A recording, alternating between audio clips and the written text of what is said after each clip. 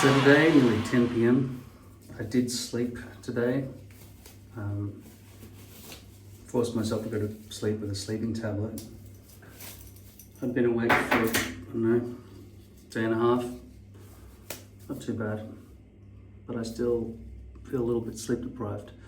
So I woke up, walked around for a few hours, and then went back to bed. I just lay there and dared myself to just think without any screens, because screens have have taken my brain away. I've just continually tried to not look at them. Today I'm going to dye my hair because this blonde is not my hair color. I did dye it already once before, but it didn't quite get to my brown color. I've been using this in the shower, but I've noticed that I was a bit clumsy with it. As you can see here, the hairpiece dyed very quickly from dark blonde to dark brown as I've gone over there and tried to do my greys with it. And I guess these hairs were sticking down on the side when I ran my hands through with this stuff. And I thought, this is all about duration, right? So if I do the rest with this, it's a bit easier than using this.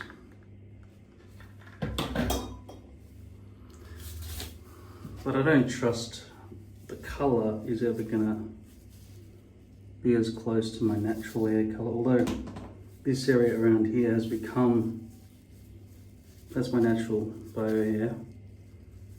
That does match, it seems. Very dark though compared to my natural hair color. Now I could go ahead and dye my entire head that color. There's another idea. Dye my hair this color.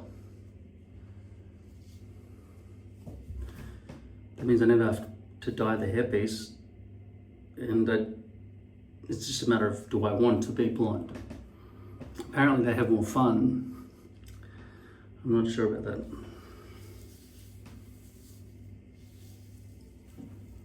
This is the hairline.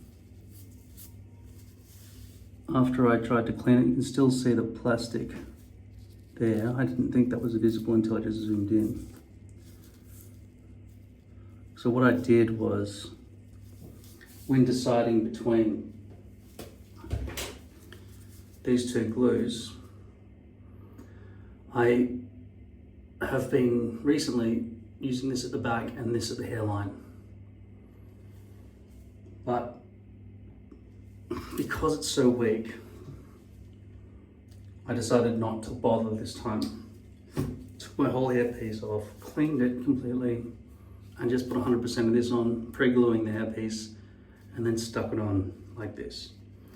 At the end, there was a sticky line of glue, and I took a baby wipe and some C22, and I just downward cleaned it like that. And so when I talk about the lesser of two evils, I think potentially that is the lesser of two evils. Not avoiding mess completely with this stuff, which dries dry, and this dries wet. Because of the stronger hold of Ultra Hold. By the way, I used it from this container, not want a sticky brush dripping everywhere. Oh, and also, you remember how I put some alcohol in this last video and shook it around? You saw the consistency last time. This is what it looks like now. The brush doesn't reach the bottom, I'm sorry, but I'll get some on there. Good as new. So alcohol restored it. Doesn't always seem to work. You saw I just sprayed a few sprays in. I would love to test this out and see if we do somehow at some point reach this color and stop before it gets to really dark brown. It would be easier, it's only one thing. Whereas this is two things that I've got to mix together and guess the mix. Whereas this one, and there are still risks if I leave, although I don't think it's such a risk if I leave it on too long. So if I leave it on for 45 minutes versus an hour and a half or 2.5 hours, I feel like it would stop at a certain point based on the ingredients. This one might stop too once it reaches black. I don't know. Should I experiment on myself? I like this hairpiece. Don't want to fuck it up. The other thing is the very, very front hairline where that plastic problem happens. You can hear this still a bit. I haven't cleaned off properly. The one thing that can happen there is exposed base, which I need to chop right off because I feel like there's graduation happening, not enough hairs at the very front, whereas I think the thicket starts a little way back. I'm not going to do it now because it's in the right position.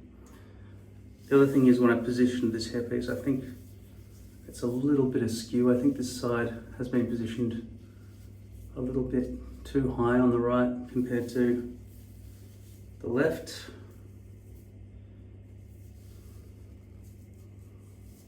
But it's improved now that I have a larger width. Because before, I hadn't really done it all properly, right?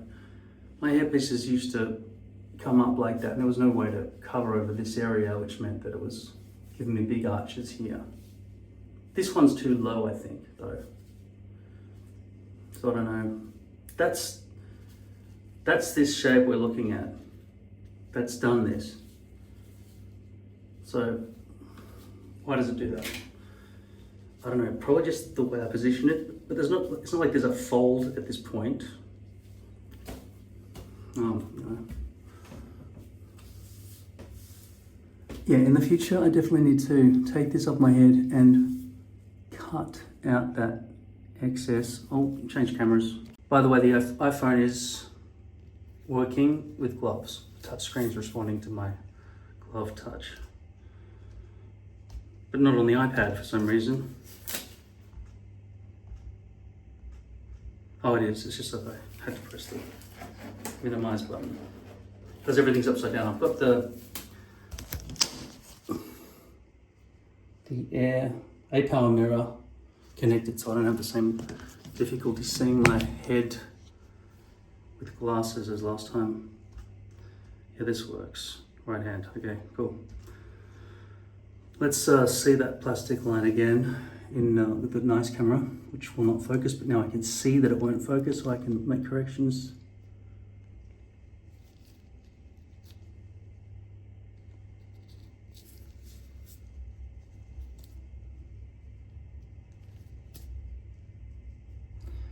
Once again, this has been glued down with Ultra Hold, and this is day one.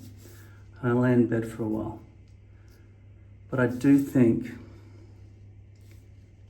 you can see that there, right? The plastic problem. One, it's not stuck down properly at that point. Maybe there wasn't enough glue put there. Or in the cleaning process with C22, I wiped some of it off.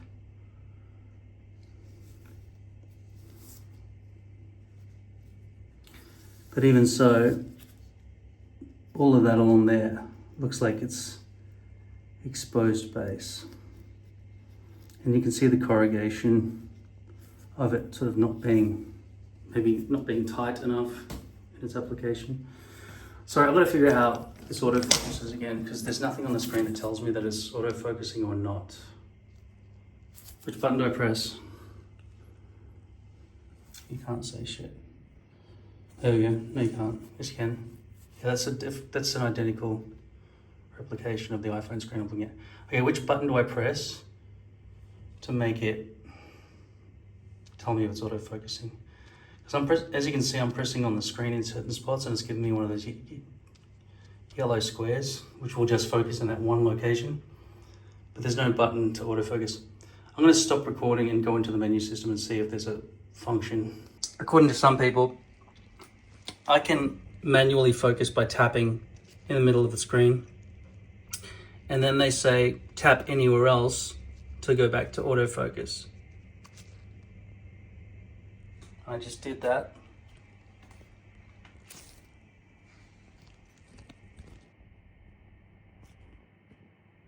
Tap once to manually focus.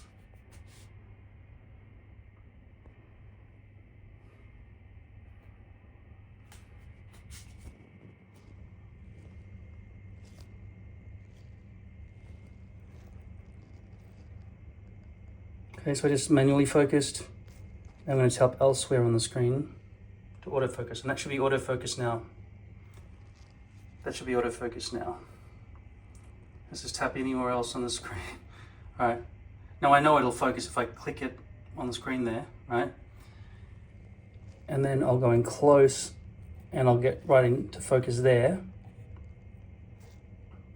All right. Okay, so I'm on manual focus now. I'm going to pull back. As you can see, it's all blurry. Autofocus has not re-established itself. Now I'll tap anywhere else on the screen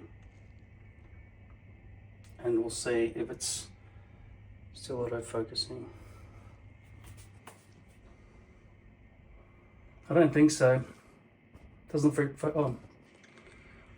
It's hard to tell. Anyway, I went to the Apple forum and there was an answer from an Apple person and they gave a whole bunch of misinformation and then locked the thread so nobody could respond. They probably got 1,000 dislikes, but that was all hidden because it was from an official Apple person. I'm just going to use the front-facing camera. It seems like there's a lot of debate about whether or not you can turn manual focus off by just clicking elsewhere on the screen. A lot of the posts about it have expired and all of the information is outdated, but from the tests I just did, it doesn't really seem that if I click elsewhere after I've clicked somewhere on the screen while filming, this is while filming.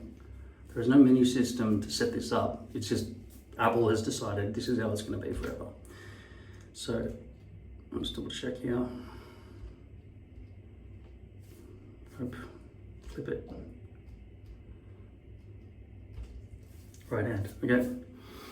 So I can now see, even when I'm bent over like this, bend over, the top of my head in focus at all times because the autofocus on the camera is better than my eyes. I hope they come up with technology for glasses like that soon. Damn, look at that. Go to bed, kids.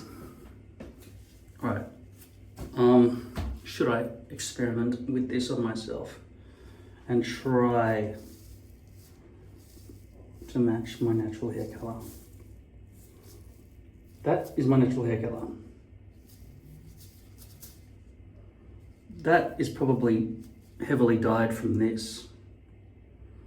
So at least that would match that. And if I'm going to be doing this every day, which I might not, like, is that going to continue to get darker and darker and darker if I keep using this? I don't know. Do I want to match my natural hair color like that? Or do I want to match this color?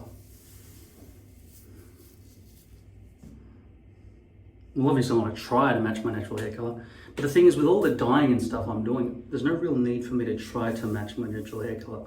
In fact, that's why I said, instead of getting the mocha,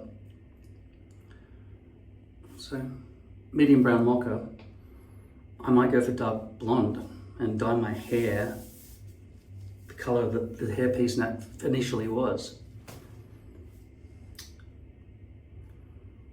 Would that look good? I'd constantly be having to do bleaching on the side, but the one good thing about people who are blonde is when they go grey, it's hard to tell because blonde and grey are similar. Not completely similar. If it's dark blonde, if it's light blonde, it is very similar. So when they age, they don't look that much different. So obviously I'm not going to do that right now. I'm just thinking ahead, right? In the future, maybe I'll do that. Okay.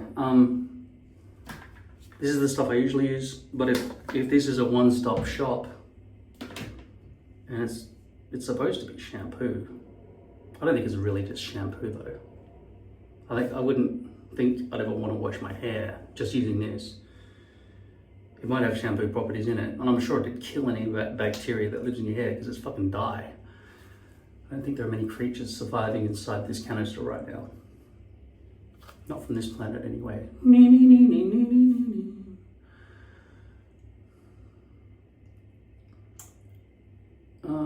It has an advisory about skin testing on the back. I'm just reading through the instructions.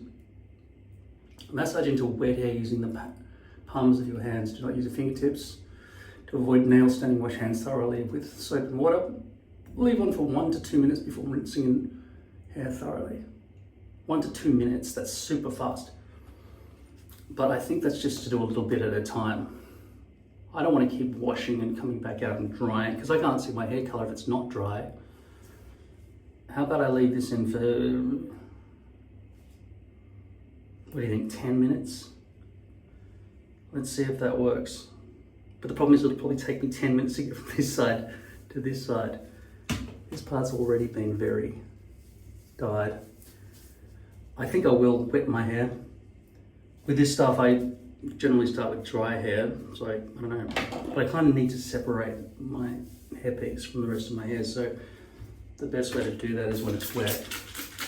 And that stuff is designed for wet hair anyway.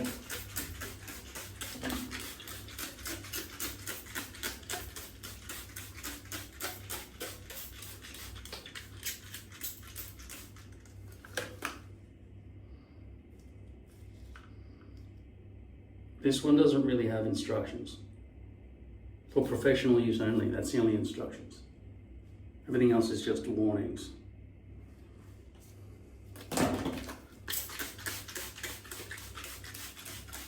It's not for professional use only. I use myself as a guinea pig with that shit all the time. You can totally use it.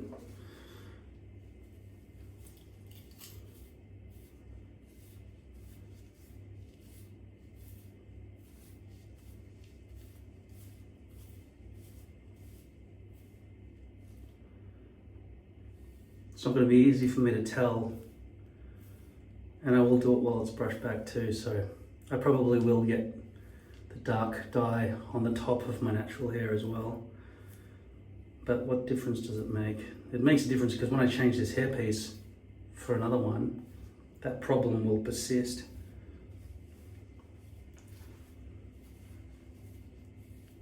How's my bald spot going?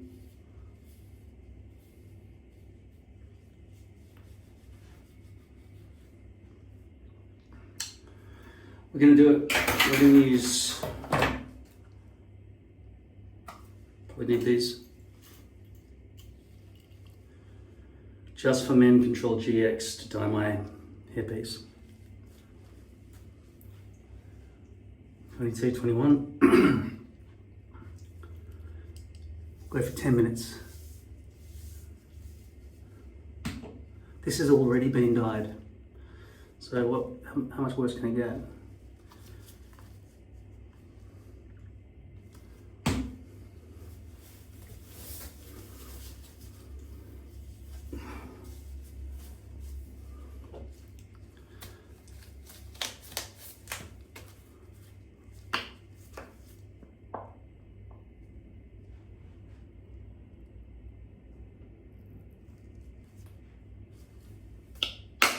Pre-mixed.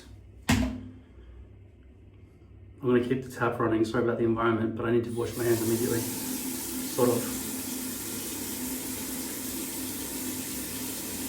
Oh shit.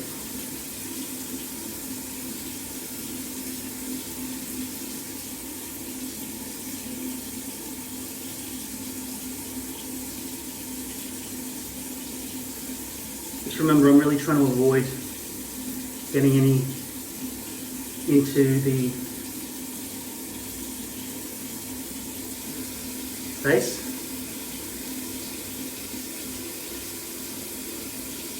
I feel like that might have been more safely achieved if it was dry. Too late now. need some on my fingertips.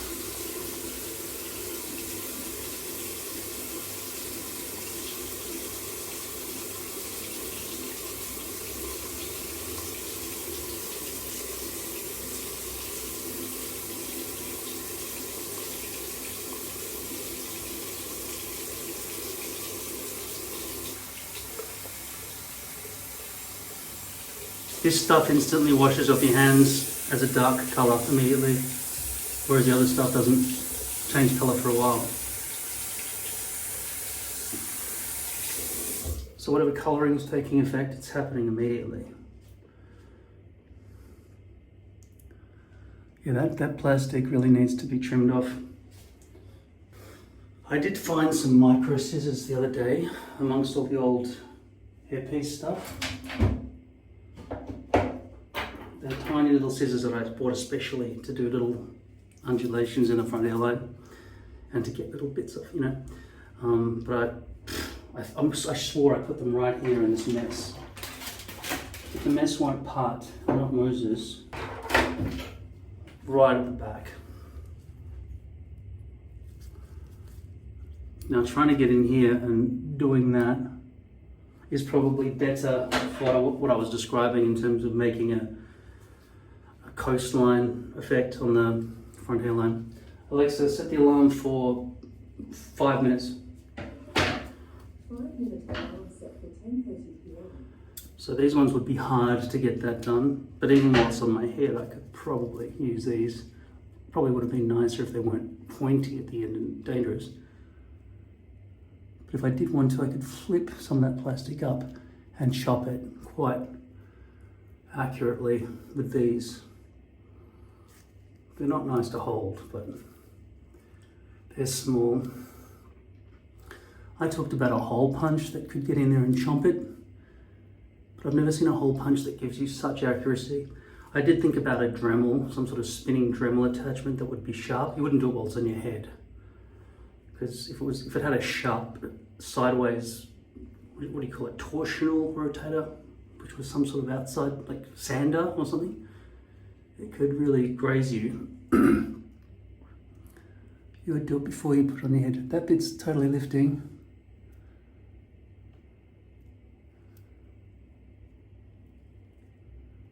It's quite a good little tool, although it's got a sharp end. It's asking for trouble. It's not that sharp, right near your face and your eyes all the time. And I won't take it off now because the hairpiece is in position. I'm not going to redo it now. And also I think I've probably got some overhang back here, and this side is lower potentially than this side.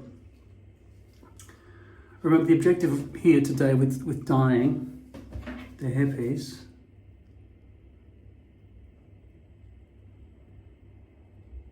is to make sure that we keep those blonde roots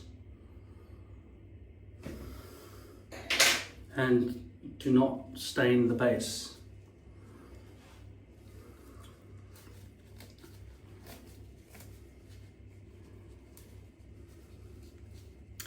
I think also, if my hair was blonde, apart from the regrowth, which, I don't know, if it's dark blonde, it might be not too stark when it regrows, but regrowth is stark, isn't it? It's a dead line, isn't it?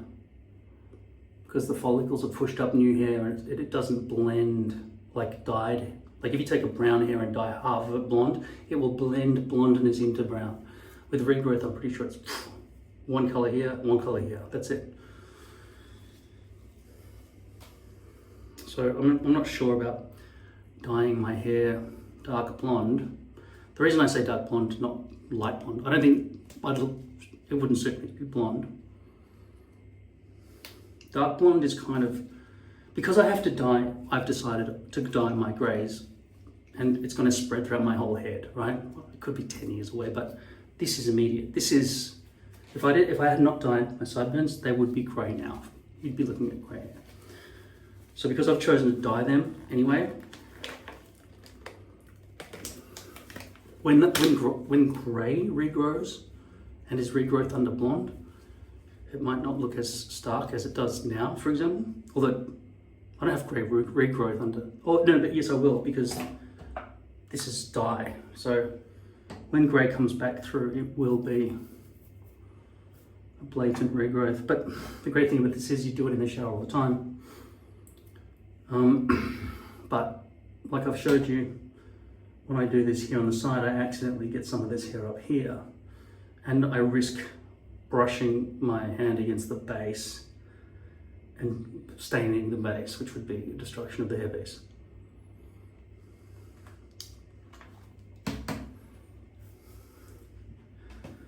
So 10 minutes, is that a long time?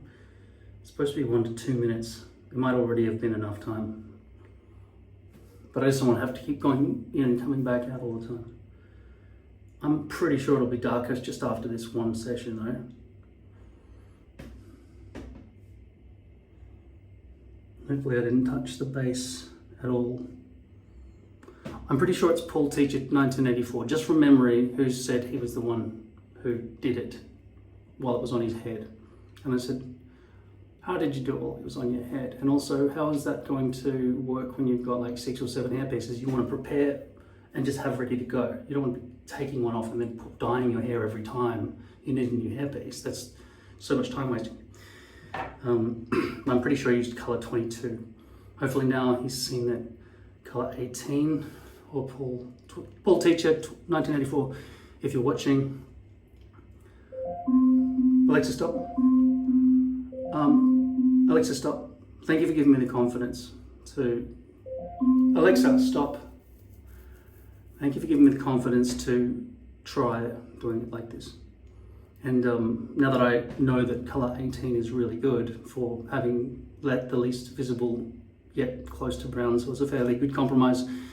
Roots, I think it'll be what I do forever, unless the company will dye color number 18 my hair color for me. Alright, I'm gonna wash this out because I think 11 minutes might be too long.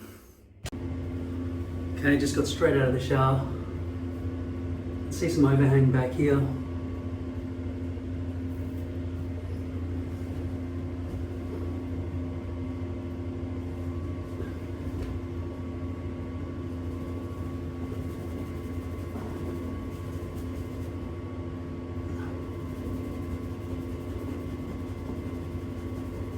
But just in towel drying hair, I might as well teach you this, if you don't already know. I'm holding my hairpiece safely with one hand and vigorously drying my hair like I normally would if it was normal hair all over my head everywhere else.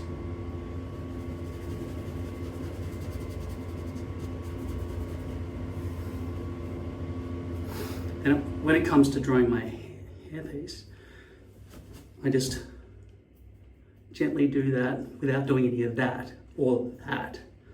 I'm going sideways, okay, like this.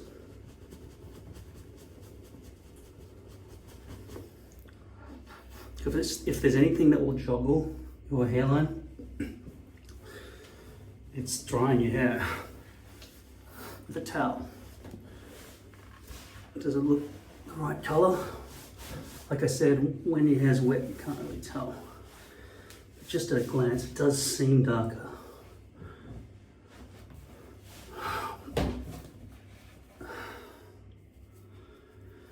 Whenever I get out of the shower, before I put the brush through it, I have a habit of putting leave-in conditioner in my hair just to make sure the brush doesn't snag on anything.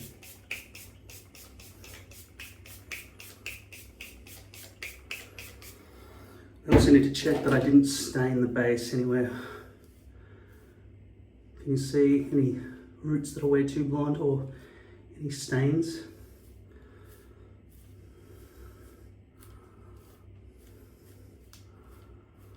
Also, you see I'm not brushing back yet. My head is hot and it's just had a shower on it, so I wouldn't really trust it right now unless I was gentle. You can see the difference in scalp color. That's my natural scalp. That's the base material with the color number 18 roots. So if anyone does take a photo of the top of your head, they'll be able to differentiate between those two scalp colors And also, I feel like here, for example,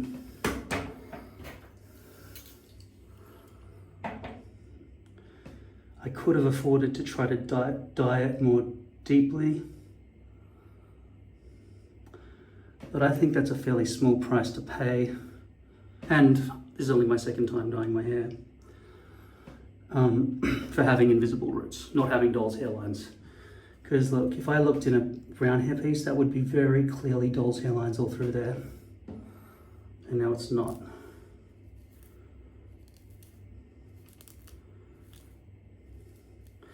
You can also see the difference in behavior from my natural puffy hair to the hairpiece.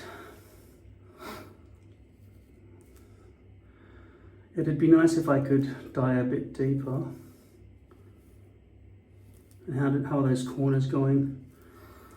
I have found since putting on this new stencil size, which is wider and partially influenced by the guy who suggested I have a convex hairline, which has worked out like that, even though it is this shape. It's concave. He said we have a convex. He said to have a concave. All hairpieces basically have convex hairlines.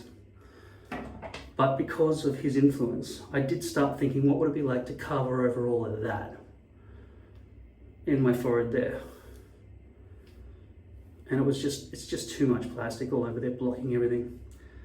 And that's how much I'd be covering right there.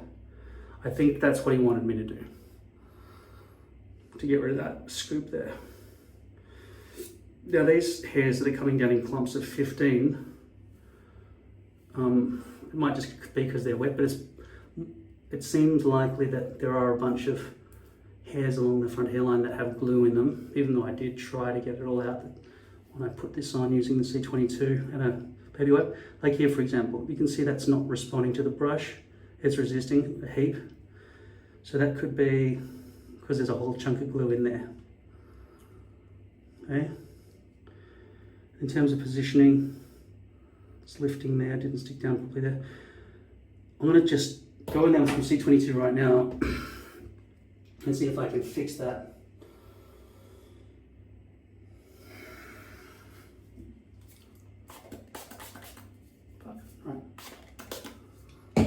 Right there.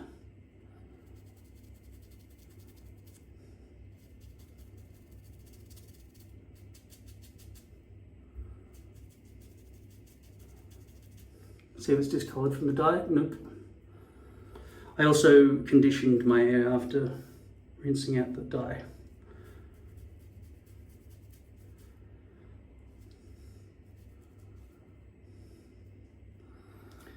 The little corner triangles are always a problem. I was hoping that this time it wouldn't be such a problem, but I didn't expect anything. They always become sort of dark and discolored because, I don't know, clumps of glue get on top of them somehow. Maybe.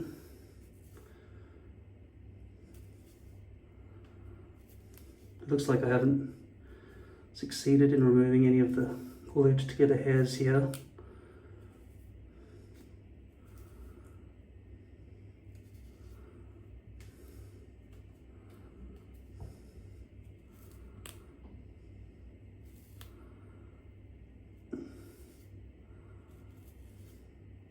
See those ones at the bottom, they're not being able to be brushed because at the very base of them, there's still glue.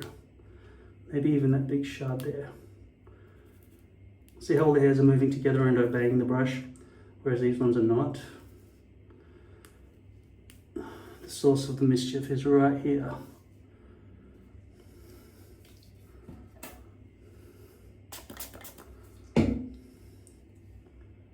You can see the lifting of the plastic again. I might, just for the sake of having a video that's worth watching, try to cut it out while it's on my head. See if that's exposed base that I can remove and fix that plastic problem right there using the mini scissors. Is there hair underneath? Is that my natural bio hair stuck underneath it? Is that what's going on? Yeah, there is hair underneath it, that's what's going on.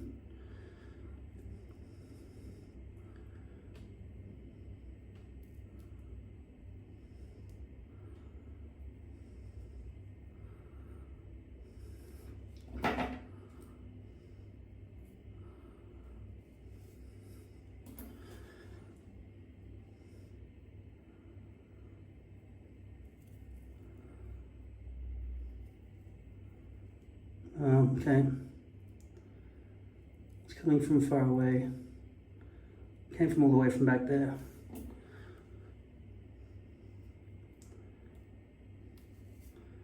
I didn't clear the area before I glued it down. But to be honest, I probably started back and slid it forward.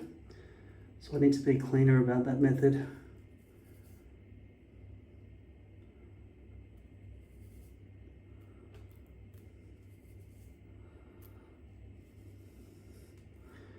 There are heaps of hairs stuck underneath it.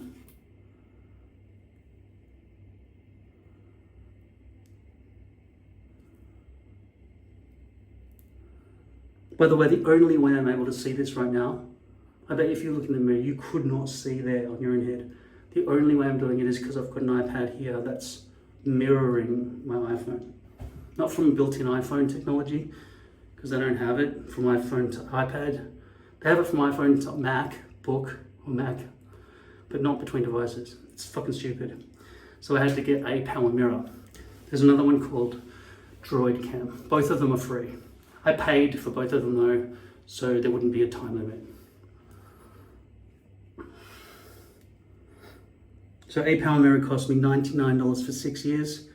And I think Droid Cam, which I also use for OBS, it's very good for OBS because it's integrated, so you can zoom in and out on your phone using your mouse when you're using your phone as a webcam.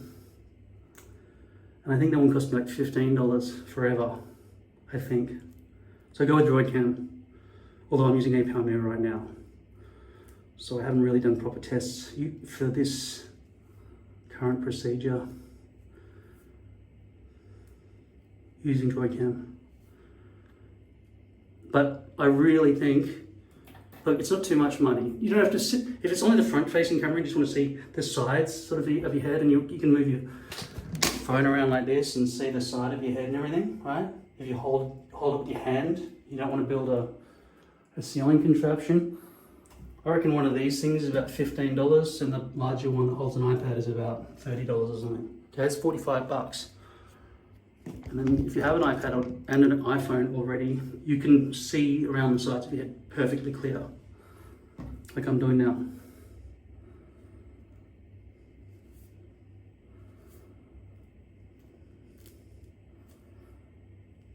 Look, it doesn't make me ambidextrous though, it doesn't make this job easy.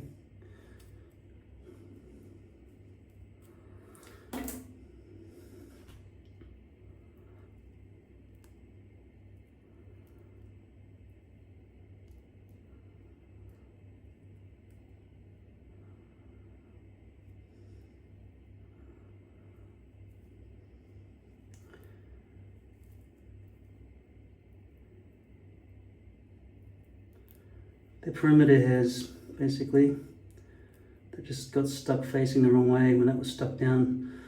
Although I must admit, this is this hairpiece is probably too big for my shave zone, or I positioned it incorrectly. Because ever since I've been wearing it, there has been overhang, which means it's too big. And I'm not going to adjust my shave zone to accommodate the hairpiece. I'm going to cut my hairpiece smaller.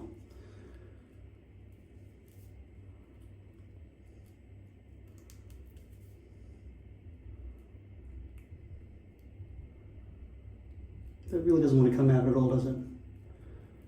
It's really stuck down.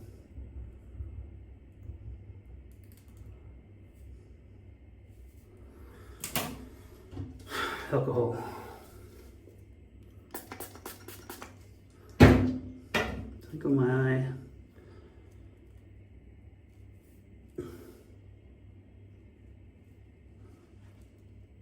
Okay.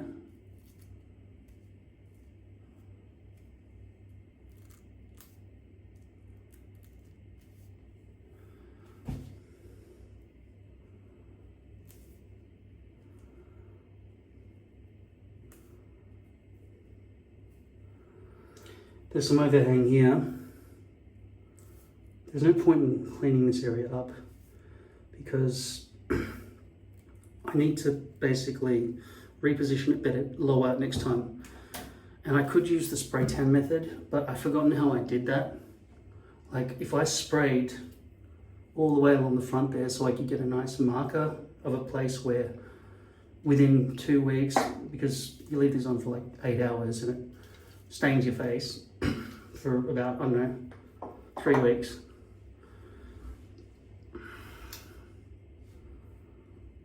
It would still be there, that tan line, by the next time I needed to swap the hair base, because I do it every 2 weeks, right, at least.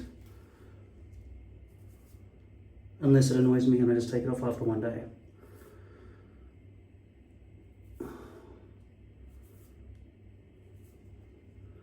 Or if I make hair dyeing videos for you guys and I get carried away. Like, I was not intending to do any of this when I dyed my hair.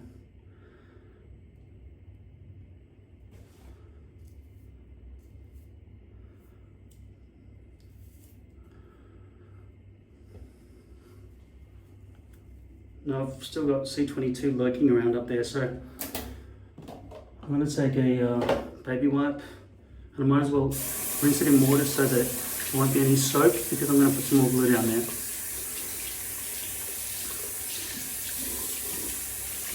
What should I say? I'm going to put some more glue down up there. Is that my straight curved line idea? Down, up. Straight curved, down, up. It all makes sense.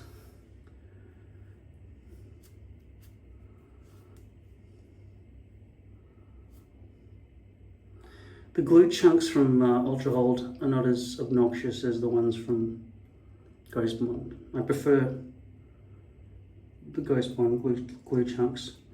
Let's just see how bad that lands. Okay, so it's going to be overhang, right? It's too much. It should end about there, probably, but it doesn't. It keeps going all the way to there, which means it's going to have overhang. Now, I got these little scissors here. There's no way I'm going to fucking deal with that. That's way too hard going in from the back. I'm too advanced. I'd have shaky hands back here, right? But for the front hairline, I'll get back. I'll go back there later on when it's dry. Okay. Probably a chunk of glue right here. You don't want that. Lifting of the front plastic here. Not enough glue there, and also probably exposed base. And if there are chunks in this little triangle on this side, I simply, which there are, I can see that chunk right there. I just don't want to know about it. It's too hard. But you can see how much nicer it's going to be when that's stuck down. There's not going to be that weird prongs of disobedient hair over there, like there is right here. So I want to take that.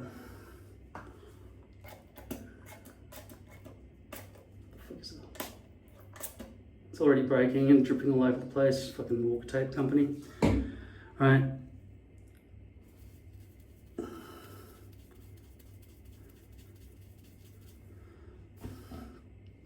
Also, I might want to start thinking about getting a thin metal comb, really fine, so I can really get in and use it as a tool to separate 15 hairs from one another.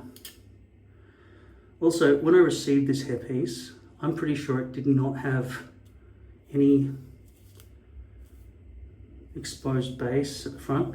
I could be mistaken, but I don't know that Lord Hair is going to be super accurate when they cut that plastic off the front. And it has to be so accurate that there is no plastic remaining at all. Otherwise you have, you know, that plastic hairline problem. So you should always really go back in and cut it better. And you know what's easier? Is when the plastic is still long, because you can grab it and use scissors. When they've already gone in this far and you're trying to cut off a sliver, you'd better have good scissors. So I'm considering ordering hairpieces that keep the plastic on, given that the company's not doing a good enough job of removing exposed base from the front hairline.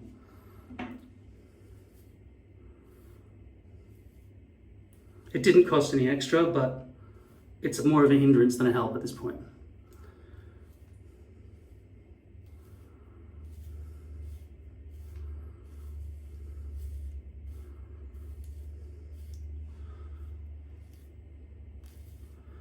I reckon I can manage that. Let's flip the camera around. You're probably getting some quite high exposure levels. Does clicking on that change the exposure for you? Oh, I don't even need to flip the camera for you to see clearly. I just need to tap on the screen here. We can also test the autofocus theory as well. All right, so that's nasty, right? And I'm pretty sure that's exposed base. I'll flip the camera just so you have, oh, it automatically did the manual focus. Okay, now I'll try click it against elsewhere. Did that go back to autofocus? It sort of seems to. Will it focus here though anymore? Not really autofocusing, is it? It seems to be fixed here, but it's still got the clock in focus. That's because it's such a tiny camera. I'm going to switch cameras around the back.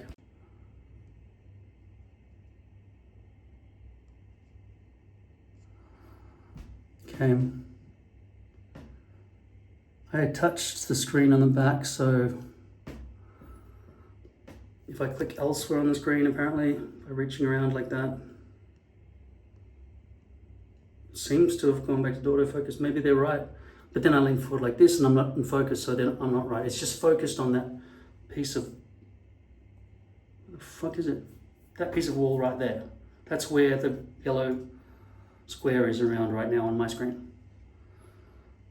So it doesn't automatically go back to autofocus. It remains in manual focus, but I just click there instead of there. So all the instructions you'll see online from Apple are wrong. Okay, I'm pretty confident that this is exposed base that needs to be removed. I mean, look at all that. There are no hairs coming out of that part at all. And even though the hairline is a little bit further back than I would like,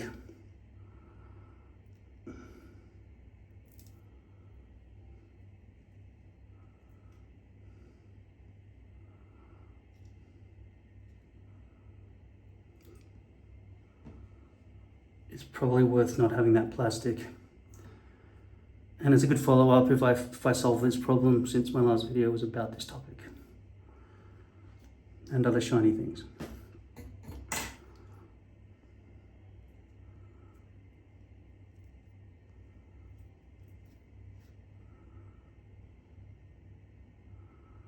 How much do I want to do?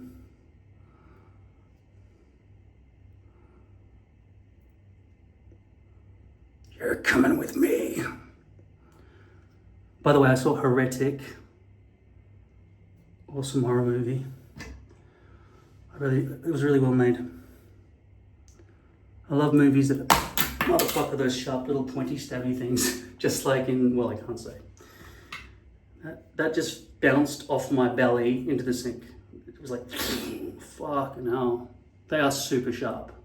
They are super sharp. In fact, I don't really feel safe using them.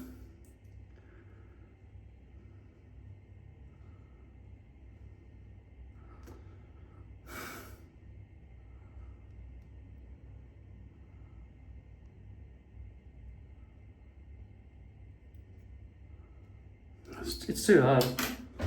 It's too hard to aim. I need to look in the mirror.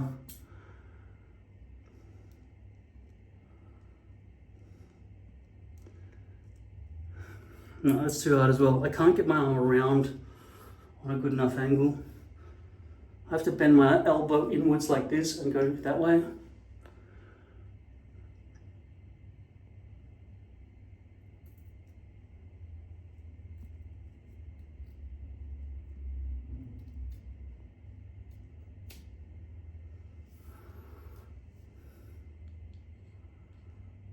Fucking glasses.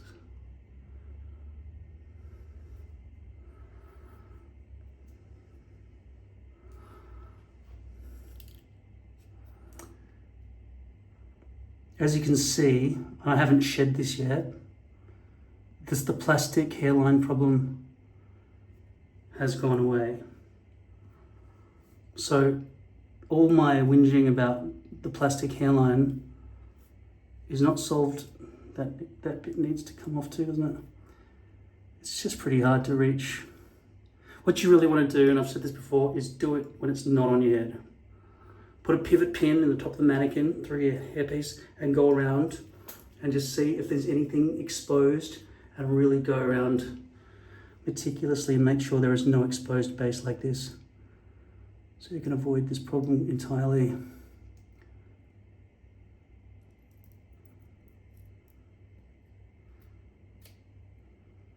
And you want really sharp scissors all the way to the front edge, which is kind of rare. So go and buy new scissors if you don't have sharp enough ones. They're not that expensive. Look at that. You can see there's no hair coming out of that. Look, just a big flap of plastic.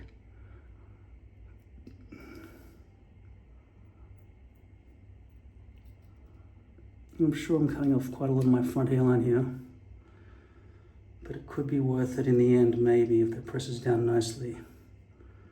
Do I need to take off more? That's the question. I'll try these dangerous little ones that they slip off your fingers because they're only small little circles, and they just slide off your knuckles, and they could fall in your eye. Like, it could bounce on the inside of my glasses and come into my eye. That's what I'm dealing with here. I don't like them. But I thought I'd just give them a little chance here because they're so minuscule, but it's so hard to get it. So you've got to grip it like that, like to get around, to come around towards yourself. It's not safe. I'm not going to use them. You need big, wide finger holes, so that when you spin it around towards yourself and everything, you have good control still. Having scissors that have small holes, like hairdresser scissors, they're not safe. You have no control with that.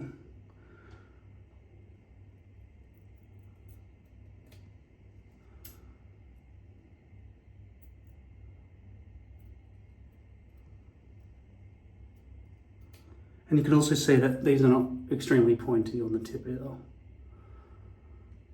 So I can press them against my hand, it doesn't hurt. Those ones are way too stabby.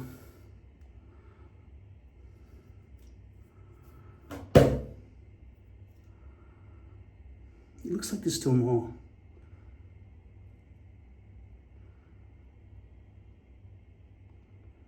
I could be mistaken.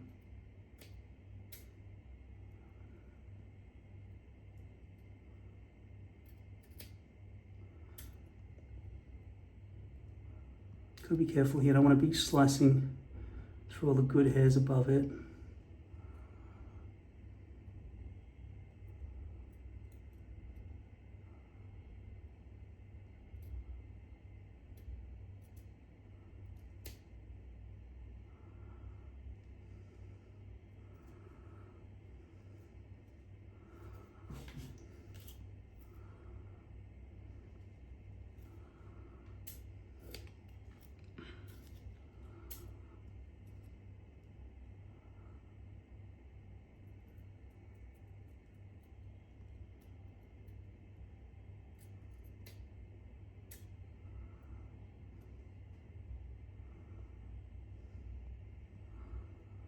Once again, the only reason I'm able to do this is because I have a mirror cam set up. And I don't know if I need to add more glue in there, but I am sweating like crazy right now. So even if it does have good glue down there, I'd be pressing down onto sweat. So probably best to let it stay open a bit and let the airflow come through, and then come back later and shed and press down so you can see what it looks like. I won't be cutting off any more exposed base at this point. So really, I'm just going to go and wait for this to dry. I'm not going to run my towel through my hair even though my head is wet, because I don't want to risk having all the hair come out all over the floor. And hopefully the color will be good. Didn't use this on this occasion, but rather I used this, and we'll see the results of that when the hair is dry. While it's wet, it all looks the same color anyway. Like dark blonde and dark brown. My natural hair is dried at this point, whereas this has not. Maybe I put more water in this earlier, I don't know. But I find that all hair products seem to behave differently in hair pieces than in natural hair. Like for example, this stuff, fiber foam from American Crew, goes rock hard on your hairpiece and just softly floats away from your natural hair. For styling today, I may try using muck. So when I come back, press this down, shed all the hair, I might put some of this in my hair. And during this break for you, I'm going to spend the next half an hour or hour. You'll be able to tell from the clock as always. I'll probably be back tomorrow on Sunday. During the break, before then, I'll try to get this lid off. Okay? And if I'm desperate, I'll just crack it through there and rip it away from the middle. But I'll be back when this dries a bit. Okay, it's been just over 1 hour and my hair still isn't dry. It is all here, it's all dry here. Like totally, it's totally bone dry all through here. Even down in the nape of my neck, it's dry. But the hairpiece is still wet. That's got to be due to length rather than material, right? Anyway, now I'm going to take, I didn't touch it the whole time, okay? So I'm going to shed all the hairs that I would have inadvertently chipped away at with the scissors.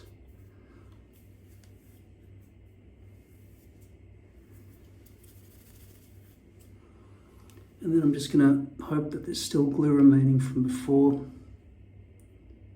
and press down here. Now remember,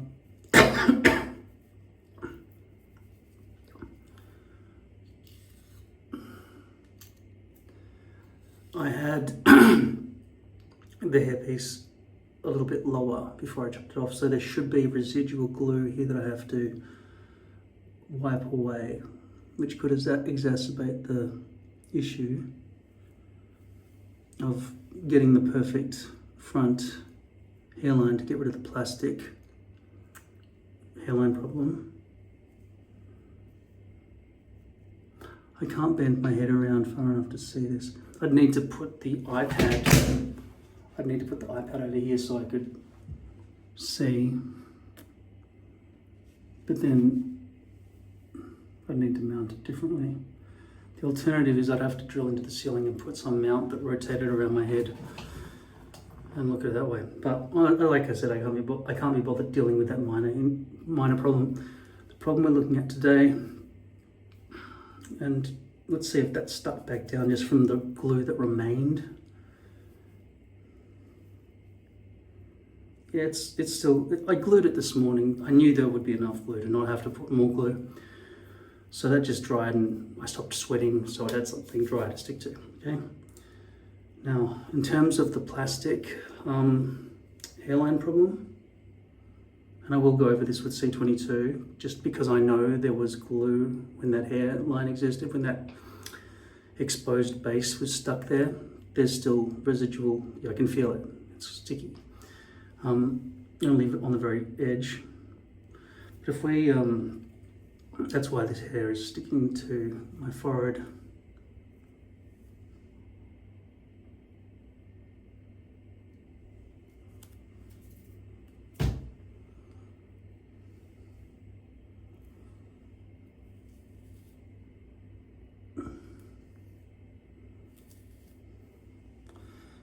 I think, okay. Just while I remember, I should tell you, this has probably solved it. And the coastline look, instead of a straight across line, probably happens naturally, but I'm not willing to accept that it's perfect. It probably is perfect. But just in case it doesn't, if you get a hole punch or a ticket inspector validation chomper, you could probably add more undulation if your hairpiece hairs don't naturally array themselves in an imperfect, which is what we want. We want imperfection. We don't want straight across line that looks natural. And so far from what I can see at a glance, That is natural. Now that my hair's sort of dried enough, well, it's not really perfectly dry though. You can see it's still wet, right? And I don't want to turn on the hair dryer because it sounds like a lawnmower. But if we look at the hair color, how well it worked, it looks like it's lighter deep in the roots where I didn't quite reach. How's that plastic there? What I'm seeing on this screen after the transmission is blurrier than real life. Okay, I'm going to flip the phone around so we can use the good camera. Okay, I'm going to come in to camera 3 and see how much better this is. Okay, I'm going to press on the iPhone screen, try and sharpen up that image. You can still see a plastic hairline there.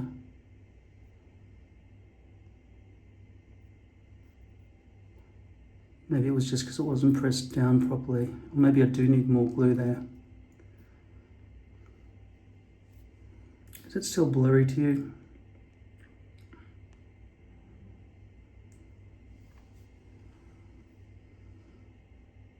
To me, it's really blurry.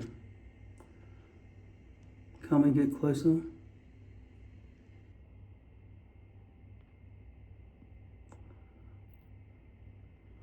If we look further up the hairpiece, does it look the same as that? I guess it probably does, but there's just no edge to it. What we're seeing is plastic meeting skin.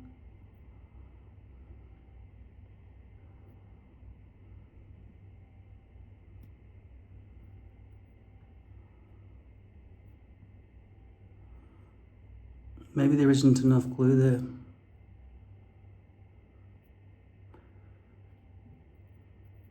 You really want you want it stuck down so hard that if you move your forehead, it should sort of move with your forehead.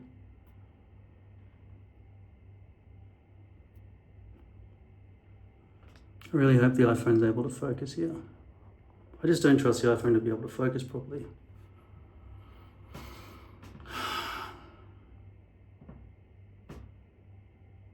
Just gonna move my head into focus area.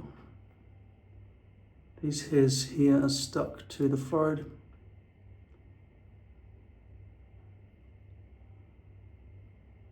It is a strategy to have some weak ass glue all the way along the edge and have some kind of deliberate gluing of the little hairs at the front down over the hairline, so it creates a kind of an illusion. But if there's any plastic that's not stuck down 100% strongly,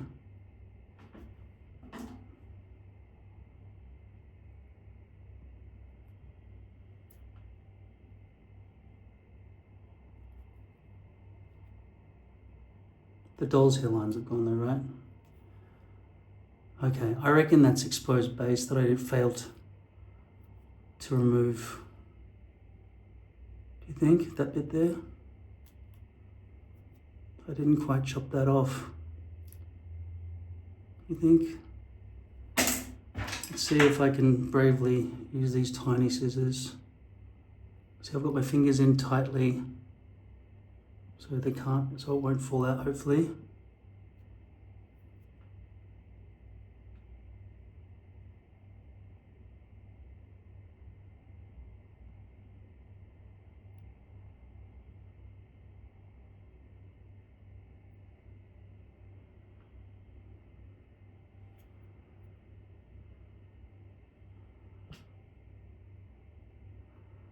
This is hard to control.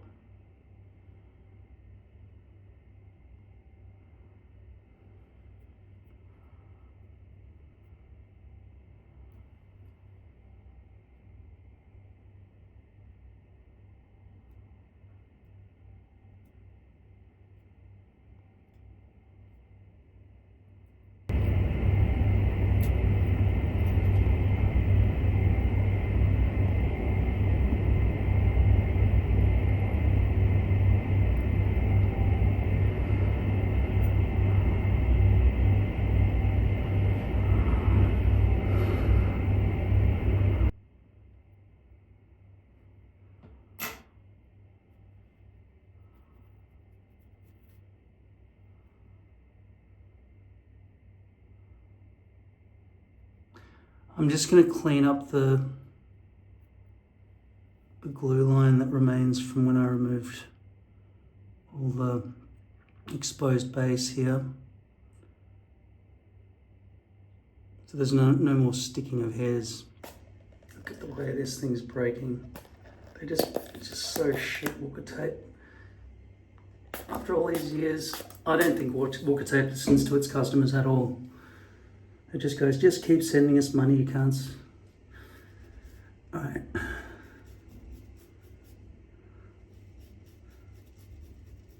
Always downwards, never upwards.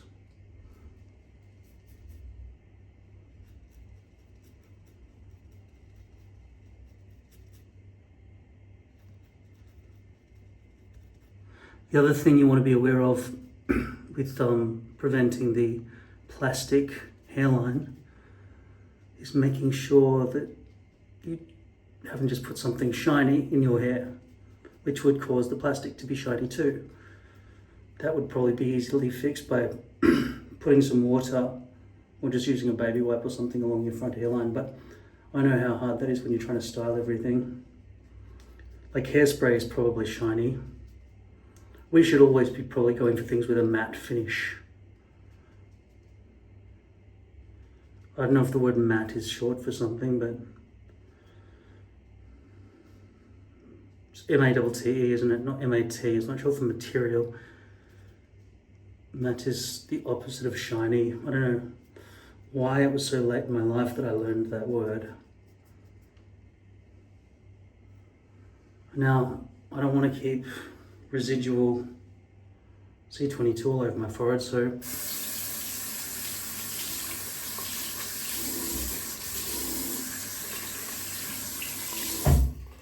I'll dilute the effectiveness of that citric acid.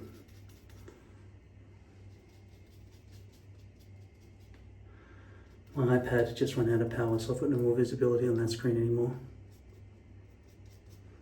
Plus there's a pop-up that's just appeared on my phone. Hopefully that didn't fuck up the recording as well. No, it seems to still be going, that's good. Alright, so I can't see as well as I did. Now looking at this, I do see some kind of doll's hairline effect there, but it is very shiny and wet at the moment, okay? Hopefully I got rid of the hairs that are sticking to the forehead at this point.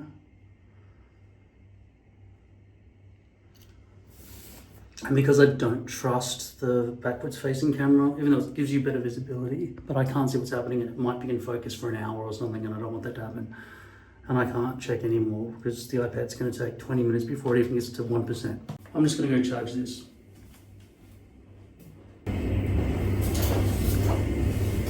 I'm going to clean up my desk, just get rid of all the dye and everything. Look at dye color now, just quickly, all right? Hair dye color. So I used the Just For Men shampoo to dye my hair rather than hair dye this time, okay? Because it was too light. If we look at the tips, which were madly dyed much darker than everything else, it seems to have blended in now, on top at least. Coming back here to my natural hair color. This is still wet, so it's hard to tell. But if I look at my natural hair color, I can't, you can. That's my natural hair color. That's the Just For Men stuff that I do over my ears, right? Are they the same or not? They're both dry. And is this the same color as this? Well, you can't tell because it's wet. The problem is I'm just about to wet my hair again. This side is dry now.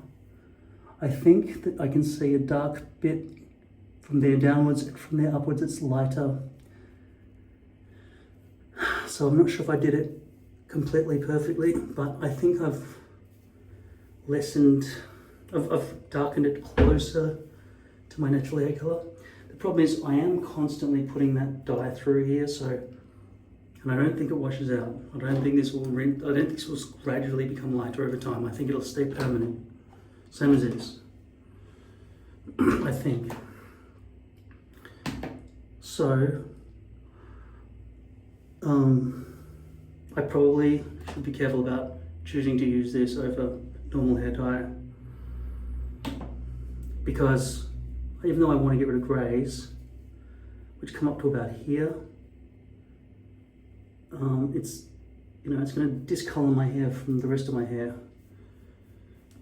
And given that, you know, I've got to take my hairpiece off every couple of weeks anyway, maybe that's the time I've got to just have the discipline to spend 45 minutes dyeing my hair properly each time.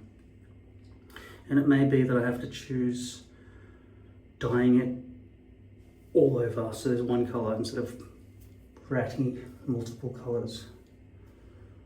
But I've always had multiple colours, but I like to not, because like my beard is red or orange, right? Anyway, that's the end of my evaluation of the hair colouring. I feel like I succeeded enough so far, from what I can tell, at midnight in an artificially lit mirror bathroom. Anyway, in sunlight, everything tells a different tale. Like I said, I'm going to clean this up first and put all this away. I didn't use this stuff, but I showed you.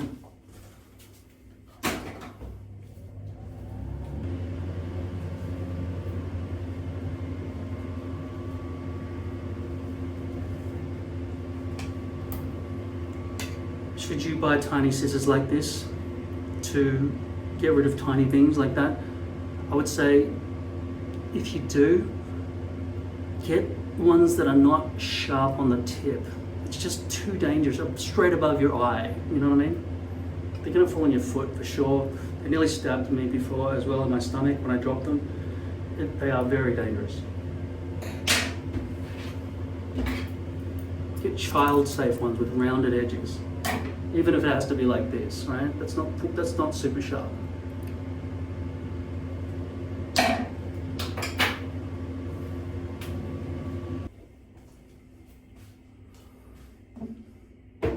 Alright, I got some room here on the desk. 10 marking method. It is my favorite, but it does require sacrificing a hairpiece. Now I'm going to do hair styling. Now you might think, that's perfect the way it is.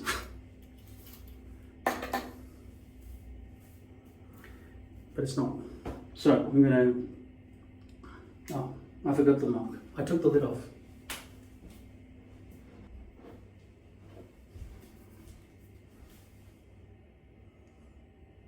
Is that right?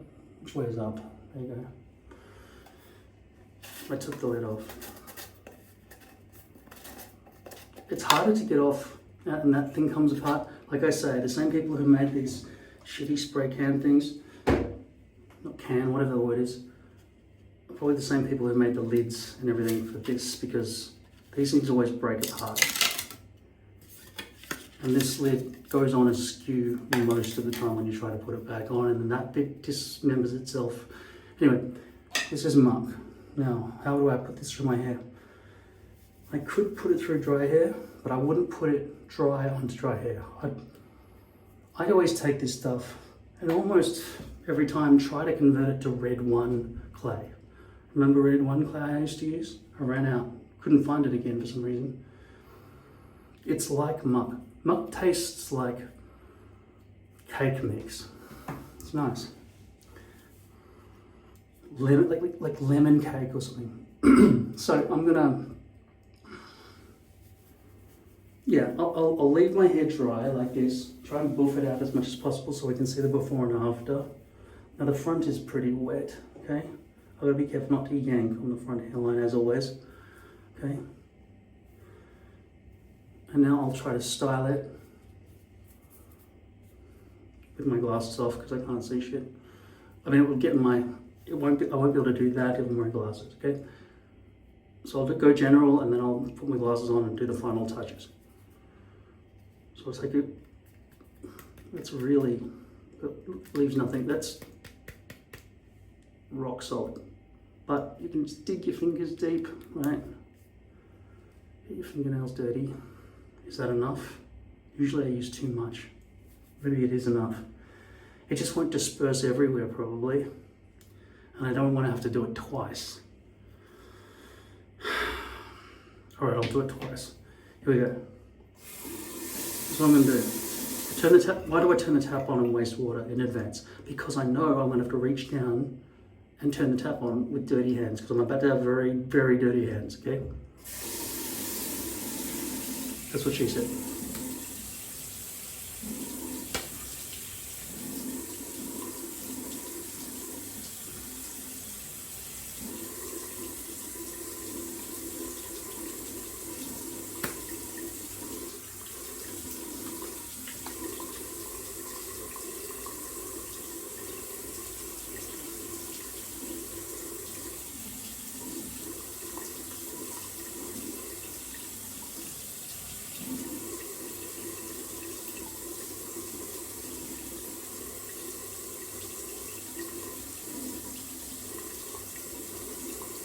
Now, instead of adding more muck at this point, because I usually do have a track record of using too much muck, I will try to just add a bit more water, and maybe that will spread it around a bit.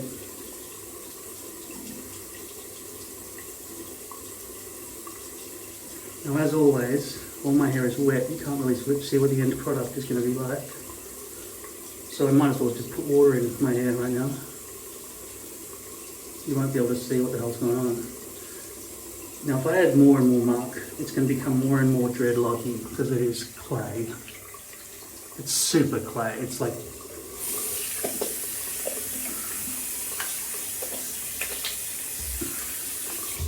You saw how dense it was for me to stick my fingers in to try to get some out. Look at it. I mean, if Australopithecus, is that what the name of the creature was? The creature, these were our ancestors we're talking about, stood in some of this stuff. How long ago? 2 million years ago? The footprint would be still fucking intact. That's how hard this shit is. Now look, trying to put the lid on. First go. That's like putting a USB in the wrong way up and putting it in exactly right in the first shot. Anybody who is born too new to know what USB-A plugs are like, they're lucky. Because USB was made by Satan, and when they made it, they designed it so that every time you first try to put it in, it will be the wrong way. Even if you think, I'm going to trick you and go the other way, now the other way will be the wrong way. So you can't go, oh, you don't know what I'm going to do, I can't even think what I'm going to do, I don't even know which way it is, boom, it'll still be the wrong way. You've got to do it twice every time, guaranteed. There's no way to do it once and get it right. Unless, I don't know, the devil's too busy watching a football game and going, and they didn't notice, oh shit, missed it, and didn't fuck up your USB plugging experience. Thankfully, USB-C has overcome this. And I think everything in life can be overcome by finding a solution that is symmetrical. Preferably bisymmetrical, is that right? When you've got two symmetrical things. Omnisymmetrical. If things are obviously USB-C is not omnisymmetrical. Only a circle is really omnisymmetrical. Not even a circle, a sphere. A perfect bubble. Not one that was warping around. It's a perfect sphere is omnisymmetrical. That's probably the only thing that is. But bisymmetrical is good enough for most things. And if we can find solutions more like that, then we'll beat the devil at his own game and we'll win the game of life. Now, the colouring is complete. The hairstyling is get it set and dry, and I guess I'll come back in an hour and a half or 2 hours or whatever the fuck it is and show you what it looks like dry. I wouldn't wear my hair styled back like this directly. I would move it into a better position, some sort of part or something. But while it's drying, I want it to remain flat so that when I do move it, it will stay in its right shape. I think that's correct. Now I do have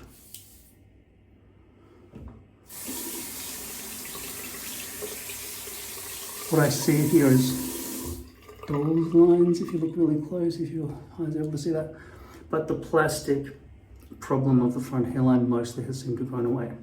Now I've raised my hairline a bit too far from my liking. It's a bit too high now. But in the grand scheme of things, hopefully it'll, just look at that. Hopefully it will resolve.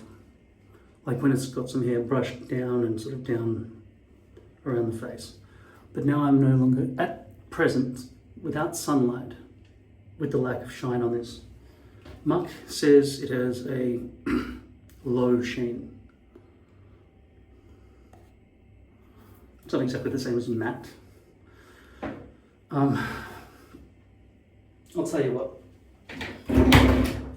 Go and kidnap the fucking fairies, because NYX is no longer doing it anymore. Maybe it's all about, you know, equal rights or something. But just go out into the backyard in your garden, try to find some mushrooms. The ones that are red with little white polka dots on them, I promise you that's where they're hiding. You'll need some spray, get some just normal insect spray, all should work. And then just sweep up the remains. And you'll need probably tiny little dildos, just to get the juices flowing, and then you can extract this stuff. It's fucking magic. You need it. Trust me. And I don't sell it anymore, so you've got to do what you got to do, right? You know, it is technically rape, but just make sure you don't press too hard, okay? Because they're very fragile. They're like, I don't know. If we took the 2 points of this, the entire fairy might only be that big. Okay, so you're gonna have to make very tiny dildos to get the job done. Be really careful. Don't think you can just use a clamp to hold the fairies. That will kill them straight away. With the fly spray and stuff, they usually got some resilience against that. You might have a few deaths, so it is technically murder, but we need this. We need this. It's important, isn't it?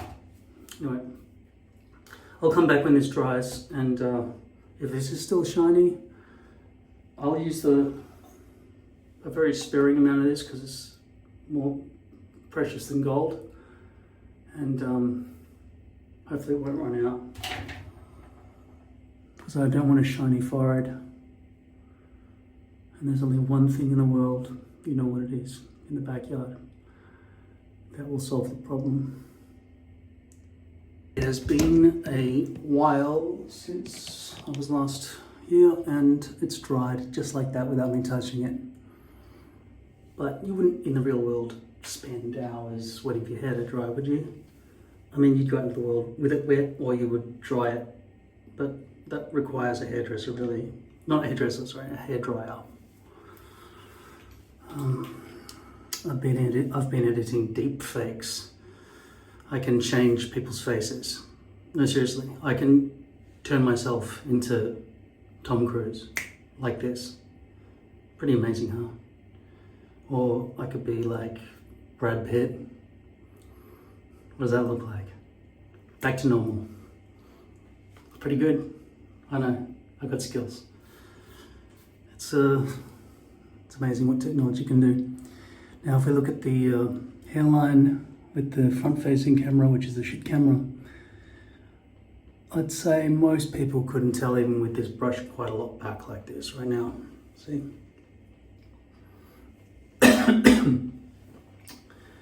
It's not the ultimate hairstyle, I don't think. These, aside from all the other shit that's going on with my eye right now, these indentations, I was thinking maybe I should get some glasses that have a nice smooth edge and don't leave those nub marks, the pad marks. But in order to do that, you have to get thick rimmed plastic glasses, which deteriorate when I try to clean them with alcohol, whereas the metal ones are fine. In terms of the frameless ones, I thought that would be easier to clean because you can get right up around the edges and stuff when you're cleaning. God, it just gets dirty so quickly just from touching. Yeah, you think you have problems with like smudge marks on a phone? Try wearing glasses.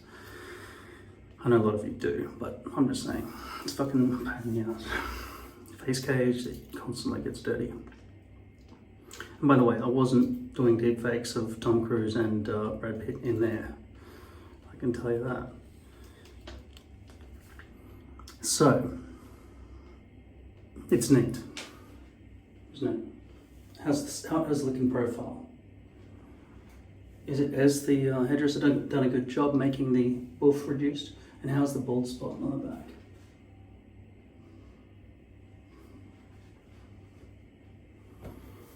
So normally at this point I'd go, oh, I'm going to style it better. But if I do, it's going to start hanging and dangling, and I'll joggle. I love using joggle. It took me years to figure out that word, so I feel like I'm going to use it every possible opportunity.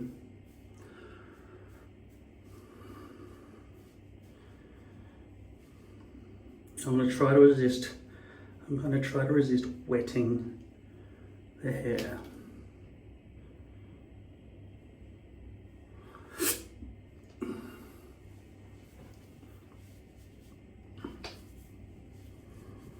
In the old days, because I've got such puffy curly hair, I would wear a hat for a while. And then it would heat up with the heat of my head, etc.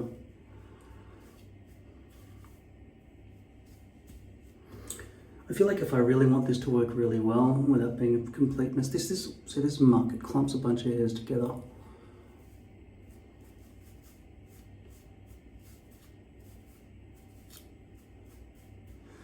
What I was about to say is grow the rest of my hair 4 inches, like this long as well, and then be quite long, instead of having 2 inches, 4 inches. But I'd have to continually go and get the buff taken out. But at 4 inches, it would be buffy, but it would have weighed itself down. So maybe I could even stop doing the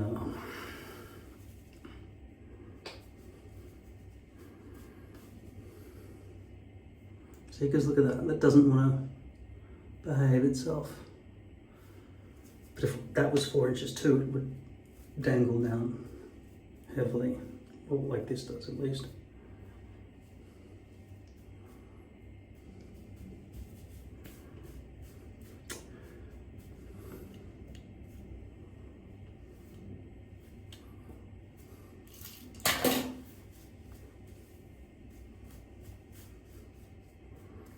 I am worried that the hair colour is very different from between that and my auburn, because in no way is this auburn.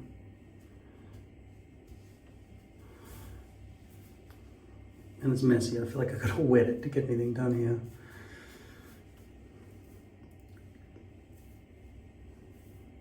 I would definitely need to wet it to stop that from happening. One day I'll have full control over my hair. Not this day. That's why I gotta put spray all through it and everything to make it behave itself, because look at that.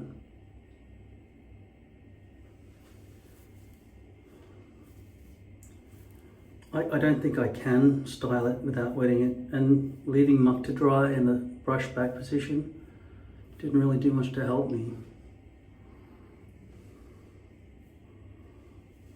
See, that side there is almost behaving itself.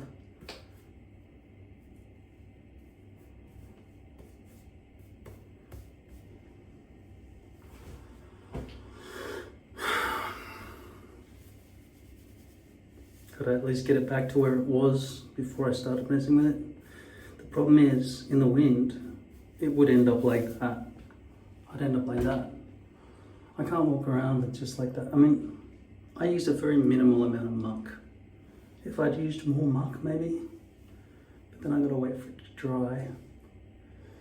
Otherwise, I'm gonna have to end up giving myself a 2-inch haircut. Look at the color difference in there compared to there. I didn't dye it well at all. I didn't get into the gaps properly. I didn't distribute the dye properly. That's a very different color between there and there. And then again, my natural hair color back here somewhere. It's all different. I look like a fucking roadkill.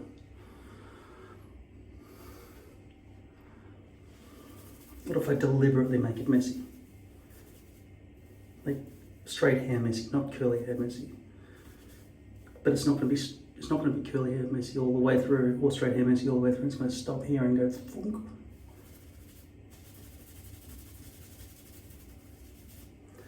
Honestly, I don't know how to style my own hair.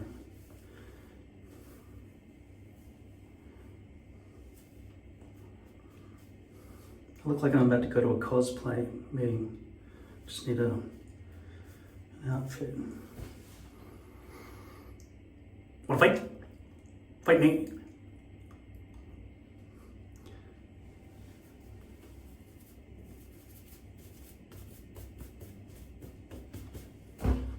And I want that to behave as well back there. So what am I going to do? I'm going to choose to do something. I think more muck. It will dread, like it will, instead of clumping 15 hairs together, it'll clump like 100 hairs together. But I don't want to spend ages dealing with it. I just want to put it through and just leave the house and just trust that it's not going to fuck around when it gets a bit windy. But I want volume. I don't want it to be pasted down.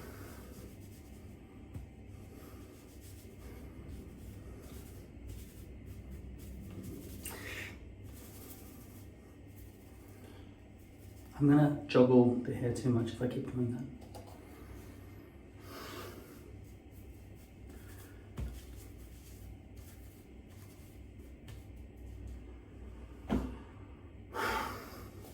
I'm going to put this, more of this in, but then it'll be wet and I'll have failed. But I already admit I failed. I admit. But I know that it gets better over time, doesn't it? How do I speed up time with my hands? Just like this. Will it stay down or will it end up having a whole bunch of hair sticking up like that? You know, I always say, don't cut your hair shorter than 1.5 inches. Here it's like, I shouldn't cut my hair shorter than 4 inches.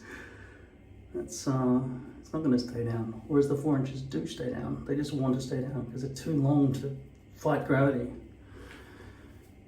But I can't just have it start abruptly at 4 there if this is all 2. So I may end up growing this and making these, I don't know, 4 all over or something. I don't know.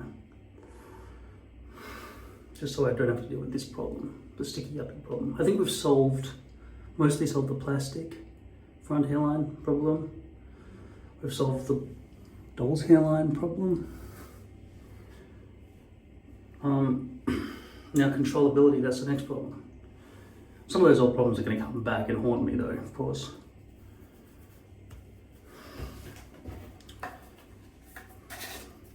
I wouldn't use thinning scissors on straight hair at the front like that. This thing just keeps popping off. Eventually, I throw these things out and this dries out a bit faster because I can't be bothered sticking it back in there every single time. Then again, I do have glue.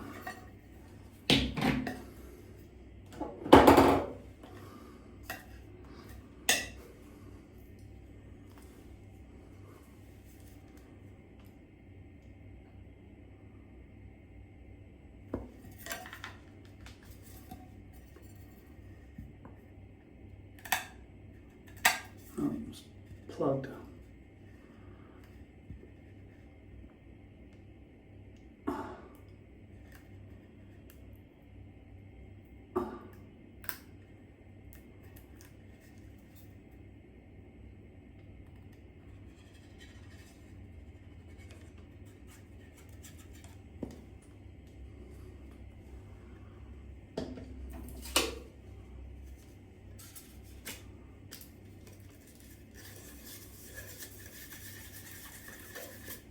That ought to stay.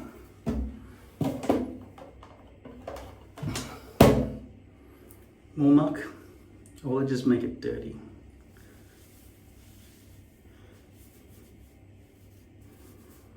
I know, I've got a second idea. I think that fixed that. Come on, it's askew, it's askew.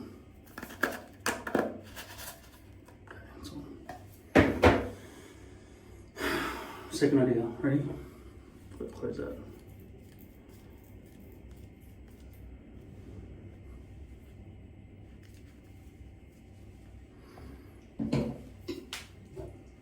spoken about it before. I've hardly ever used it. I need to try this out for a while so I don't look homeless.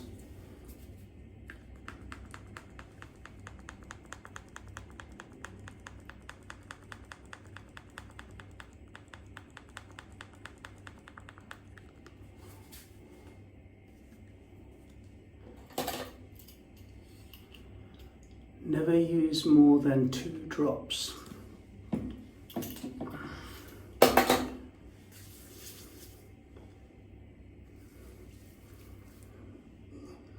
I killed the alien.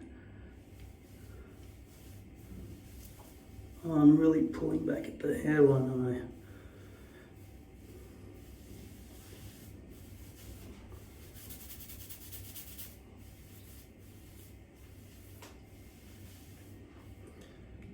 It's very lightweight. It's like better than conditioner when you run your fingers through. Then again, my whole hand is covered in greasy oil. Try and do the sideburns so there isn't a textural difference. How quickly did the greys grow back? It's got to be the speed of beard, doesn't it? Well, it's fixed it. The hair's probably could be deemed wet at this point, but with more weight maybe. I don't know how long it's going to stay like this.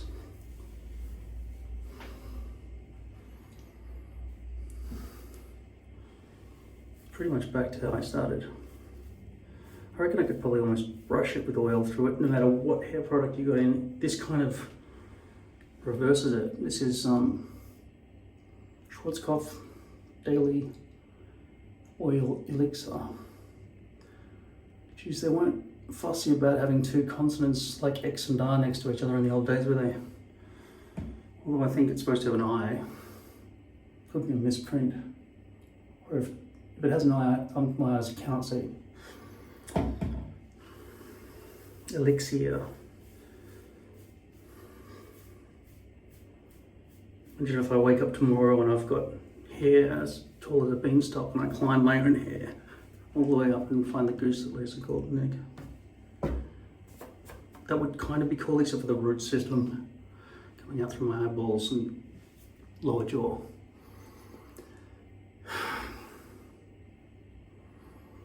If oil is the answer, I'm happy with that. Might even work without muck. But I'm getting the feeling that I'm mixing oil and clay with this whole strategy. And maybe they work better together than just oil alone. And also, we could say at this point, my hair's still wet from being oily. But I like it oily. Oily is the opposite of dry when it comes to hair. So maybe this is the answer. You could see how weird it is. I want to wash my hands and dry my hands and then run my fingers through my hair and tell you how oily it feels just from touching my hair, okay? It's not that other people are going to reach out and grab your hair all the time, but you will put your head against the car seat, against your pillow, against a couch, against the plane window when you fall asleep.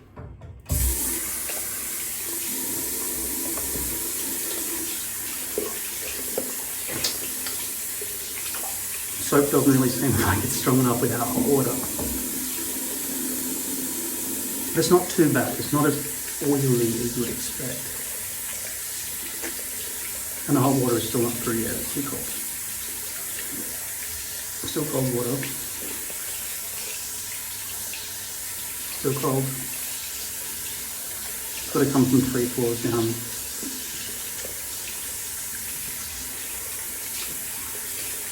How's the front hairline? Still cold. I've got it set to full heat. Now I get it out from the bit warm.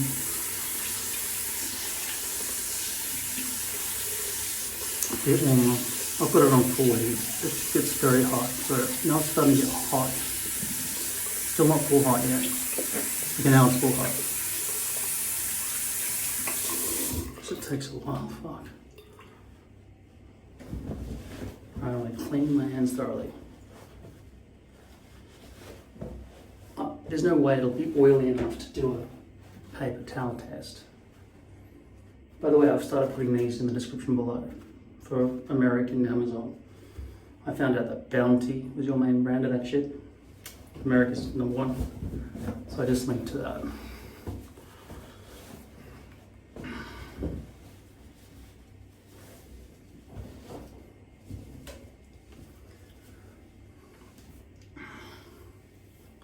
Okay, clean hands, they're very clean, they're very dry. Okay, very clean and dry. Maybe some webbing as a bit, but nothing really. Okay. It doesn't feel like wet hair. And my hands feel fine after touching.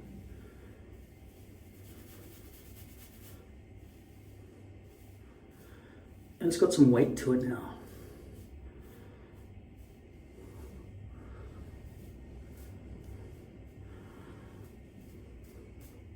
How homeless do I look when it accidentally gets fluffed around? It still kind of stays together in a way.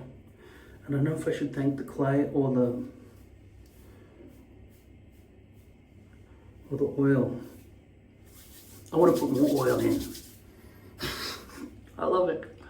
Look how such a small amount comes out at a time. Splash, splash, splash. This could be what I'm looking for. Sample this.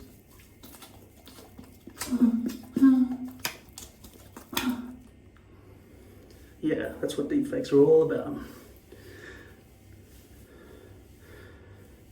That oil's going to come in really handy. All right.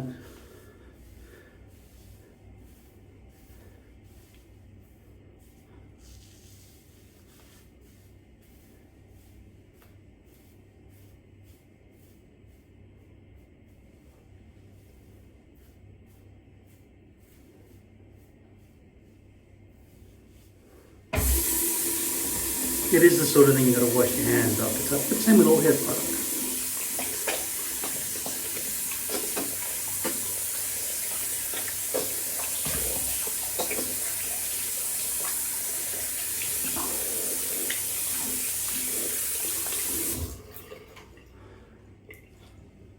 I'll come back at about 5 AM and we'll see if it's changed, if it dries like that or something. And also test if it can work with a brush.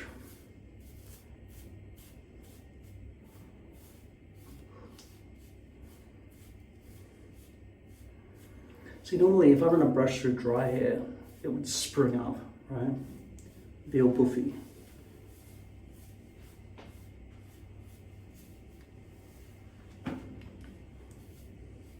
Now this isn't going to hold the hair down from having a stray one come out every so often.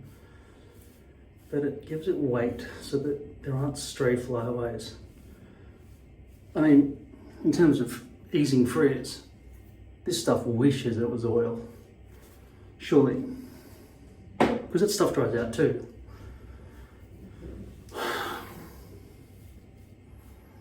Yeah, oil could be the answer. Don't know if the muck is necessary at all. Still not enough to hold this down on the sides. Besides, I'm putting my glasses off and on all day with different types of glasses I've got to keep doing all the time. So I'm going to get a mess here, which is already starting to look grey despite all the damage I've done with making this ultra almost black here, using the Just for Men stuff. I've got to be careful not to get those tips next time, otherwise they will turn black, won't they? Anytime the ooze starts coming out from the Ultra Hold, I'm happier to use this and a tissue and a baby wipe to dab it out, swipe it out. I'm happier with that than, what the fuck is it? Holy shit. Than using this, than resorting to use this shitty weak ass glue. At this point right now, I can't see any use for it at all.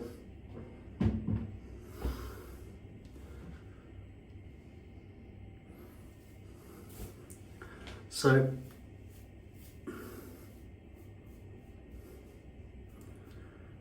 and also I've got my hair line about 1 centimetre higher than I would like now after I chop off all that excess, all that exposed base.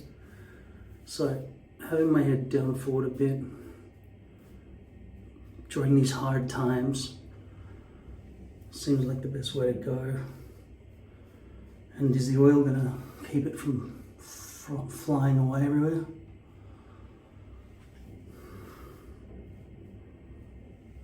It doesn't weigh that down.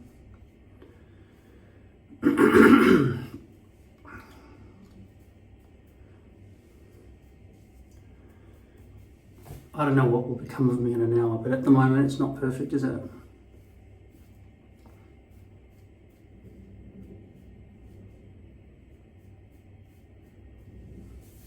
No, I don't like that hairstyle. More oil.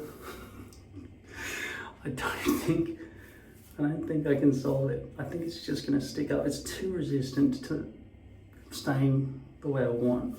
It can't be brushed. It just can't be brushed. Not enough oil.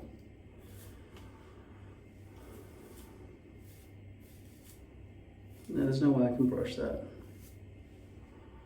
It won't stay. You know, you see people with parts that are neatly going there, that way, down there, and then this side, it just goes straight across, and it doesn't even complain about it. I don't know how people do that. Like, they've got magic hair.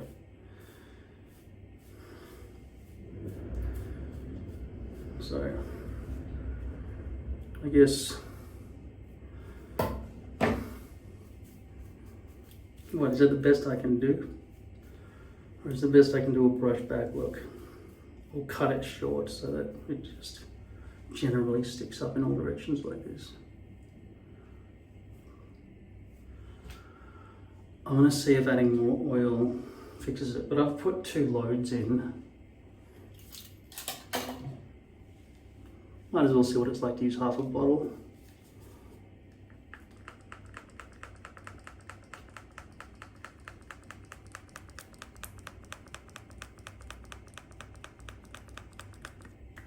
That'll be enough to hold it down.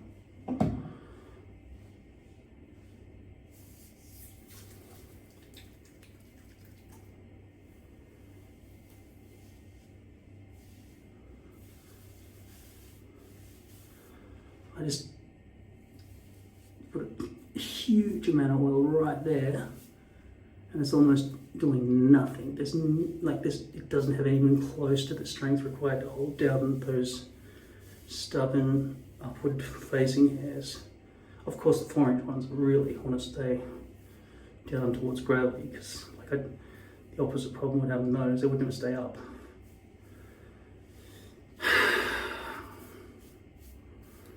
Got to remember that this is I know what it is. Okay, I'll tell you what the problem is to a large extent here, and that is this hairpiece was designed for a brush back look, so that they've been stitched that way. So until I buy myself a rectangle that goes in the other direction, I'll make a special custom request. These oversized frontals are designed for brush back look. And if you do buy one, because you have exactly the same issue as me, with just the front missing and a small amount on the back, hopefully. Though I probably just made it ultra shiny right there. Then you just remember, chop all that away at the front. Make sure, do it while it's on a mannequin head. Put a pivot pin and then just cut neatly until it's gone. Then when you put it on your front hairline, it will fit. But if you cut out your stencil size and then trim it, it won't be the right size anymore if you didn't take that into account. So take off that excess plastic off the front before you measure it with your template. Because if you buy the oversized frontal from Hair, the one that I sent the link, put the link in for, right? It already has a contour there. You might as well use it. Sort of, that's the contour I've got going on here. But your stencil probably has its own contour, so I don't know which one to do. the reason I would respect the contour that comes out of the box with any hairpiece is because they've planned it nicely. In fact, you're probably better off going, all right, what's the distance from the contour they've given me, ignoring that shape, to the rest, and just cut that part out. Leave their contour intact out of the box. At the moment, it seems very oily here and nicely distributed everywhere else. I have a completely brush back look with no sideways parting of any kind. I won't be going out in the wind or anything. But yeah, 310. It's 410. I've got to change this. Oh no, that's 4, isn't it? So it's alternative Roman numerals. Alternative 4.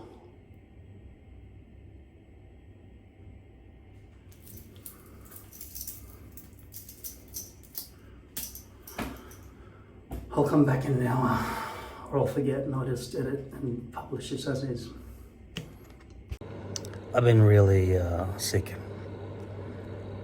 Just staring at the ceiling, doing video editing, not moving for, it's now Sunday night, 2200 hours. I sprayed some of this under my tongue for the first time in my life.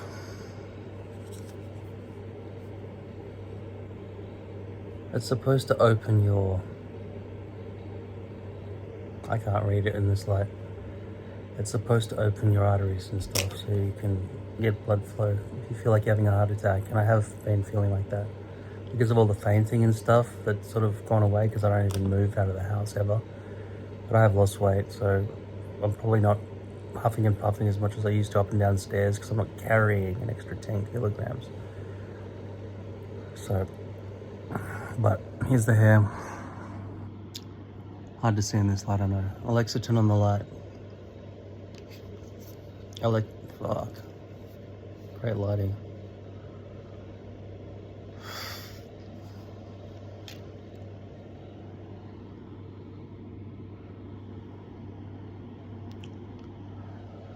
I'm sure it's messed up, but I like the oil, I think, so far. We'll see how it goes if I'm still alive tomorrow. I just peeled all the glue off the back of this hairpiece. There it is right there on my thumb. As you can see, I've stained the edges with that Just for Men stuff. Pretty much on both corners with the, and you can see the hairline here. As I go along, you'll be able to see where there is some exposed base still yet to be cut off. I don't think that, you see there, look, there are clearly no bumps at that point along the front there. That is exposed base. That will be shiny plastic on your forehead. It will not have any hairs coming out of it, and it will look like exposed plastic along the front hairline. It must be cut off. You could put a pivot pin on this and stick it on a mannequin head, or you could try to clamp the hairpiece in something so you have two hands, one for scissors, one for holding the hairs and everything out of the way. But that must be cut off. This was on my head like this, and this was my makeshift way to cut off the excess plastic while it was on my head. And this often leads to trouble, and the number one way to avoid all this problem is fix it before you put it on your head. This is going to be back along the perimeter. Could be some problems along there too, but there's not going to be missing hairs because that's part of a larger piece where it's been cut that way. This was the original front hairline created by the factory because this was designed as a frontal and this was the front, right? So that is absolutely got no hairs coming out of it, and it will be shiny plastic. So it's important that I cut those off. As far as Just for Men is concerned, for people who wear hairpieces, I don't know if it's a good idea. I knew there was a risk that I would stain the base. Looks like I haven't stained the rest of the piece when I was more careful. But in a shower, when you just haphazardly trying to make this all work, I don't know if some showering hair dye is safe for you, because you will stain your base. There's proof.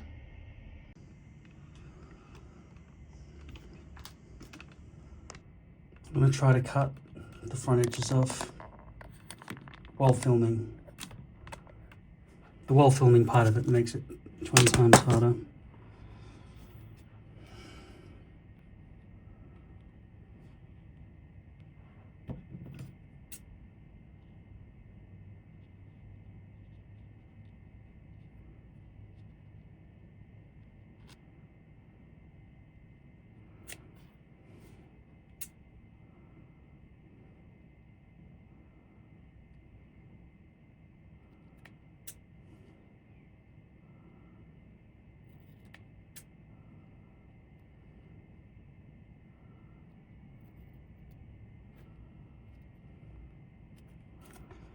Stupidly hard without a mannequin head.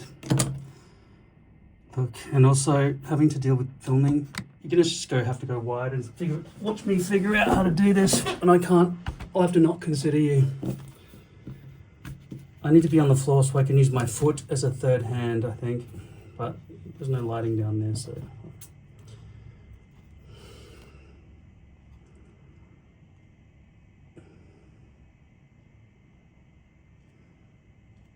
No, this needs to be held very taut over a mannequin head. This is fucking impossible like this.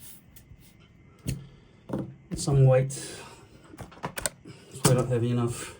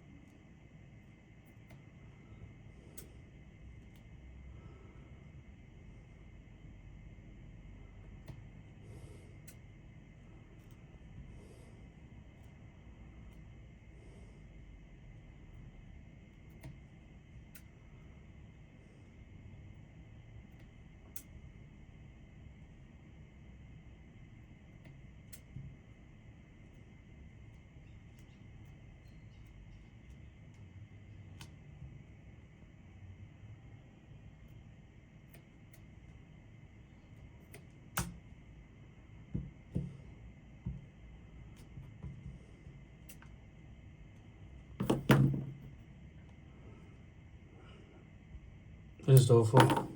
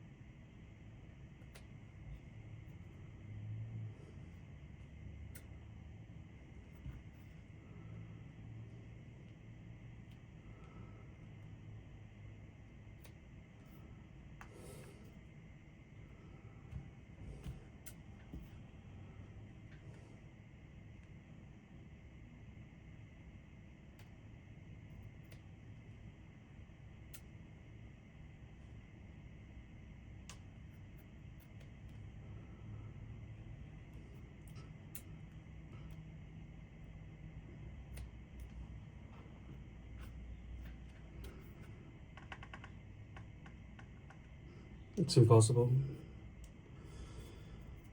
This is the worst conditions possible. I mean, I just can't be bothered setting up a mannequin head, you know? Fuck off me.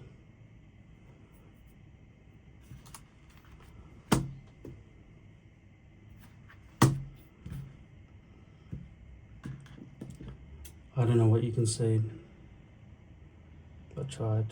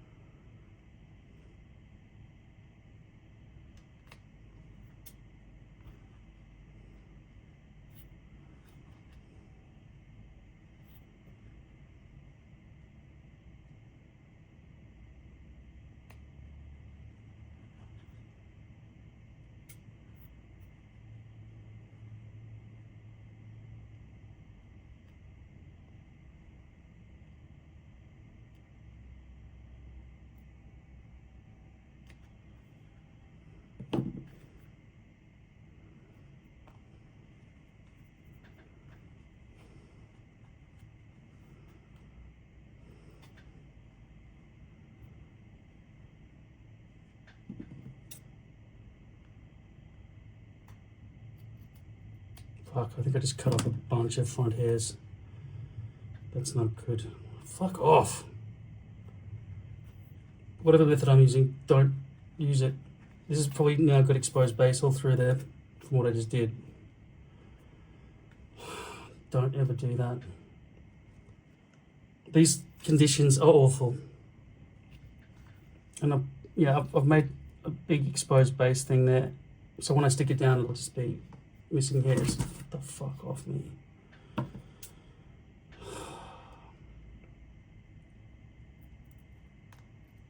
Let's hope that did something to alleviate the problem.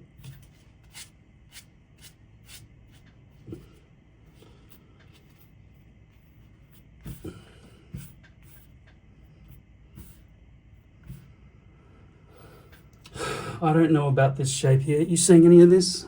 No, of course you fucking aren't. I don't know about this shape here, whether or not that's sticking into my hairs, and it's not. And also, I don't know if there's like a heap of exposed base on the back here as well. But it's just too difficult to see. It's fucking impossible to see. I'm just gonna pack this up. My mum's coming over. I'm gonna do it this way. I've put the hairpiece on the edge of the bench, and I can get up there and feel with the scissors to see if there are any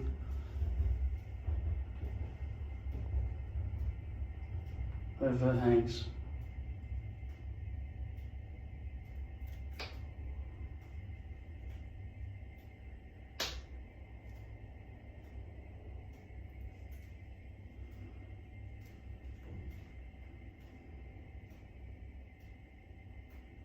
Still awkward though. It's probably better to use a mannequin head.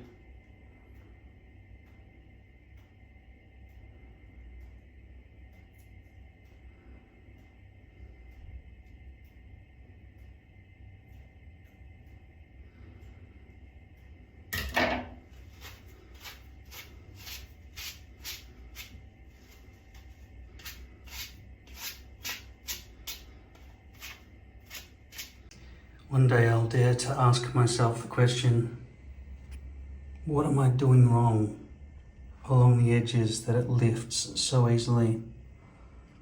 Is there a pasting style that I'm doing incorrectly? Is there not enough glue on the outer edge? Is there not the right amount of glue? Do I get right close up to the very tip of the edge and then there's a dry bit because of the way the liquid stops due to the viscosity? That's one good thing tape had going for it, isn't it? It knew the right amount of glue. But when we apply it with brushes and stuff, it's just, it seems arbitrary and lucky or not. This will be the front hairline here. Look at the difference in colors here. I haven't really achieved good dyeing. I have achieved the roots remaining bleached, but then look around the edges, especially because of that stuff. I don't think I should use that anymore. It's not controllable. Look how dark that is.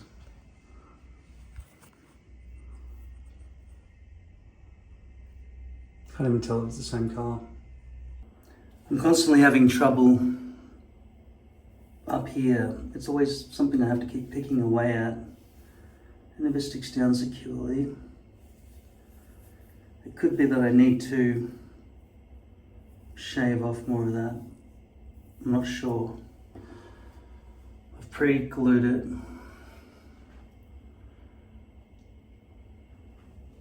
I've tried as best I can to cut off any excess around the front here.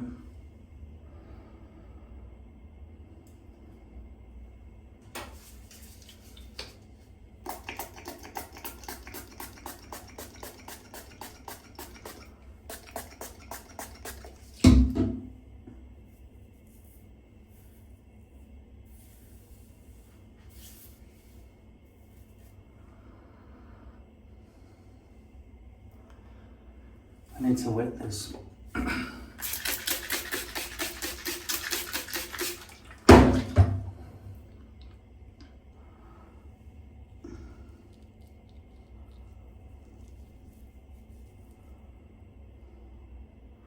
See, the problem is this is a brushed back stitching, so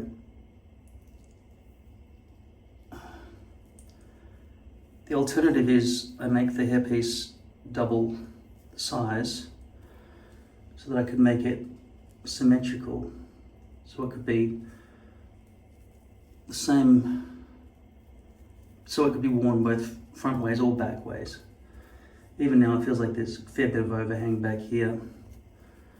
Let's just check the hairline. Oh, it is too far high up, I see.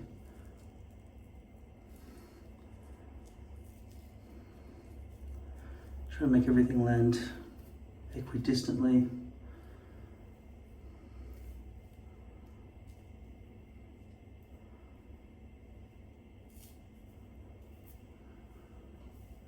The same altitude on both sides. It's always impossible to get right.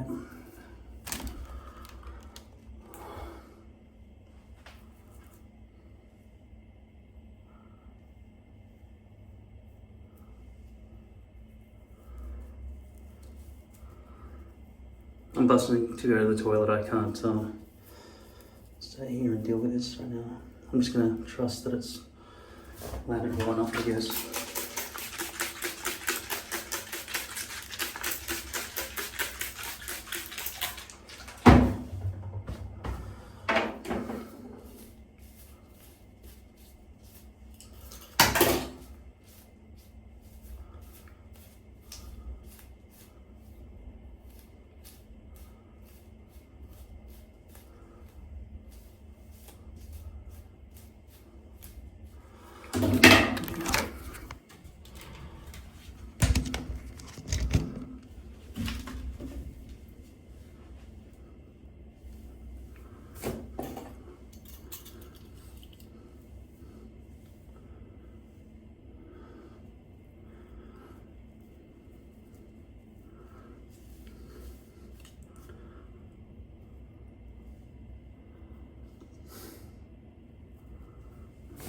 That'll do for now.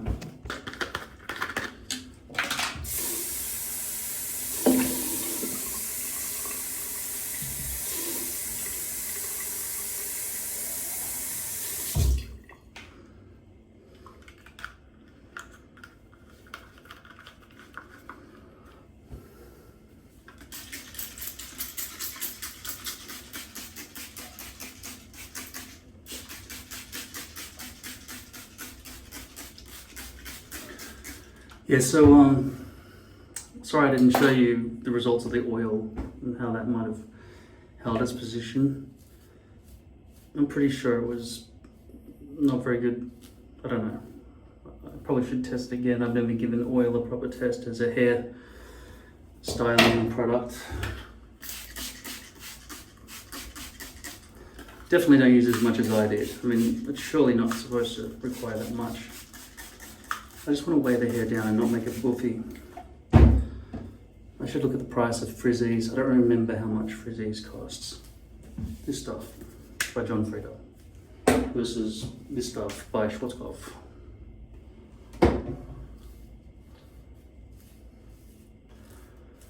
Now, in regards to the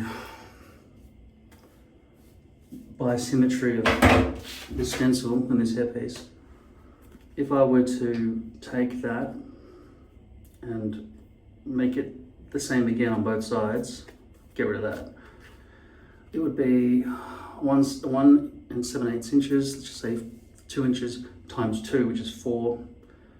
This is currently about 3.5, so I'd be adding half an inch like that. And if I did all my hairpieces that way, I'd have to shave off an extra bit there, but it would give me the option with every hairpiece to either decide whether I want to go forwards or backwards. Now the factor is I usually cut my hair that is longer at the front at the fringe and shorter at the back, about 2 inches. So that's 2 and that's 4 here. So unless I went the same length all over, it would not be something I could flip. I'd have to decide in advance. One good thing though is now that the roots are bleached, because they are bleached by default, because the whole hairpiece was blonde initially, I no longer have the problem of having it dyed. a bleached front system. So both sides could be used. So that does give me the option of making it flippable.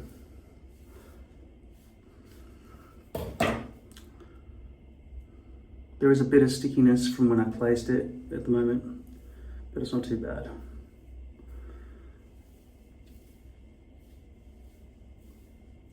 In terms of making the coastline jaggedy with some kind of hole punch or ticket inspector punch, see, that's slower, isn't it, than that side. I don't really think it's because I've got a wonky front hairline. I just placed it on an angle. If I really want it to land exactly right, I need to figure out a marking method so that it never lands askew again.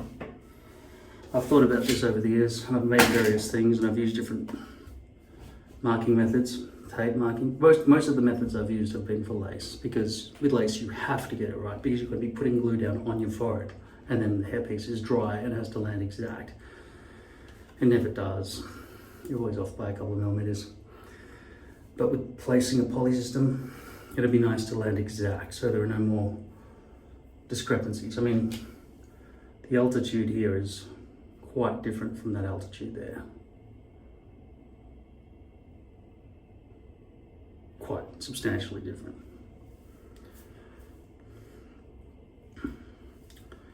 Have I decided to give myself a shorter haircut at this point? Not yet.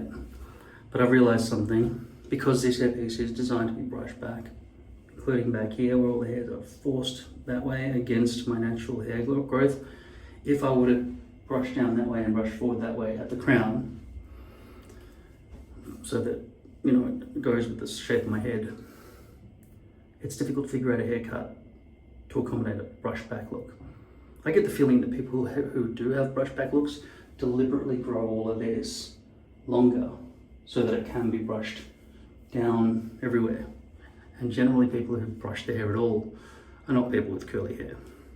And I do have curly hair, so why am I even trying to brush my hair in the first place?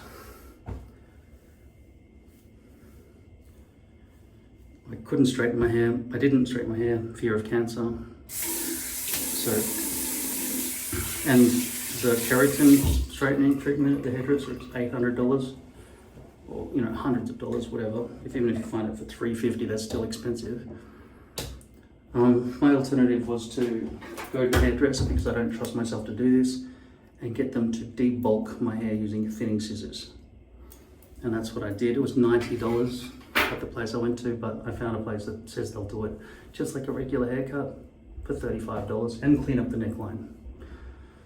So I'll go there in the future and test those people out. Hairhouse Warehouse. That's where I bought those hairsprays and the muck. It's like it's a chain. They're the main hair people who sell hair products, and they also have hairdressers. In terms of cleaning up this front hairline of any residual glue from placement,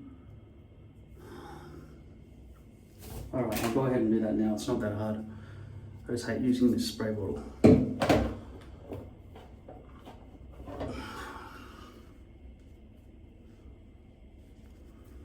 So take a baby wipe. Might make it a bit thinner so I've got more control. Spray it.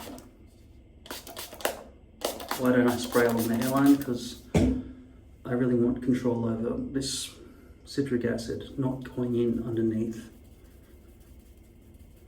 And despite the fact that I just put this hairpiece on, based on the clock, you can monitor everything's going on and how long time has passed and everything. I only just put it on. It is ultra hold, so it's not lifting every moment like it would have if I used this weak ass piece of shit. I'm back to using 100% ultra hold now. Now, when removing the ultra hold glue from the front hairline, I can never really trust that I've got it all off, so I give it a couple of passes and I'm pressing pretty hard because I really do want it to be gone forever. But it will ooze back out slowly over time. Now over the last few weeks, I'm going to rinse this now and put water on it so it dilutes.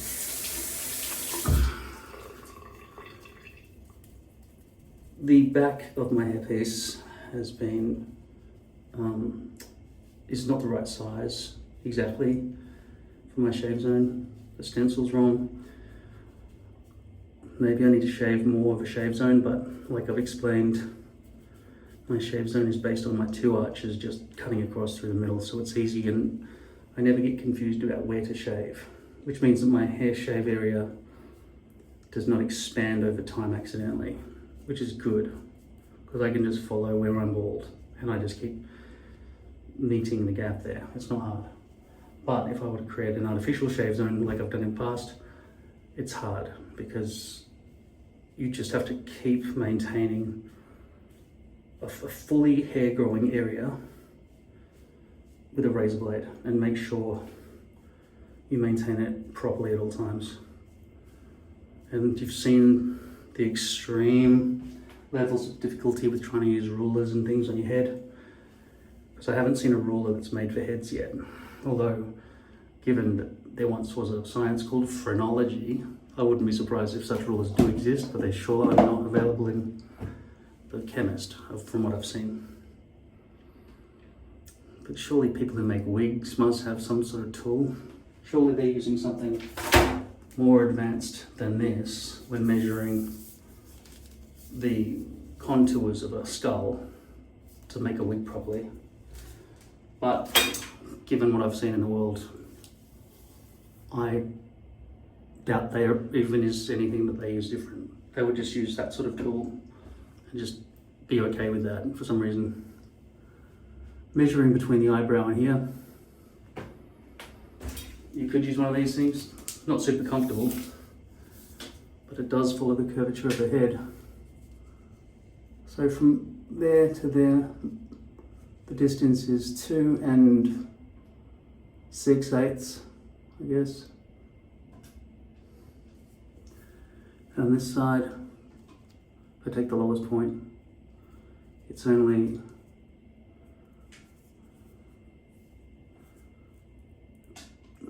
two and 2/8. That's a 4/8. That's 1/2 of an inch difference. 1/2 of an inch is, let's ignore that middle side, we'll go between 1 and 2, is where that line is in the middle of those two. So that distance right there, that's a big difference when it comes to a hairline. There's that much discrepancy between the two sides. Even so, at a glance, when I look at it, it doesn't seem unsightly. Now I'm inspecting to see if the glue has been removed, if there's any stickiness at all, and it seems like I was successful and that the hairpiece is properly placed. I can't feel any real overhang. There is a bit of a lump there. Maybe that's a bit of overhang. But the overhang becomes more apparent as the glue dries and loses stick when it's tried to adhere to actual hairs, because I can't feel it when I first place it. But it does get to me over time when I'm lying in bed just playing with my head. I should probably stop doing that because that's why I end up peeling it all off. Might be to do with anxiety, picking at things. But something we all have to learn to do as hair wearers is not pick at it. It'd serve you well to have that discipline. You need to check on it, but you don't have to pick at it all the time. Because if you pick at it, it will come off.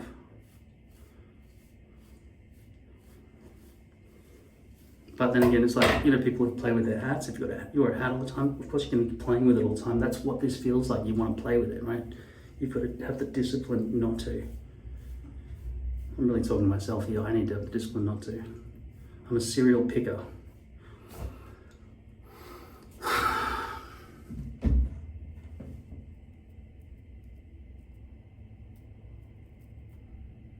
Yeah, there's a fair bit of shine happening, but I still can't see any real problems. It looks kind of real, like it's growing out of my head, so long as it's stuck down properly. I was very careful to try as hard as I could to get right to the edge without any gaps. Because when you do place glue along an edge, you place it all the way to the edge, but due to surface tension, it doesn't flatten nicely right there. It stays bulbous here, meaning that you might get a sliver, a millimeter or so exposed that hasn't got any glue on it. But you'd hope that even after it dries, you'd press it down and it would just heat up and melt down into that crevice, but I don't know if it does. So there could always be a little tiny flap or less glue right there at the very front tip. And I told myself today, when I place the glue with a brush, don't keep wiping back and forward because you'll probably be taking off more glue than you're placing down. So I just tried to do a single pass when I placed the glue along the hairline so that it would maximize the chances of it being a thick, smooth, uniform amount of glue. So hopefully I won't be picking at it. But of course, every time I use the hairbrush, I'm yanking on it, so I've got to be careful with that too. I'll try to be very careful with this one.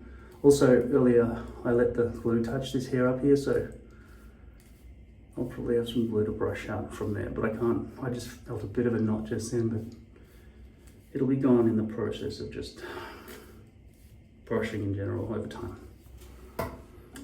As far as styling is concerned, to make it look good, I'm not really going to bother with it right now. I'm just going to go watch TV with my mum. She's here. After waking up, I look like this. There was no hair product put in my hair. I just placed the hairpiece on last night, went to bed early and woke up in the morning. Because my mum's here to clean the house mostly. Cut a hole in the ceiling where there's rain leaking through. It's been pretty soul-filling. Like I told you, you look after the needy, especially when it's people who you miss and they come and help you. That's the most important thing. Closure, you know? And not being left alone for years, really. I'll fix my hair later. I'll have a shower. Okay, I had the shower and my hair's soft and fluffy. I can still see traces of plastic there though, unfortunately. Stick that back down, but you know, what the fuck am I supposed to do?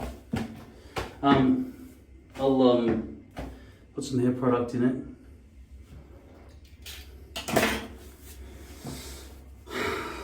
What do I put in there? So then I'll hold it back so I can style it.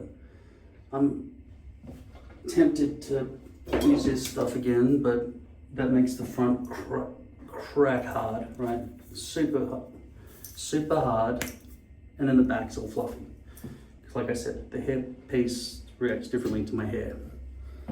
I could go and try this paste stuff again, but it's still gonna flip into my face over time.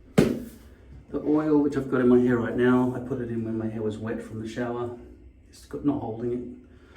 This top center, which did not have thinning scissors put through it because the hairdresser said, I'm not going to do that bit because it's too thin or something.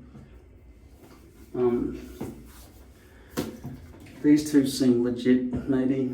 This one's running out because, you know, you get 4 squirts out of a whole bottle and it's like, I don't know, it's like $30. That's expensive. It's like $9. So I'd rather use this more commonly. And as for hairspray, there's no restyling possible once you put that in, so you're locking it in position.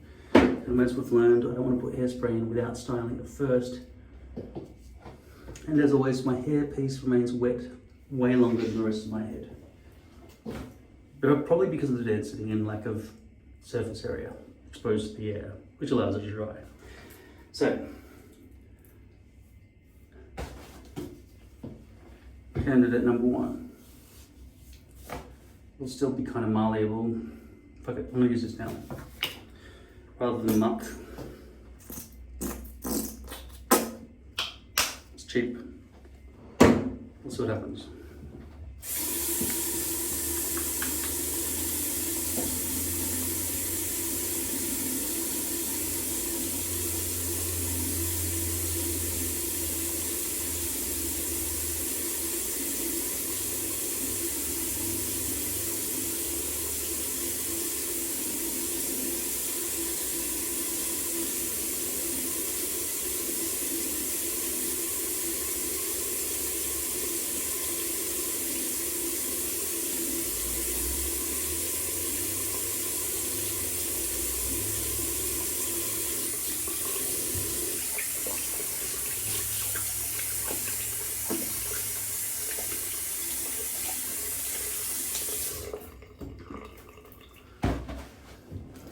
when I shaved as well, and straight away you can see the disease has reinfected me.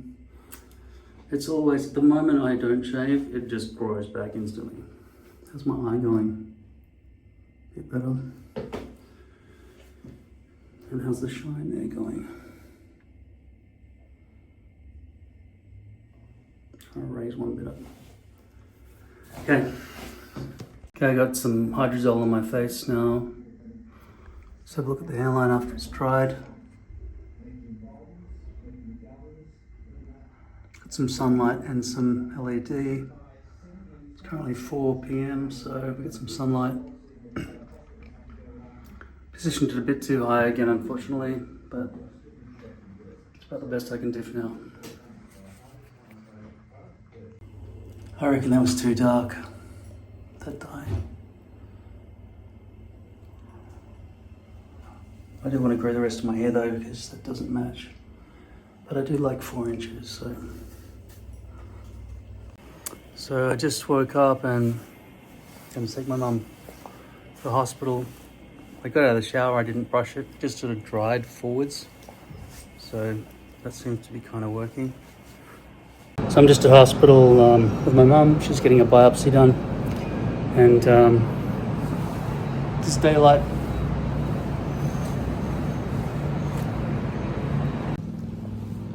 I've been working on the railroad all the livelong day. So the colour I've got in my hair is really dark compared to my natural back here, see? And this is sunlight. The other thing I've got going on here is, yeah, just discoloration. Really, it doesn't match at all. As you can see, my hair has never looked redder, right? But it actually can be seen to be red when compared. And the rest is just oil. I didn't put anything else in. At this stage, I didn't put really anything in my hair today except for oil. And then I'm sure it's dyed incorrectly, the wrong color here and whatever. So I don't think I'll be using that.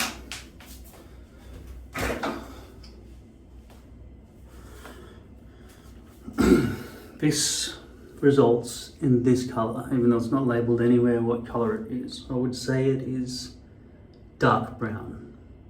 And that's 10 minutes exposure. Plus I'd already dyed it with the proper dye as well, as you know. My natural hair color is auburn. And as I get longer hair, the weight of the hair itself weighs itself down. And I did have a shower, so it's not like it's clean and fluffy. It's clean and also has oil in it. And of course nowadays, because of the blonde roots, I'm not afraid to show my hairline, except for the fact that even after 1 day or 2 days, it's already peeling. And that was with perfect glue application, so that's the best glue. The strongest glue on the market, but it melts like I say, okay? This one, practically useless, but it doesn't matter. It doesn't matter what it doesn't do. It isn't shiny, it doesn't re-stick. It doesn't have that residue of glue at the front. It's not sticky anymore after it's been applied. Really, this remains sticky. But it lifts like this. And I haven't really been doing this all day or anything. So it's not like I've been joggling it, but it does it anyway. So challenges, now that we've solved at least the bleach roots problem, and mostly solve the exposed base at the front problem just by cutting it back further, making sure that there is no exposed base at all. I think I've solved the shiny hairline in that way, plastic problem. We've got the problem of finding a new type of glue because Ultra Hold is not good enough. Ghost Bond is not good enough. Like I've said and explored with you with the prices before, Dermabond, which holds sutras, like stitches, glue for that, for medical practices, and Vet Bond, so Dermabond and Vet Bond, made by the same company. are prohibitively expensive, and I don't even know if they'd work properly, but it seems like they would. But they are made from cyanoacetate, I think it's called, which is basically super glue, which doesn't work. It just cracks and breaks. But Dermabond is made for skin. Having said that, I don't know if it dries hard and whether or not it would be good for hair pieces anyway. So, but given the price, it's just ridiculous. Like this amount of Ultra Hold, I think it's about $80 on Amazon or $85 on Amazon. It's about $30 on Alibaba. But if this was Dermabond, it'd probably be worth about $10,000. Like I say, prohibitively expensive, ridiculous amount of money. It's stupid. This stuff did cost, I think, $155 for 5 ounces. $185, okay? For 5 ounces there, 3.4 fluid ounces there. So I'd say in this situation, Ghost Bond costs more than Ultra Hold, even though that's 10 times weaker than Ultra Hold. The only benefit is it doesn't stay wet and sloppy, which means it feels cleaner. If you want a weak hold and you don't care, then you just use that. And I might go back to using that for the front hairline, but I probably won't. And it's been winter this whole time I've been doing this lately, right? So, yeah, the other Ghost Bonds I had from years ago, I chucked them back in the cupboard because I never did anything decent, but I didn't throw them away because they cost a lot of money. So, what other alternatives for glue are there? There's tape, which doesn't come off the hairpiece when it's poly. It's just ridiculously stuck on there, but it doesn't stick to skin very well. And it leaves a shadow and all up because it's raising it up with a layer of plastic and all that sort of stuff. There isn't any other glue. We're out of options, that's it. Put up with it, or don't wear a hairpiece. There's nothing else. Don't know what else I can do. There is silicone bond or some shit from Walker Tape Company as well that hardens as plastic, and that has maybe some hold if I didn't touch it. I haven't really properly retried it, but I can't even imagine being able to get it off any hairpiece ever at all. There's some in the box, I'm not gonna go get it right now. It's like maroon, like dark red, brown sort of color label. Whereas this is black, right? Imagine that, but black, reddy brown. And it's, I think it's silicone or whatever it is. It's fucking, it dries as plastic, not as glue. So if it wasn't stuck between your hairpiece and your head at the exact time you put it on and you didn't ever have any leverage whatsoever, it's not gonna hold. I mean, that's the only way it would hold. If you have skin instead of, say, a plastic body because you're an android, it's not gonna work for you because you've got skin. Wrong type of person that they're marketing for or something. I don't know what the fuck they were thinking. It might be good if you wanted to convert a lace piece into a poly piece. That's all I can think, because you can smother it on the lace and it would create a plastic underneath, which would probably never come off the lace ever. So then you could just apply glue to that, and now your perfectly bleach roots in a lace system would become like poly, but then you'd have to just cut away at the front so that you've got a poly surface. Then you'd have all the benefits of poly. And if in the old days when I hadn't discovered, old days being about 3 weeks ago, when I had not discovered color number 18 hairpieces, that was my last resort of I would have to make lace pieces into poly pieces so that I could stick the front down easily. Talking about lace, I still don't want to go back there. Not at the front hairline. Around the perimeter it's perfect, right? But it's not perfect. You'd have to use tape because all the other glues get trapped in the lace and you can't get it out unless you sit there with a fucking shrimp salad, toothbrush shit. I know this hair color is wrong, just to retell you what I've already told you, what we've learned here. This is the wrong color brown for my hair. unless I dyed the rest of my hair dark. And I was actually considering leaning more towards dyeing my hair dark blonde. But then, you know, but then I'd have regrowth, which was dark. It wouldn't be carefree. It would be constant dyeing of all my hair, which I have to kind of do anyway here on the sides for the greys, given I don't want greys. But the greys are already started feeling like they're coming back here. I don't know. I don't mind having a few little greys around the side. I don't mind people knowing that I dye my hair a bit to get rid of greys. I don't care about that. I do care if they find out I'm wearing a hairpiece. I don't want that to happen, unless I've told them. Because, you know, but hardly, I wouldn't tell everybody. Because people shun you for such things. I mean, they wouldn't openly shun you these days probably, but they'd shun you in their mind. Like if they thought you were worthy of respect once, they wouldn't anymore. In their mind. And you'd find for some unknown reason, you get treated worse. Like if you came out of the closet as really being a woman. No, I'm not. Even though people shouldn't judge you for that, they would. Just the next generation won't. They'll be being raised to accept any gender. Doesn't matter. So, glow. We haven't got any good glow. There's nothing. We're stuck. Or unstuck, as it were. What was the other thing?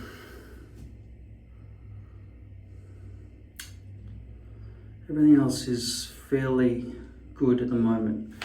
I feel like maybe just oil for weighing down buffy hair could be good enough once my hair becomes a certain length, which is currently, my natural hair at the back is currently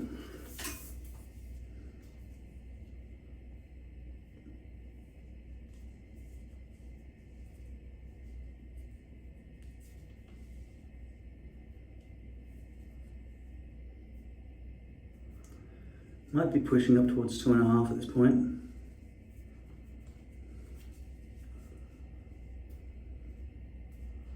Just shy of 2.5. Maybe pushing 3 at some places. Also, I had the thinning scissors to debuff my hair as well, so that was an important way for me not to have the 1D years haircut. Kevin Arnold, is it? Which is not a problem when you're a kid and it's cute and everything. I just didn't want to walk around with a cloud around my head. I think it's called a Jufro on a white person. Just didn't want that style. I didn't want to look like Art Garfunkel, even though he's got a beautiful voice. But just, basically I look like Art Garfunkel, like if he didn't have a hairpiece on, because he's bald around here and just has big hair here. Or had, I think he's dyed. Great singer though, unbelievable. Listen to him singing A Bridge Over Troubled Water. It's amazing. Anyway.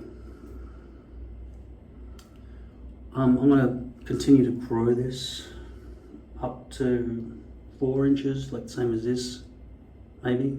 That's pretty long. From there to there. That means it's gonna go from there to there. That's shoulder length hair. I don't know if I'll do that, I don't know. Like I'm getting to about the right length now to, I don't know, so long as if this color matched, this would look pretty good. And keep debuffifying it with thinning scissors once every 6 weeks maybe, don't know. But if I pull back here now, that's already lifting, which I'm sick of that. You know. Like I said, you want to lock your hair down, you can use this, but then you can never run your fingers through there. You just have to accept it's locked. And it'd probably be a bit shiny as well. But if you're going out and you know it's going to be windy and stuff. See, for a few days I was going brush back with things like muck, which really locks it. Okay. And then plus hair spray. That's just, it's a completely different look. It's not soft on the face or anything. But my hair will not land in the wind nicely. It will land all over the place, like that. And that could be helped I'll be walking around like that all day and I wouldn't even know about it. Whereas if I did it with hairspray in the mirror, before I left the house, this wouldn't happen. This could probably be improved with a better haircut here, a little bit maybe. That is definitely a chunk that doesn't really exist on this side as much. So I could probably afford to cut that off. And then this problem would be lessened probably. So it could just be a matter of giving myself a better haircut. I can't think of anything else to talk about at the moment. I think the constant lifting and, you know, the joggling of the hair, that's one reason it stops being adhered at the very front hairline, but another reason is the glue just melts. It just melts. It's always wet and it's not going to reharden. That's not going to stick back down nicely anymore. That's just done. It's going to stay floppy and I have to keep pressing it down all the time. In terms of this point here being the join point, don't know. It's probably quite visible from the top, which means it's probably better for me to grow this longer so I can totally brush over that. The other thing is, with the hair going forward, that makes it a lot easier to go forward from there, from the crown, go forward and down that way, so that way. Whereas if you brush back, you're going down there, forward there, and then back there, and you're left with some kind of, what are you going to do? You're going to go sideways, there's no other, unless you go straight up. So, unless your hair was really long all through here and you had a good crown and you went back all the way, from the front all the way to the nape of your neck.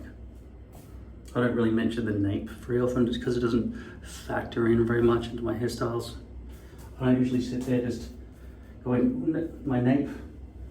I don't usually address nape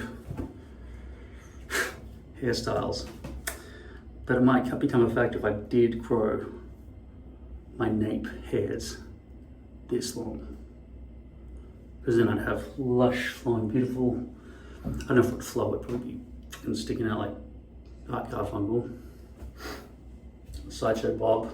Anyway, that's enough of this video. I've got to keep attacking the fungus on my face and maybe chop some of that off in the future, and we'll look at future corrections as they unfold. Thanks for watching. Sorry, I just wanted to hear Bridge Over Troubled Water by Art Garfunkel, and I just had to double check that I was right, that he died. I don't think he has died. He's 83 years old, born 5th of November 1941, and he has a Jew fro, and he's balding, so it's almost like identical hair to mine, except he's a bit curlier than me. But yeah, that's pretty much my hairstyle right there.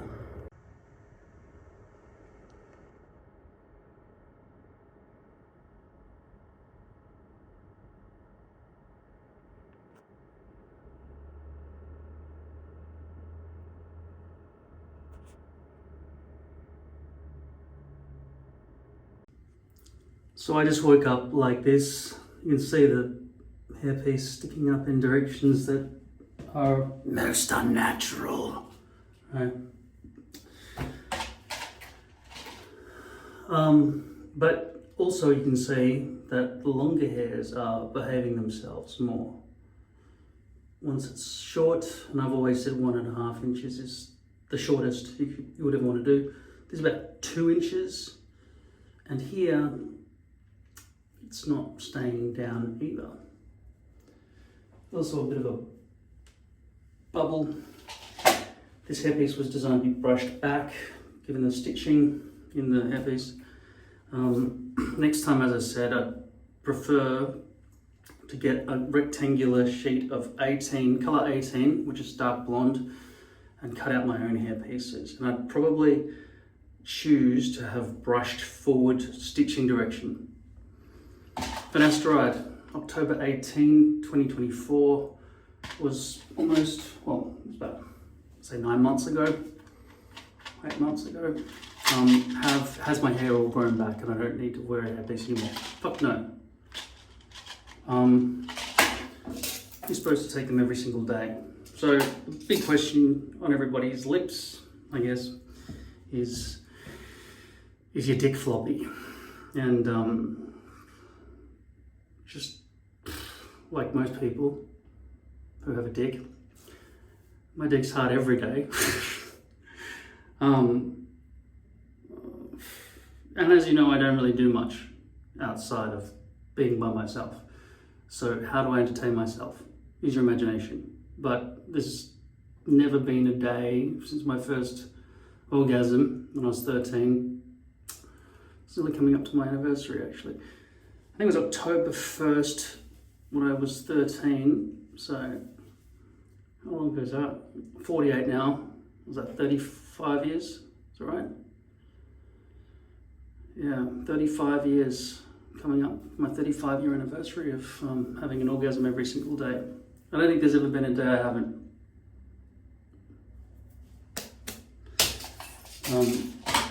Never seen a real vagina, but you know, no, I have once in a picture. No. Anyway, this is Buffy. This has not caused insane amount of impotence, but maybe I'm only doing, 12-hour sessions instead of 11, instead of 16-hour sessions.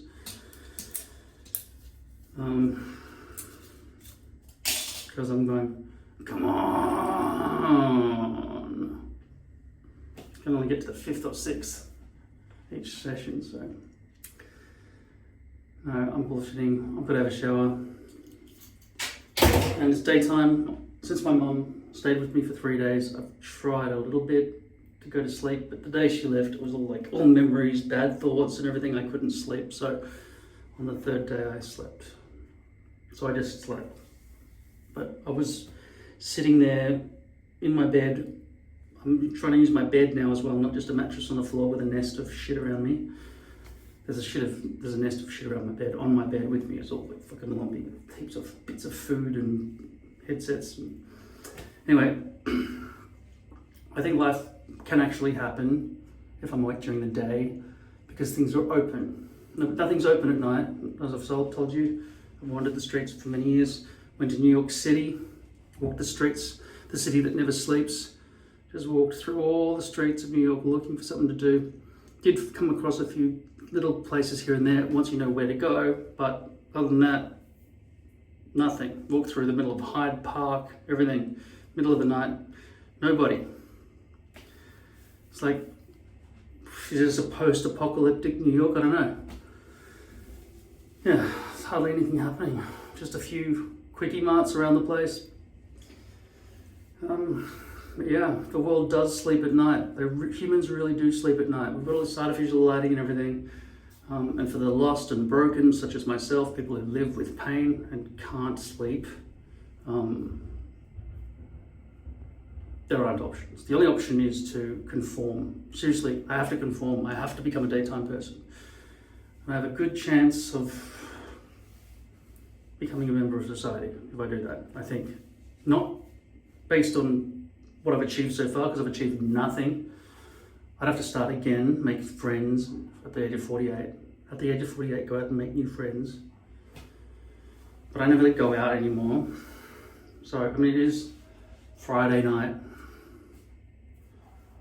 So I could go to a bar, just sit there at the bar, like in Cheers or something. Maybe there's a nice friendly bartender I can chat with for a couple of hours. Always like, in my experience, Jakes are old bitches. No, I don't know.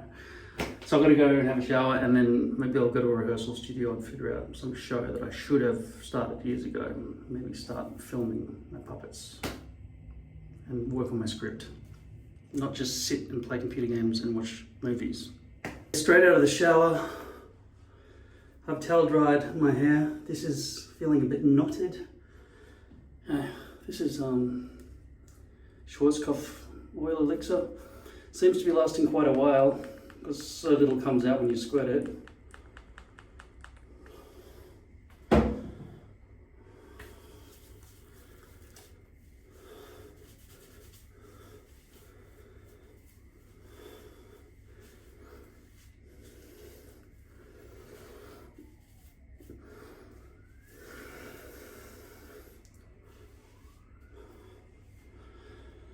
A bit more in the front.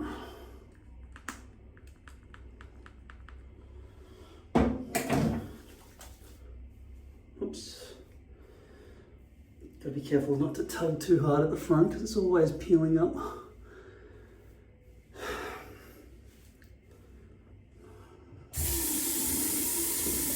For me, I feel like that peeling that happens pretty much happens on the next day after I put it on. Showers don't help with the heat and the steam, I guess, as well.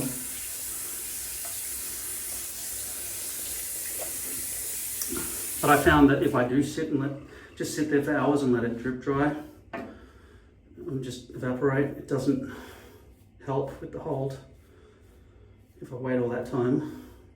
And you shouldn't have to either. Sit there for 3 hours waiting for your hairpiece to dry after every shower.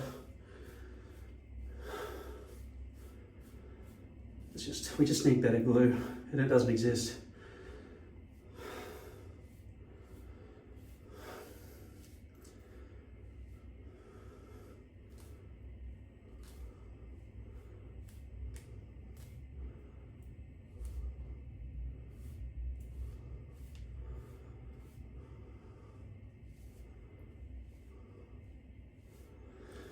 So the alternative is find something that makes my forehead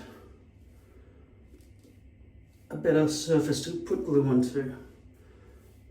Now, as I've said many times, I've used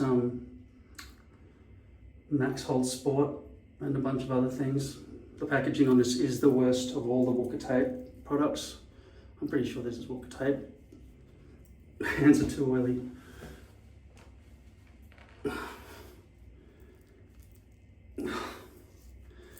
So there was a foam padding thing that was supposed to be on the end of this, but it crackled over on day one and I couldn't get anything out, so I took it off. So now the squirts are out like this. This isn't even a squeezable bottle. So you really gotta jam it. And that stuff kind of dries flaky on your scalp, and then you're supposed to put glue over the top of that. And it's supposed to give you better adhesion, but I found it just doesn't give better adhesion at all, and it stops the glue from being able to be pressed back down because it now has a flaky underside, which means if it ever starts lifting like this, you can see I've pressed it back down because it was sticky underneath. That wouldn't be allowed to happen anymore. I'd have to take the whole thing off, clean all the glue and the crappy, crusty Max Hold Sport off, and reapply fresh glue all over again. Ridiculous. There have been a few other competitor products I've tried over the years for, what is the term for this category?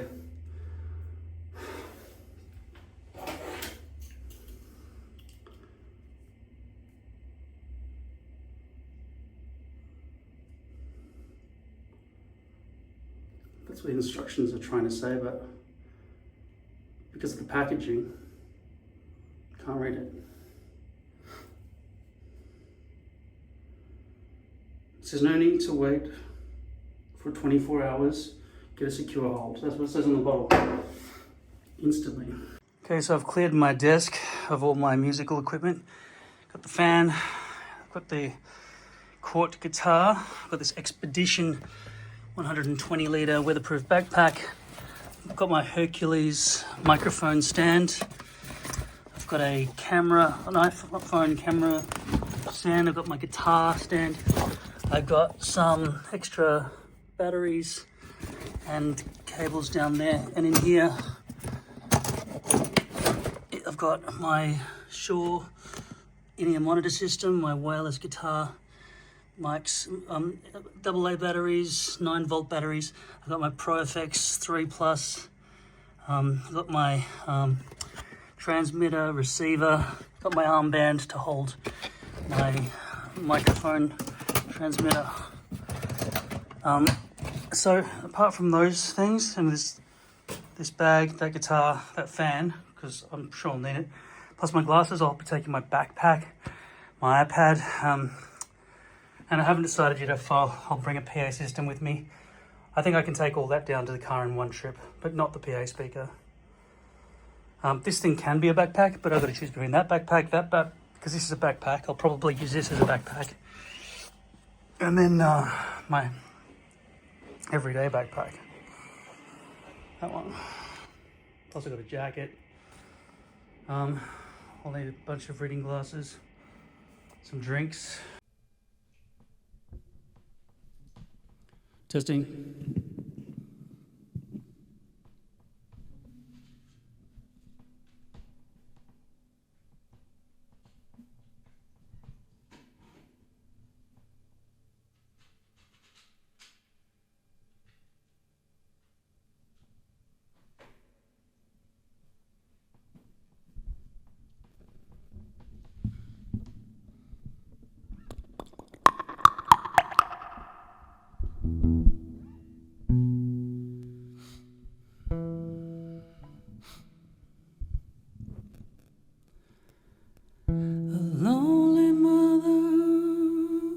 Pretty high.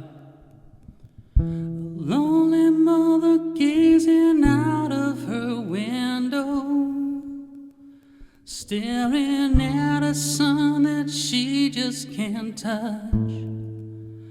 If at any time is in a jam, she'll be by his side, but it doesn't realize it hurts her so much. But all the praying just ain't helping at all, 'cause he can't seem to keep himself out of trouble. But it goes out and it makes his money the best way he knows how. Another body laying cold in the gutter. Listen to me, don't go chasing waterfalls. Please stick to the rivers and the lakes that you're used to.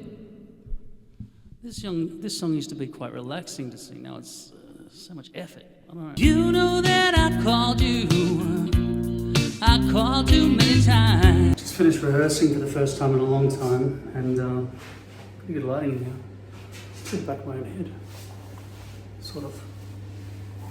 Oh, okay, it is kind of visible, isn't it, at all times? What can I do?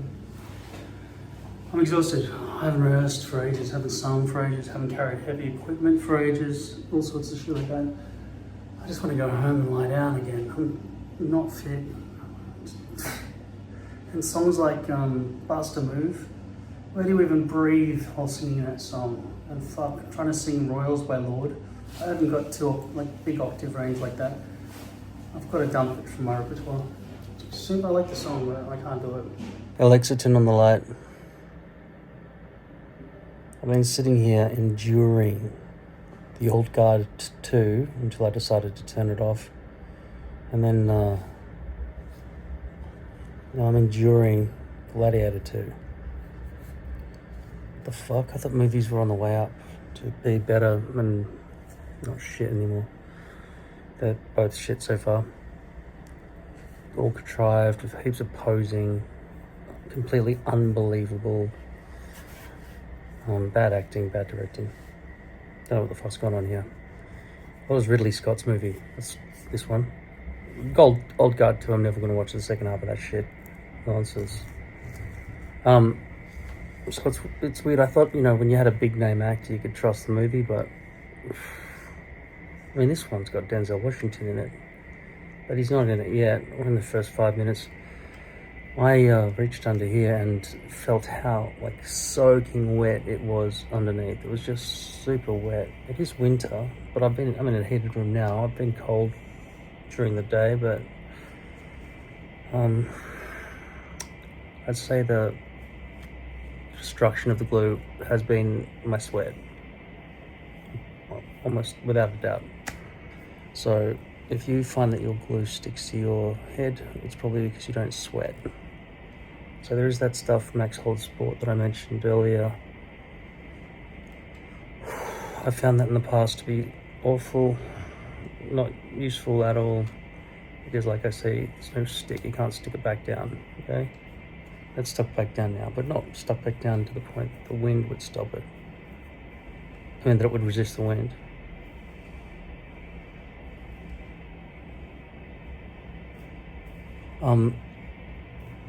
Having 2-inch hair here to 4-inch hair here. It doesn't seem to work when there's 2-inch hair here. I don't know. I can't ever see what it looks like from the sides and back and everything. So when I look in the mirror, sometimes it's okay, but lately it's just seemingly weird. And look at that sticky uppy bit.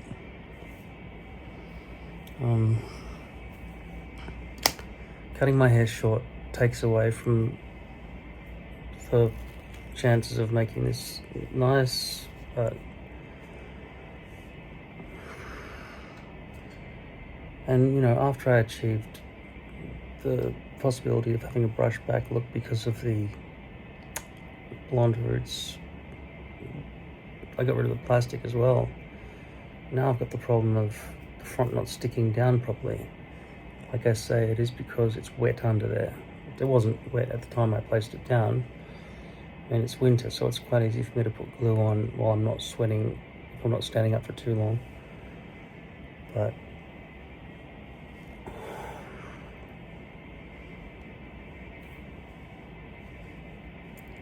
I need to stop that sweat from happening. Antiperspirant that glue can stick to. I will have to try Max Hold Sport, and then if that doesn't work, figure out a different antiperspirant, because I'm pretty sure that no matter what glue I put down on top of my head, if I sweat, glue will not stick to it. I've been trying to sleep, but I can't.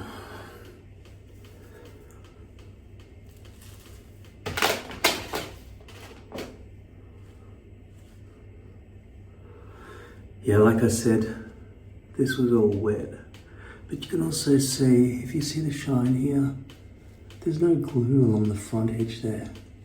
How did that come off? All the way along there. I just thought it would be, that's where it stopped sticking. So I thought it was moisture from my sweat.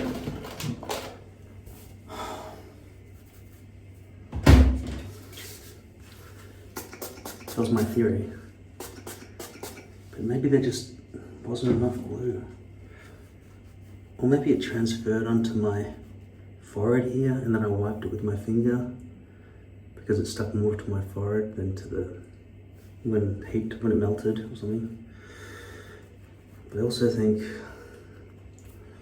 I need to try this again. Where is it? This stuff.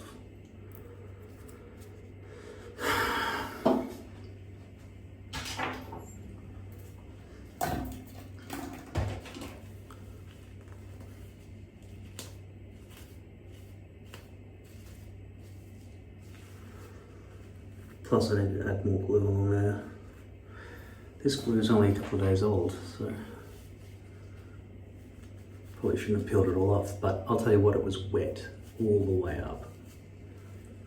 I guess it's not as wet here where the hair is giving it suspension, letting some sort of airflow get through to keep it dry.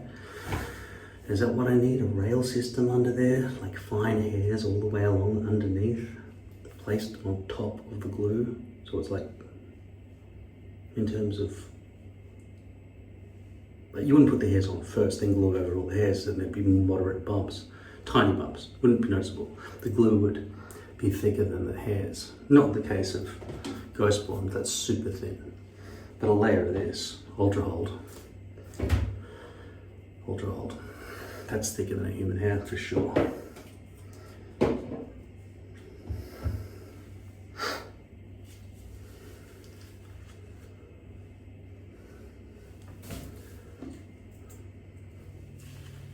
Stay back, foul beast.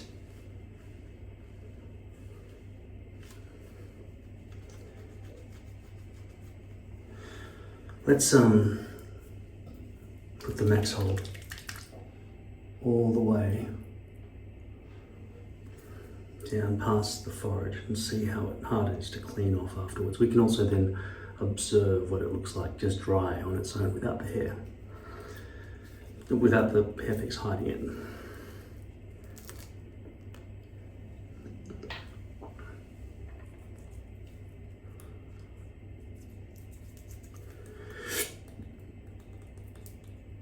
It's a pity this bottle was made so badly. So if you keep it pressed against your head, then I think it's depressing a valve that allows the liquid to seep out. Like I said, I'll put it on my forehead, just on there. I will want to wipe it off at the end, so I'll just put it down there on the forehead there. Okay. That's covered everything. Make sure it's there as well. It's the most important spot, I guess.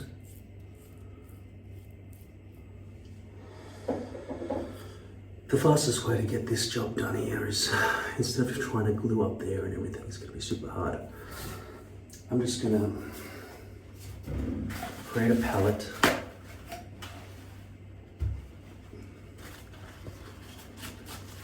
Place this down on the bench. Squirt.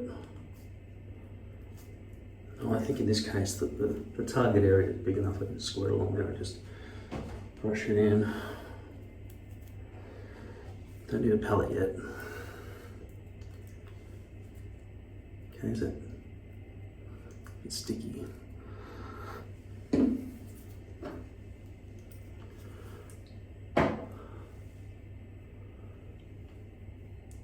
It's not dry yet. Thought it might only take 30 seconds to dry, but it's a bit longer. Quite sticky. I'm hoping this stuff is antiperspirant. Because if it's not, then the sweat will push it up, and the glue plus the hairpiece, it'll all just lift together. And I predict that is what's going to happen.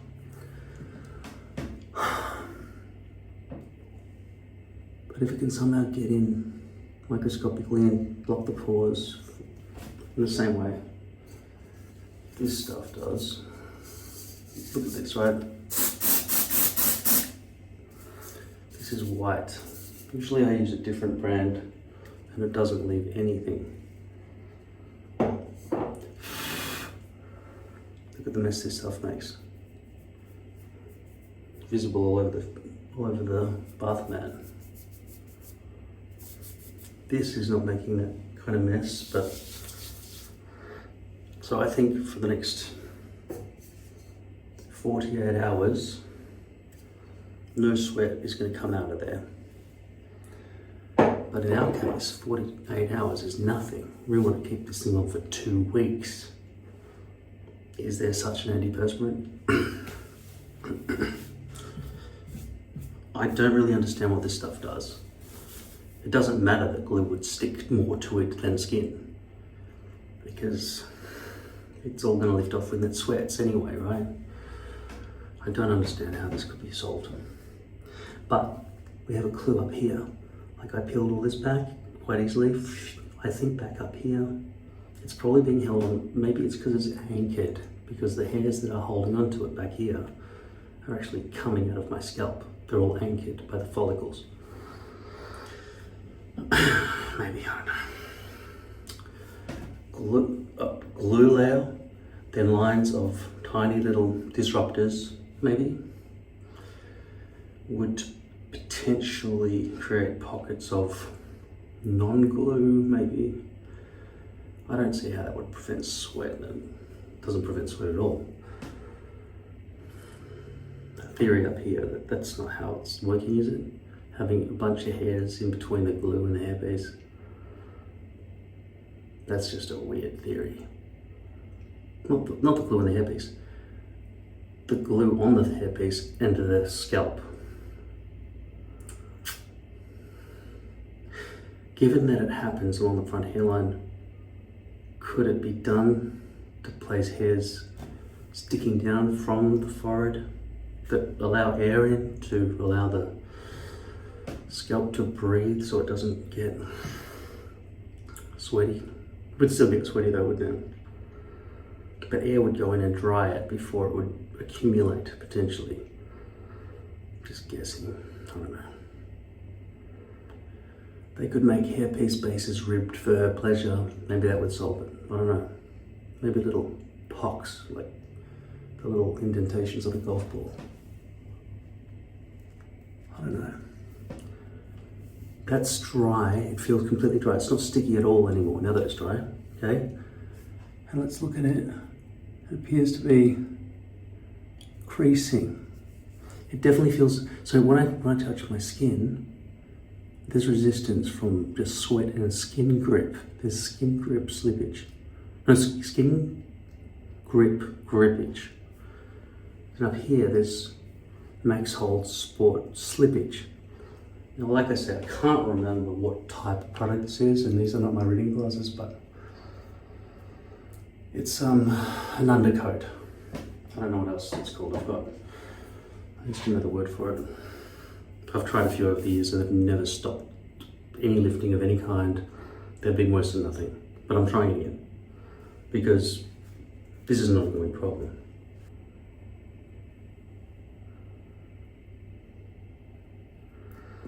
Oh shit. I'll do the front hairline layer of glue after this is all stuck down. So I won't put glue here yet. I just need the bulk of it to be adhered. Do I feel like the brush is sliding differently with the glue over the top of this Max Hold Sport undercoat layer? Yeah, slightly. Alright, so I'm gonna wait 15 minutes for that to dry, push it all down, then go across by lifting this front edge, which as you can see doesn't really have any proper glue along the very front shiny part where there's no adhesion, nothing. It's obviously like going away. So why don't I just press this whole thing down right now? I don't really know. I seriously don't know. Like, wouldn't there be micro undulations in the fresh glue while it's wet that would bond better with that stuff up there? I don't know. Why do I wait for it to go tacky before pressing down? I don't know. It'll eventually dry on its own anyway, right? And if we imagine polymer chains hardening as it hardens, like as the molecules solidify into their positions, wouldn't they be linking on to the top layer better when they're wet and then letting it all dry as one? I don't know. I don't think the glue is thick enough to ooze up the sides. Fuck it, I'm just gonna push it down now. It's not like it's lace or something where the glue could ooze through the holes like Vegemite through a Vita weed.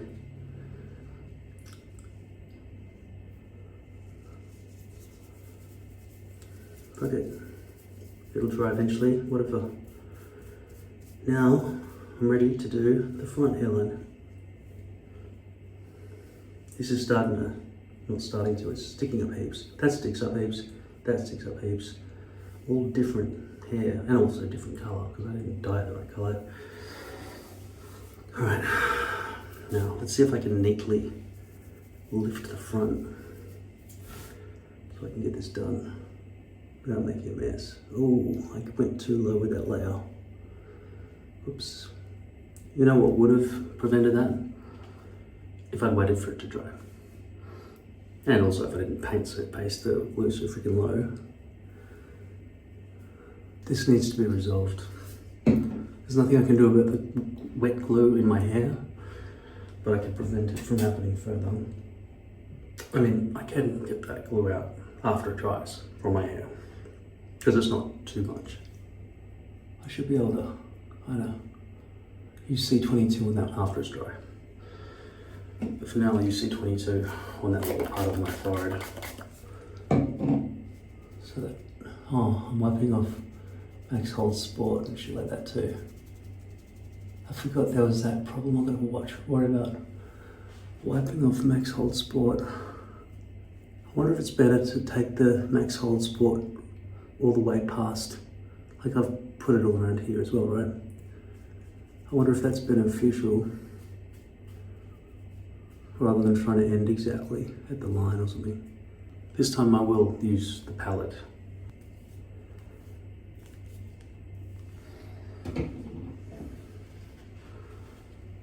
I've done a little accident. That's going to be my palette, so I can prepare my brush. Start in the middle, why not? I think my lack of visibility, because I'm not wearing proper glasses, and even if I was, they wouldn't be high enough on my eyes, is limiting my ability to get right to the edge. Though I don't think that's the reason. I think the sweat is the reason, and the melting of the glue. The melting of the glue. This palette system is perfect. Another invention by StickOnHair. You like pivot pin? It allows you to torsionally rotate the hairpiece on the mannequin head while still maintaining full control for purposes such as cutting off exposed base. It's another term I invented. Exposed base.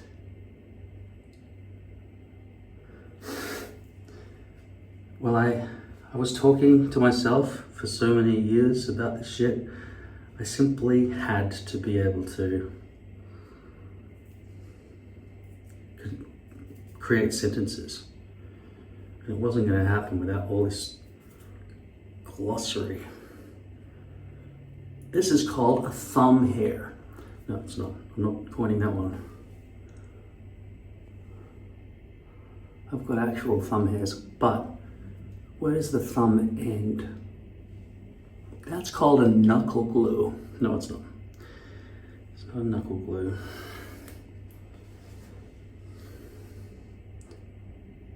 Oh, shit. Okay, so with Ultra Hold, with all glue, as the glue dries on the brush, it becomes increasingly difficult to paste the glue on.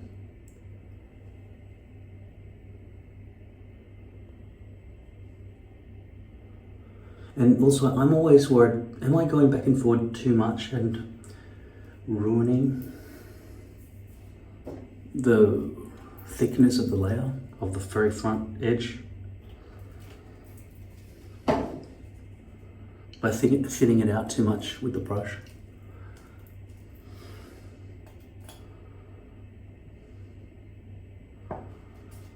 Or am I laying it on too thick, causing it to melt and divide and separate, because I'm treating it different from the rest when I get to the front edge?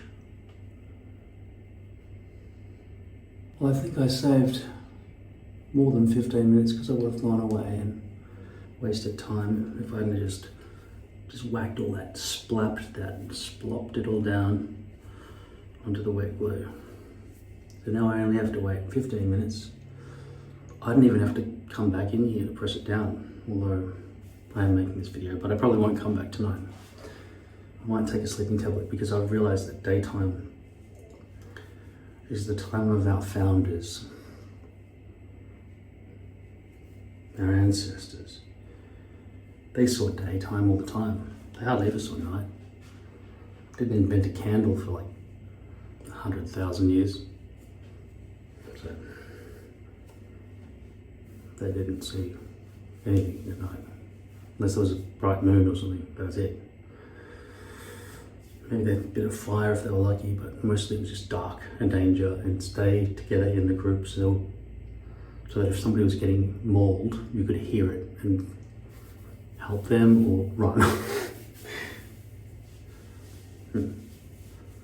Having wolves would have helped. Not the ones that weren't tame. They wouldn't have helped much at all. But befriending the wolves was a big, helpful move. I wonder if we can thank dogs that much for giving us our power.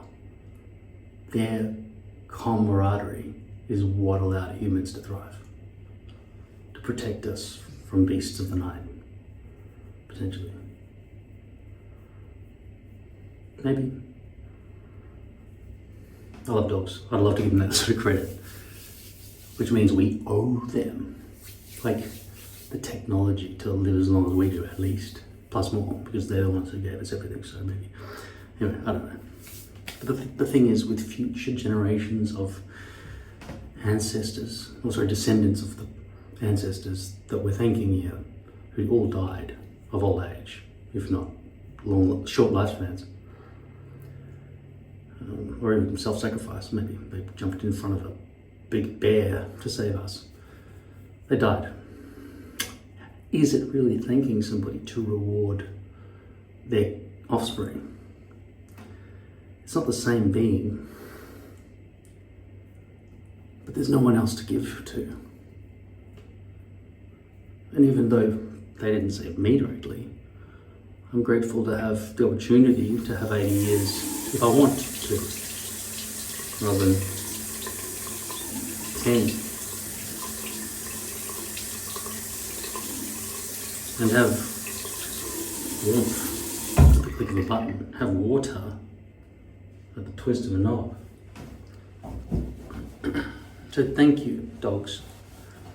I don't know if you did it, but I'm going to say you did. Okay, so I went and had a full night's sleep. It's now 1,500 hours, 1,700 hours, 5 o'clock. Whew. Asteroid. One left. But I got another box. Let's get some more. Thick's not floppy enough.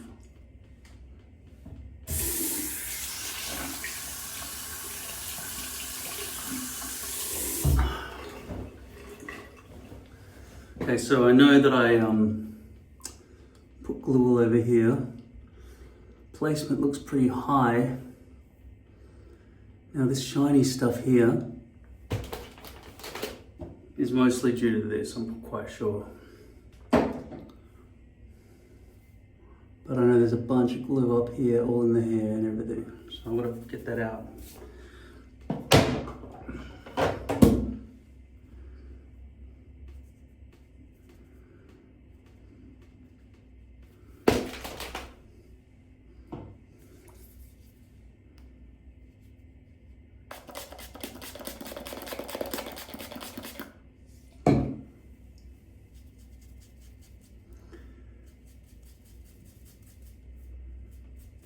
It's even glue up in my hair from when I dribbled some on during the pre-gluing process. You can see the two blonde area down low. It makes me think maybe this wouldn't be the best solution for somebody with jet black hair, unless you are good at getting low with the dye.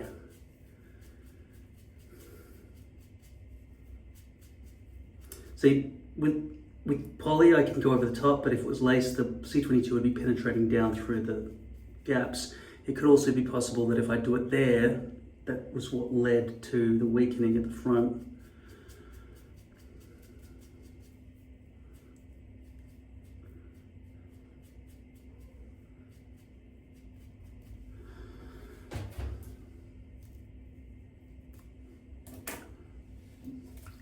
I'm just going to spray directly.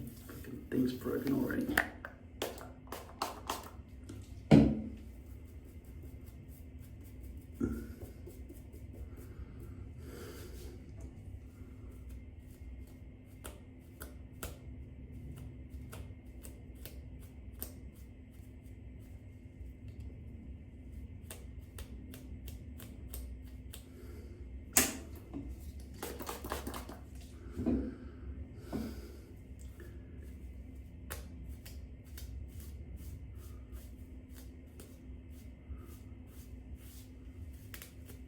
Now when I dissolve this, that doesn't mean the glue's gone away, does it?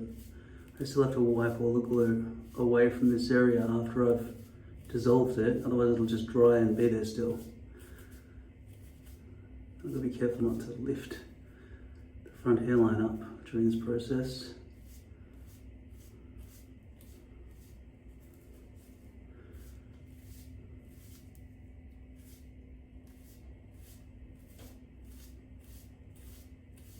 Okay, so I've got a mixture of kind of solvent and glue over here now.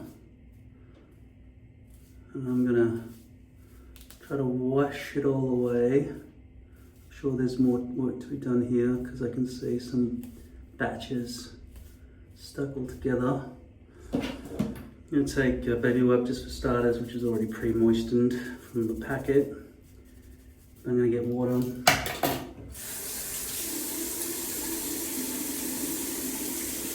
And soap.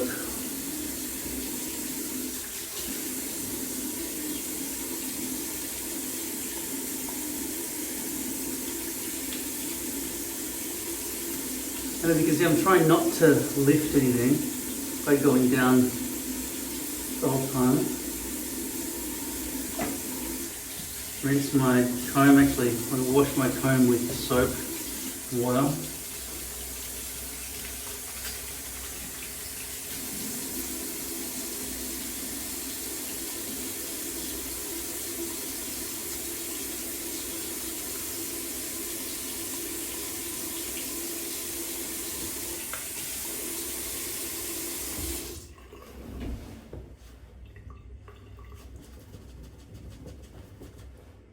I feel like there's not enough washing yet. Just gotta get the water out of my eyes.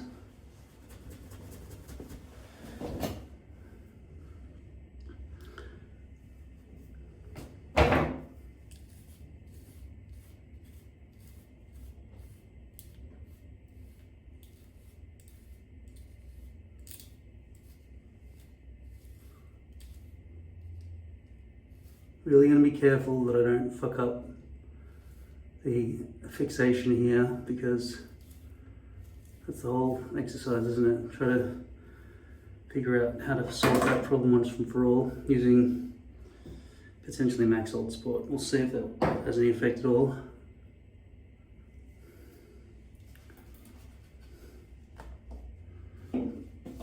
This is the palette and the brush from yesterday.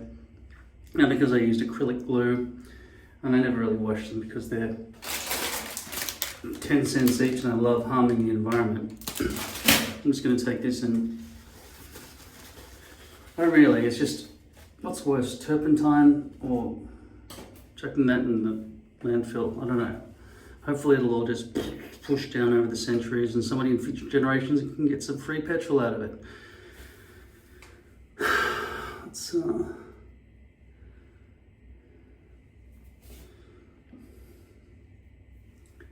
Americans don't call it petrol, do they?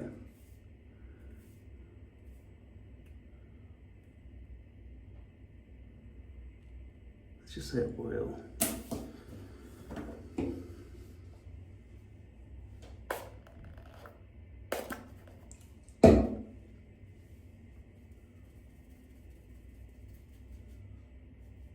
Must be very confusing in America. The word gas having like 10,000 meanings. Like you wouldn't abbreviate petroleum to gas. Gasoline. That's just asking for ambiguity. Given gas is such a widely used word for other things.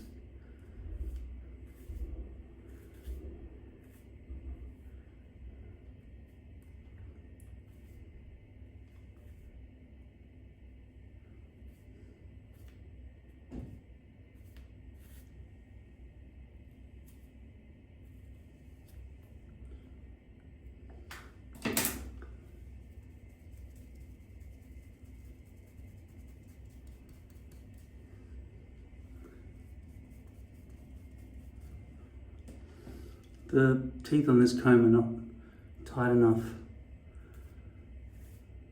to separate some of these little clogs.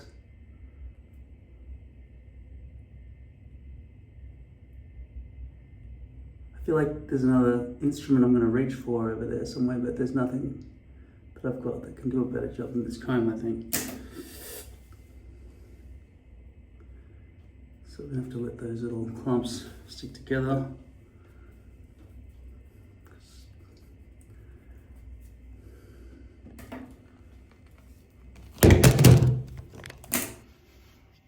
suction cups are not a good solution after a while. But they somehow seem just as good as glue. I mean, that my shower holder over there, where it holds up all that weight, just a couple of suction cups back there holding up all of that. It's been there for over a year. So that works really well.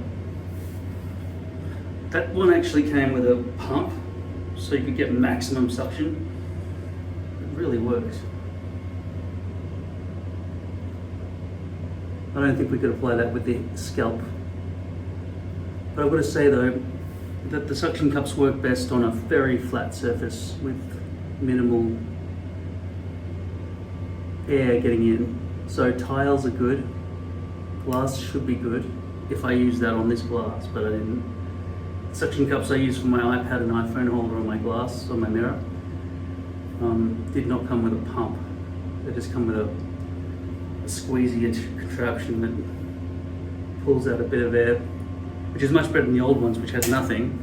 Like that clock just has 4 suction cups, just, and because it's light and it has 4 of them, it doesn't fall. I'm just going to let it be.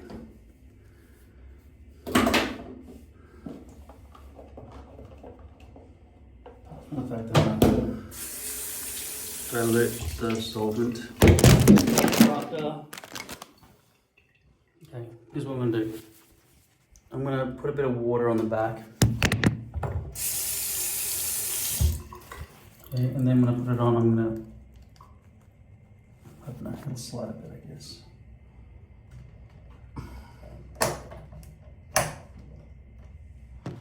Hopefully, while it's wet, it's not going to be too slippery and it'll still hold the weight of this little phone. Okay, stay. What I'm trying to teach you kids is that glue, suction cups, holding things on with weight attached to them. This is not really weight so much, is it? The hairpiece.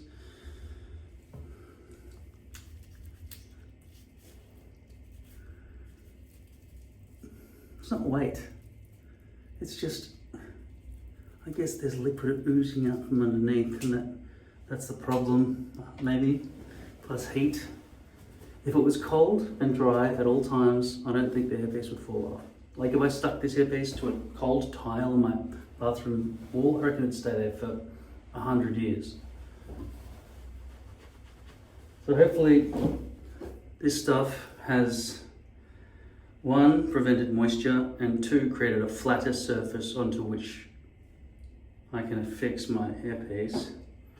Basically like trying to create a tile on the surface of my microscopically bumpy head. Okay, so the right hand side, my right hand side, I thought I was about to declare it fixed, but this one, but it's not sticking to the forehead at least, which I think the forehead's clean there. It's so much harder without being able to see what's going on.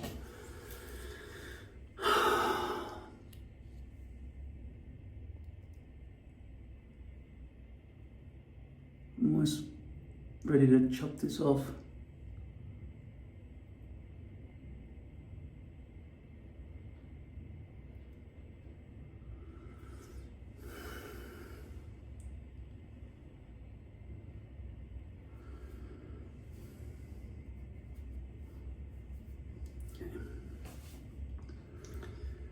I'm just going to put some water through my hair, just because I don't want the hair to get the fuck out of my way.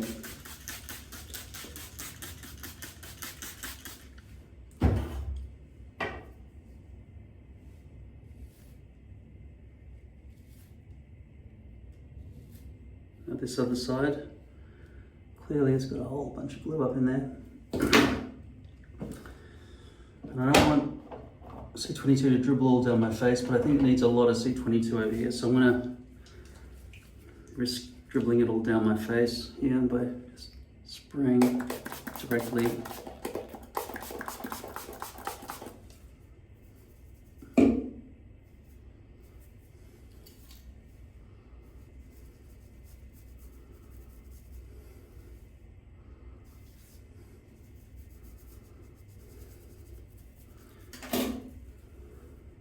It's a lot of C22.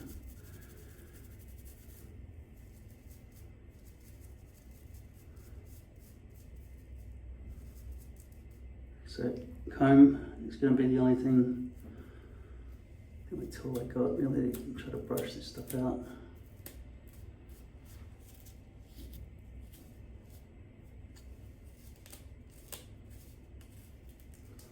Placement's wrong.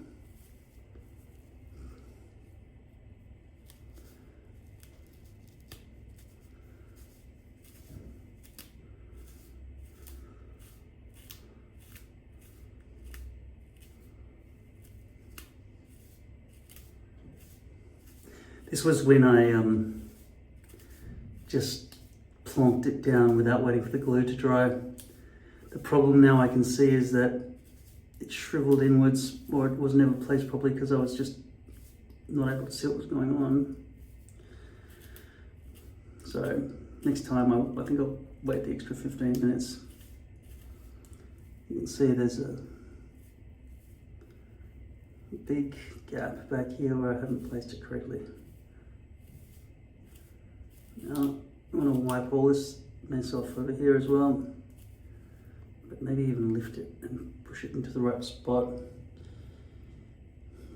But I'm getting C22 underneath the hairpiece, so that's fucking it. The glue hold, I mean.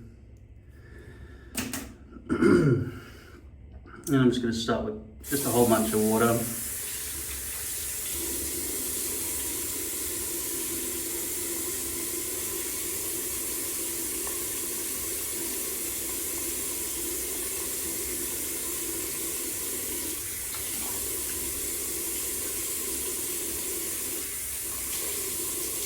I might just cut my hands and really get a lot of water and put some soap in my hands.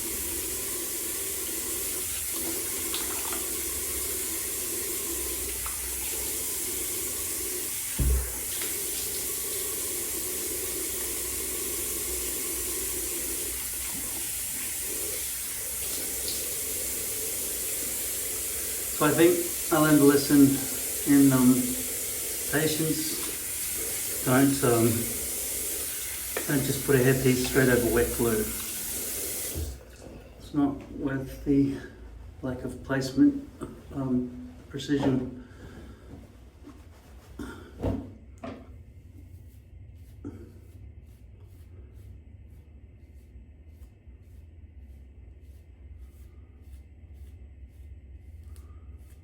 Got to declumpify all that.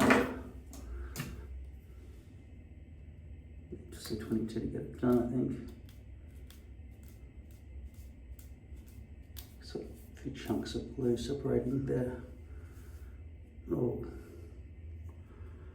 is that soap or just a bunch of glue? Gotta wash this comb.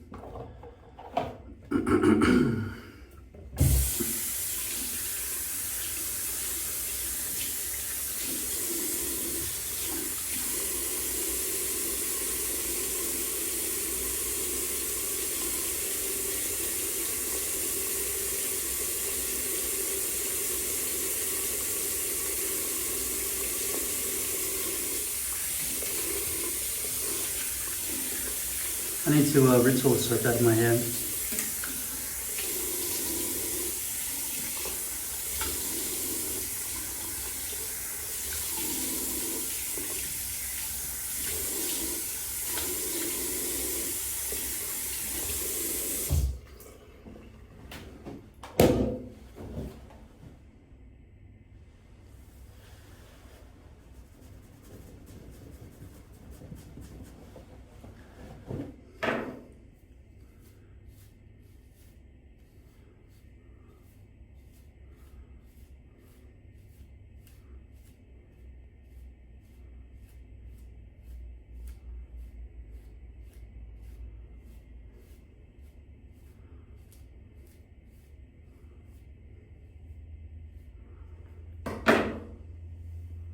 Should I lift it and slide it over or not?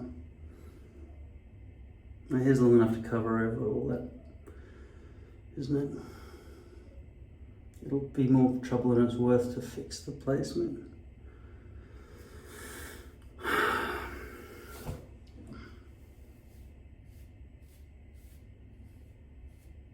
But it is annoying me that it's so far away. Now, I could see some shine along here from the Max Hold Sport.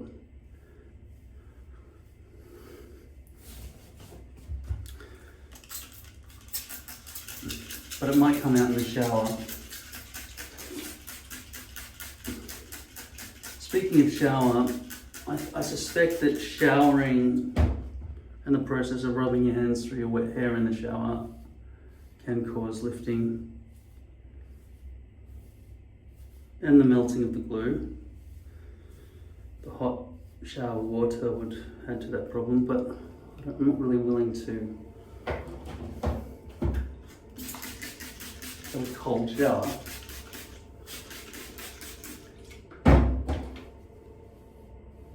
What am I, an ant doll?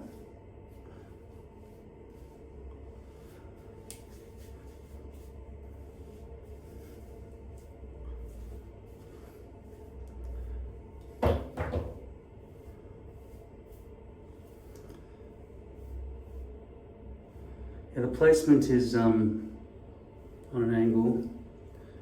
As always, I'm always putting the left-hand side down lower than the right-hand side.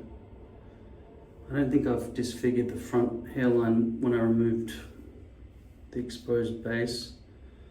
I think it's just normally round, it's on an angle.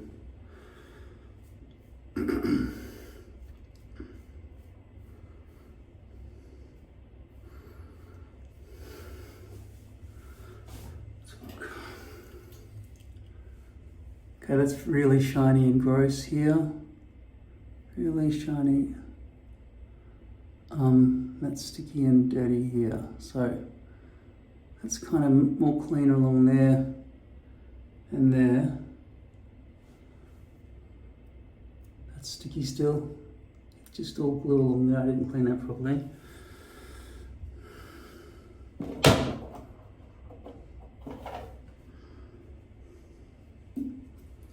I have to scrub a bit.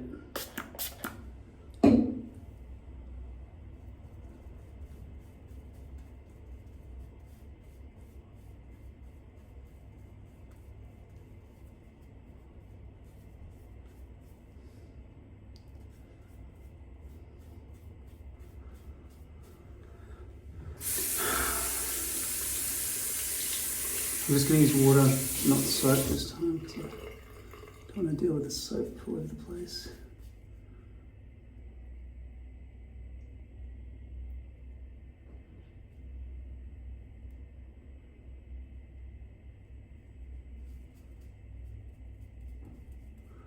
Yeah, I'm going to wipe downwards here. I'll show you what I'm looking at with this icky shine right along the front hairline here for a sec. Okay, so that's what I'm talking about. So I've mostly cleaned it up around here, with the placement incorrect. I've mostly cleaned it up around here with some kind of dark patch here, which I think is a combination of dyed base and stuck together hairs. I've mostly disentangled it, but you can see the residual Max Hold Sport that I placed along the forehead. If I go up too high with cleaning it, I'll be causing the same original problem by juggling the hair and ruining the hold. I certainly don't think C22 should be placed anywhere near there, unless there is glue. So I'm just going to take a baby wipe straight out of the box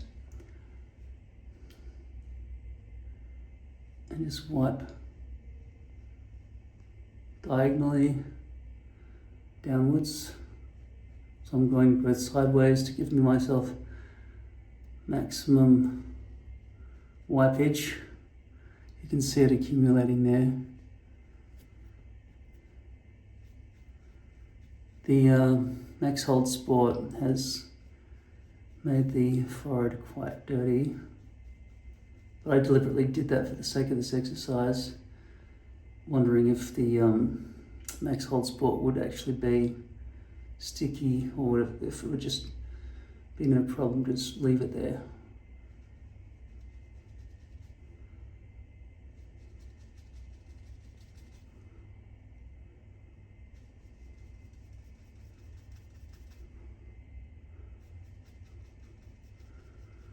Here's an experiment to see if I need C22 to get Max Hold Sport off.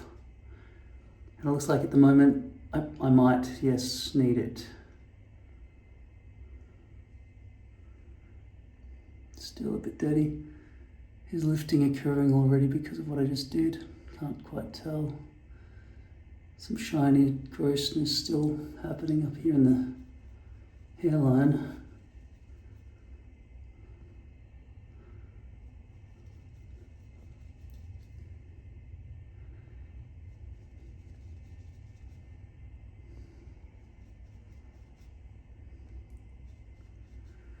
And focus for once.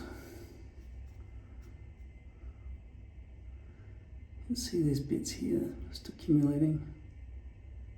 Could be a combination of glue and Max Hold Sport.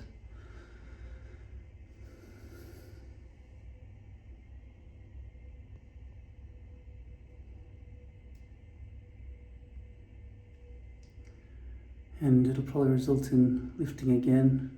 I'm just hoping it won't. It's sticky to touch my forehead, and you can see the hairs sticking to it.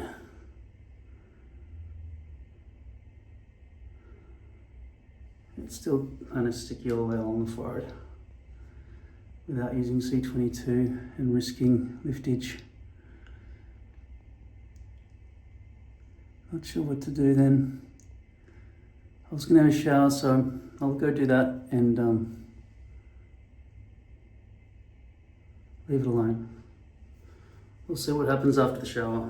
I just remembered the term for these things. They're called scalp protectors. That's not what I'm trying to achieve here, but I think that's what the category is. Okay, so I just got out of the shower and I was really careful not to mess around with the forehead at all and not have too much water spraying on it and so on. I'll dry myself and we'll examine it. Maybe I'll just let myself sort of drip dry as well without being rough at all with the front, because the towel can be the enemy of whatever's going on up here. Just for today, after towel drying my hair, I'm just kind of gonna let it drip dry, just so there's no joggling while it's hot and wet. By the way, talking about antiperspirant, this stuff, like I showed you, this creates a white powder, but this stuff, which has 72 hours of whatever it says there that I can't read, is clear.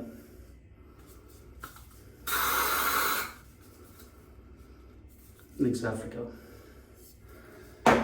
So maybe one day I'll try just spraying that on. Doesn't seem like it would help things stick to it. I'll wipe that off. Okay, I think it's dry enough. I'll start by putting some of this leave-in conditioner, so there's no risk of snagging the brush. It smells good.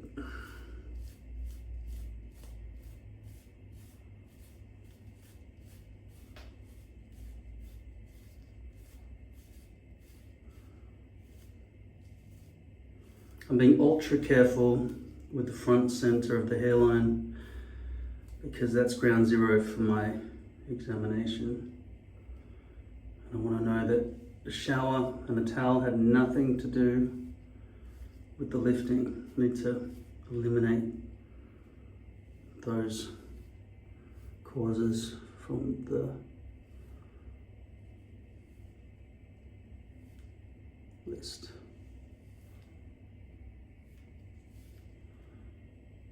Now this brush could cause more problems. I think there's a clump of glue at the front center, right where I'm targeting.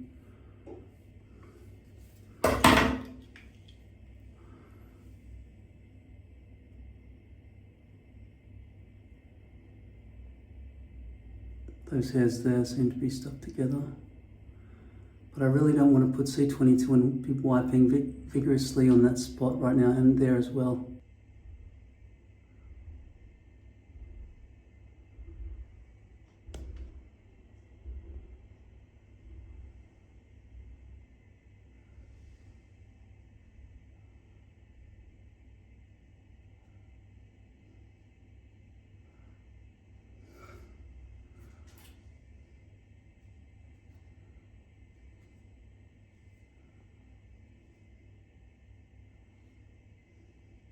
It's sticky there, but I'll blow it if I start trying to wipe it all away. It's sticky all around here.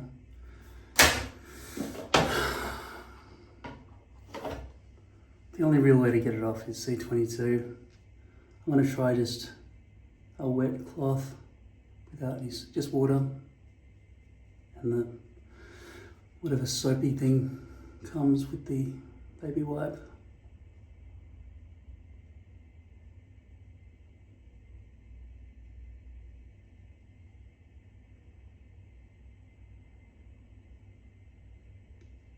You can see how much stuff is coming off here.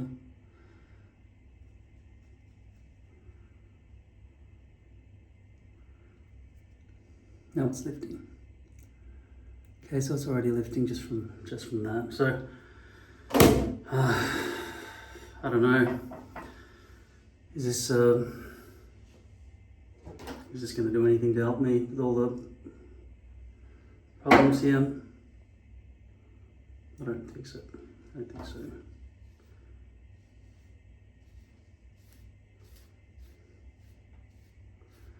I don't want a clump of glue there, so I have to wipe it and I have to brush it. Now, to keep it back off my face, I could just, we've tried just plain medium strength hairspray before, but this time I might go with strong hairspray, but it's not going to be a good look. Still sticky here. Chunk of glue here. It just adds to the mess in quite a substantial way. I don't see any benefit to it. I'm going to put some of this lacquer through my hair that's currently got cold seam gas. I can't think of the fucking word. You saw what I did. Leave-in conditioner. Another chunk of glue up there.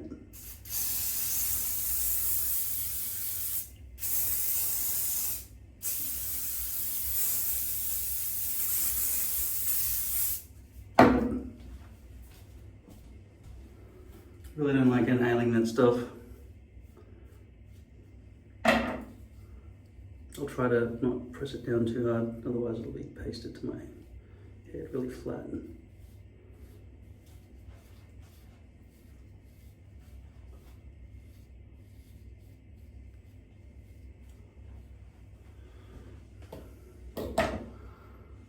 I'm pretty sure if it gets much longer than this, my hair, I won't be happy. It'll be ponytail city. It'll be no good. I think there's a happy medium. This is probably the best I can ever achieve. 2-inch back and sides and 4-inch on top. But 4 is too long compared to the 2 because it doesn't transition nicely the way the hair piece behaves. I'll try to do a neat part and spray it into position. Over here.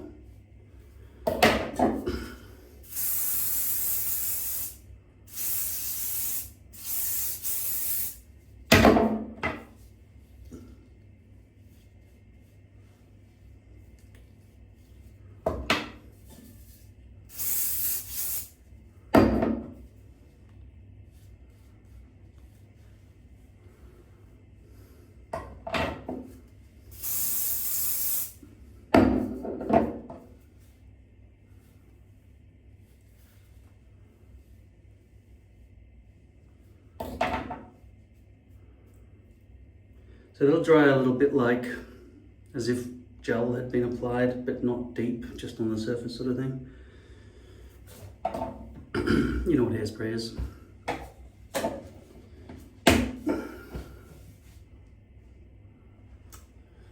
In terms of dyeing the greys away, it does go grey all the way up to there at the moment, but in the shower I could safely probably just do the sideburns a little bit and around to there without risking staining the base up there. So I might continue to use that stuff if it's a faster way to get the dyeing done for the greys. Having to take the hairpiece off and do a full head dye, I don't know. Haven't decided yet. So I've been filming and editing this stuff for ages. It's already 4 hours long after lots of cuts.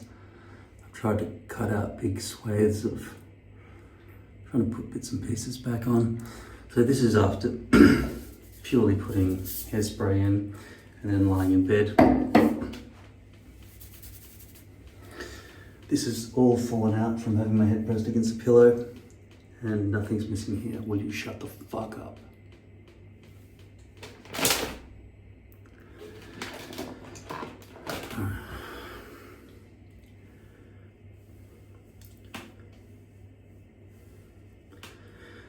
I've realized, first of all, there is a huge chunk on this right hand side that needs to be chopped off. Not going to do that right now. Moreover, brushing back can only really work, I think, if you can keep brushing back all the way. You can't brush back there and have a little ramp sticking off the back. You've got to make sure this bit here is long enough that it will brush over. And I've got a bald spot there, so it's not going to happen unless this grows really long. Also, this hairpiece is stitched that way, not that way. And it won't allow me to really fully go forward, but it might enough. So potentially I might have to cut this whole thing down to 2.5 inches like the rest. This is not bisymmetrical. I can't flip it because my hairpiece is shaped like this, or more, they create it like this. In terms of placement, I'm constantly putting this thing on an angle or whatever. I've got weirdly too much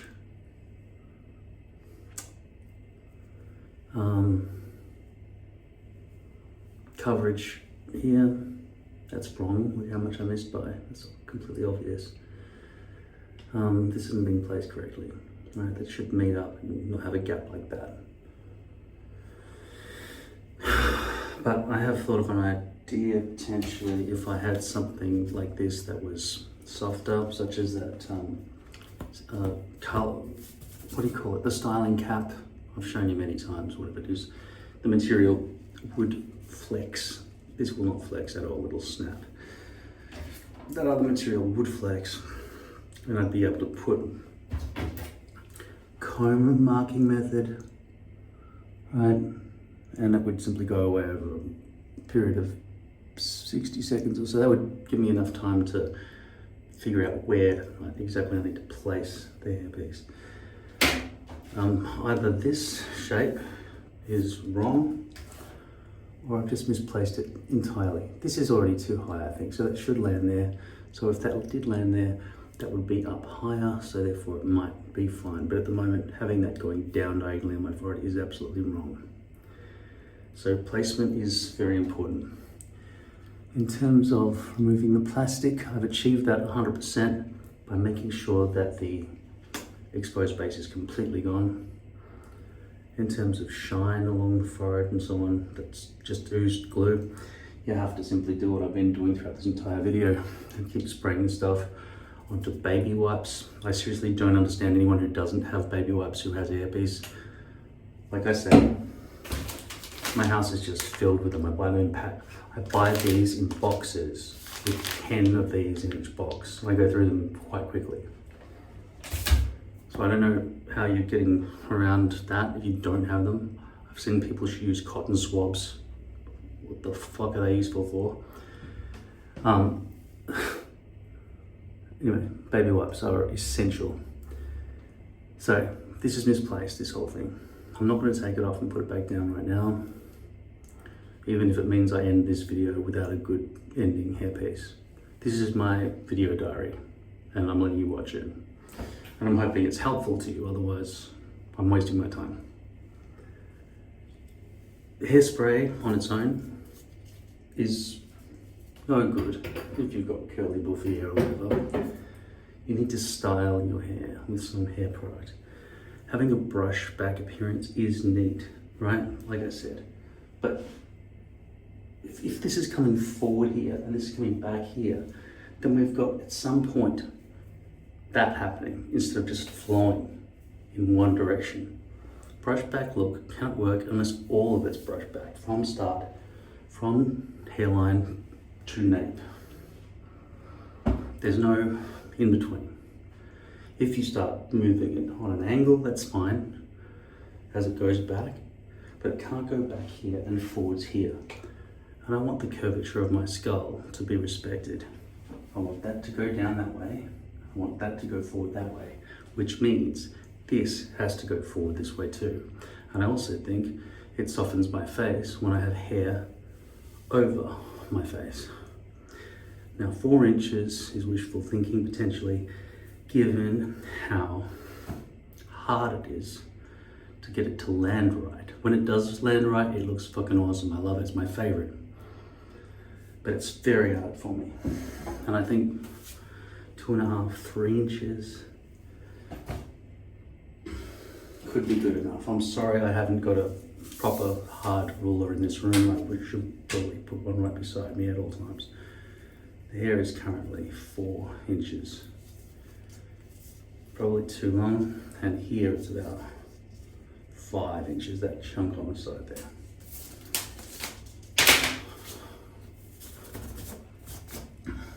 My t-shirts are constantly disgustingly dirty.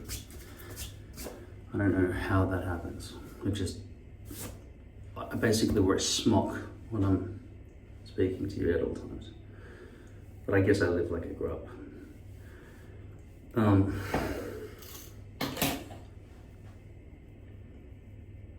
I don't want to have to re-glue this now for you, okay? That is way, way off. I'm going to lift this now because it is ultra hold, so it gives me a few options.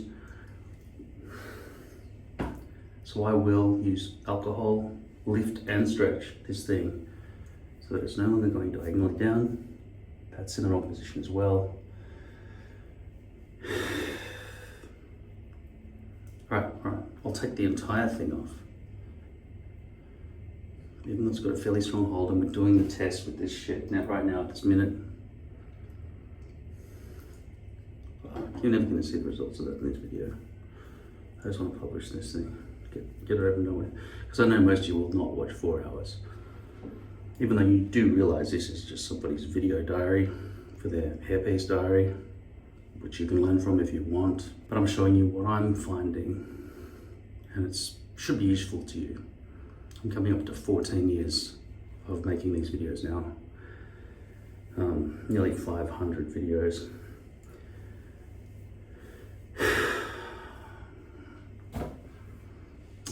You might say I'm just stupid, but I am in Mensa, so consider that when choosing who to listen to.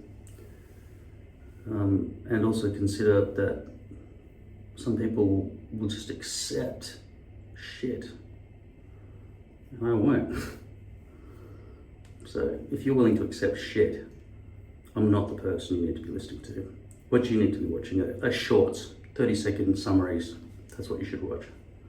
And in fact, you probably are if you're not watching this right now. So who am I talking to? I'm talking to people who already are interested. Unless you've skipped to this bit of the video.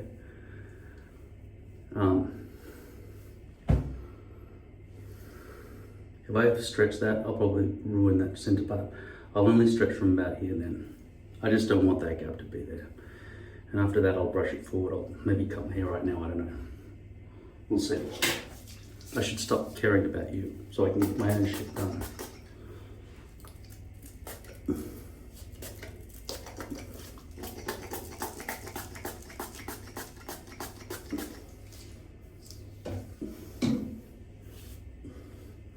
I have to also realize that I put this underneath everything. So I think as I lift this, there'll be no stick at all remaining. And if I feel this, I think I'm right. And I'll have to put new glue down completely.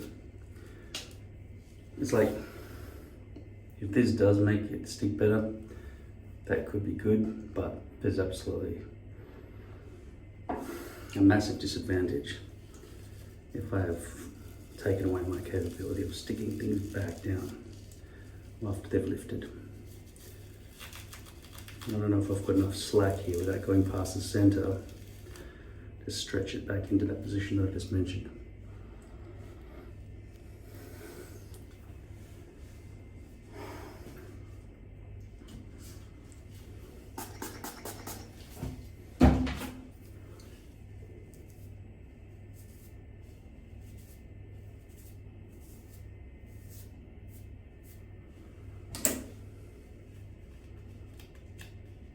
Feels like it has a little bit of stick. Don't know how. It won't be enough, of course. I might have to add more glue later. As you can see, that's just following this down in contour, but as I place it on my forehead, it comes back down that way. How? I don't know. If I were to go upwards like that, that would probably cause a crease up here. Yes, it does. It's because of the geodesic line. I would want the hairline to finish up about there, but that's going to cause a massive fold up here. And I'm not going to chop that off there, because I know that next time I take it off, I'll probably want to place it correctly. Am I going to do the same on this side as well? No. If so, I might as well take the whole thing off and redo it. But I do want to see if that stuff works. Because if it does, we'll keep using it. It may even just act as a buffer to stop the heat coming from my forehead to the ultra hold, lessening its melting point or something. I don't know.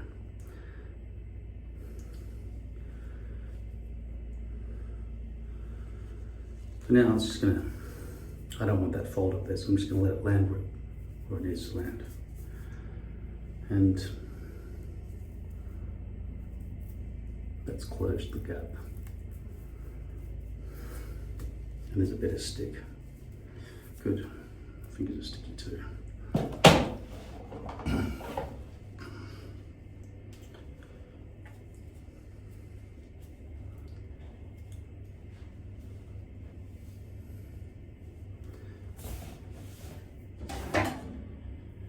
The oil.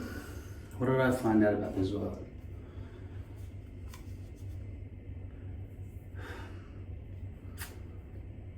Maybe it's like the water for hair that I need to use all the time, but it's not giving me proper hold. This is something I kept avoid using because it costs so much money, and you need so much of it just to get the job done.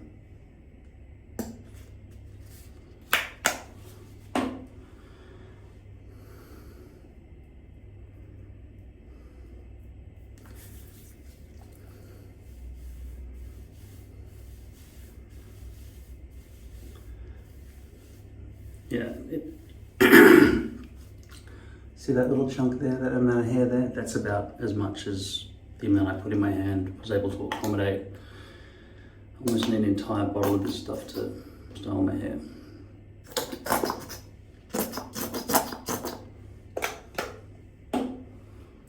This still won't be enough.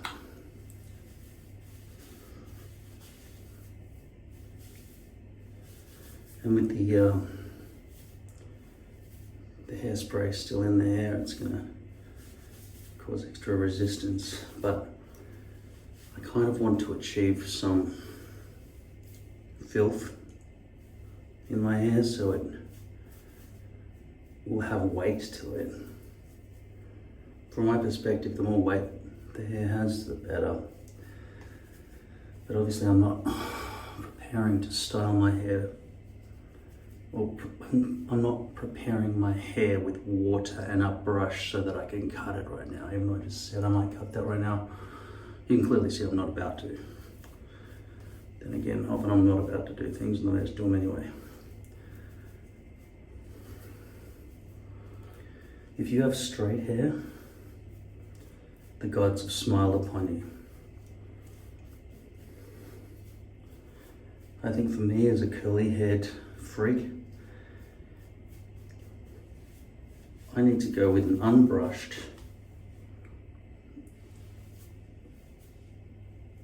controlled, unbrushed, relaxed hairstyle with the stitching definitely facing that way next time. But my next hairpiece will probably be another one of these, which is the oversized frontal from Lord Hair, because I bought two, remember? So, and I did start communications with them about getting a 7-inch wide by 16-inch. Wait, I only need 6-inch wide by, let's say, 16-inch long rectangle. I may even choose 0.06 millimeters like this one is. Why would I choose this instead of 0.03? Because I'm not as afraid to stretch it. Also, there's been zero shedding. I've often talked about knots versus V-loops, but the 0.06, this one is very well made. But I don't know if it's always like that, but 0.06 is giving extra compression somehow because of the extra plastic coating, so that it's not just slipping out. This staying in. It's more robust, and I haven't really been hindered along the front hairline. You've seen extreme close-ups this video, just showing that it's not a problem when blending into the forehead. The problems have been exposed base, not the thickness of the base. Of course, when you get to beyond a certain thickness, it's going to be a problem, but 0.06 is fine. So that's what I would order, custom, right? 0.06 millimeter poly with color number 18, 14 inches by 6 inches. That'll allow me to cut out 4 hair pieces. And I'll buy that based on the price. But also I might buy it because I will then have full control over which way I want this, because they'll always stitch it in one direction. And I'll choose that direction when I place on my head. So it's naturally wanting to fall forwards. This is naturally wanting to go that way. It's wet with that frizzies at the moment. So it's kind of obeying me, maybe temporarily before it dries. But if you have curly hair like me, and as you know, the hairpiece is not my natural hair and it's behaving the way it wants to, I would say that's similar to curly hair in terms of lack of controllability. You want to maximize your control. And if you're going to go for a brush forward look, which I recommend you do if you don't have a good crown control. Like if you have a bald spot there, you're gonna have to keep brushing. You're gonna have to grow all this long too to brush back that way. Otherwise you're gonna get a little, although I don't know how straight people's hair behaves at the crown. I must be missing something. I've seen lots of people in movies and stuff with brush back looks. If I think through it, they're always brushed back all the way past the crown. It never stops being brushed back anywhere along. If they're brushed back here and even diagonally back, it'll continue being brushed back here. Otherwise it would look like a separate object on a brush forward hairstyle.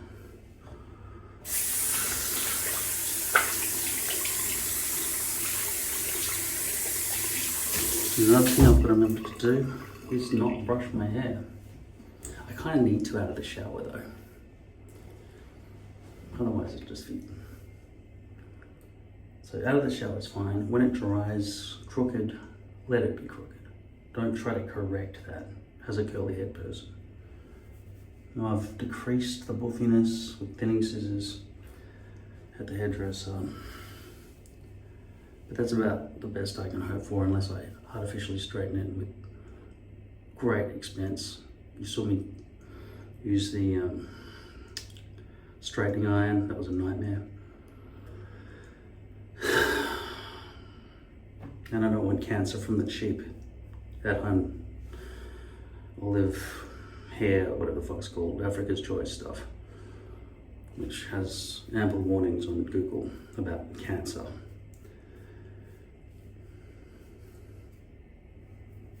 Because of the formaldehyde or whatever the fuck arsenic or whatever the hell it is.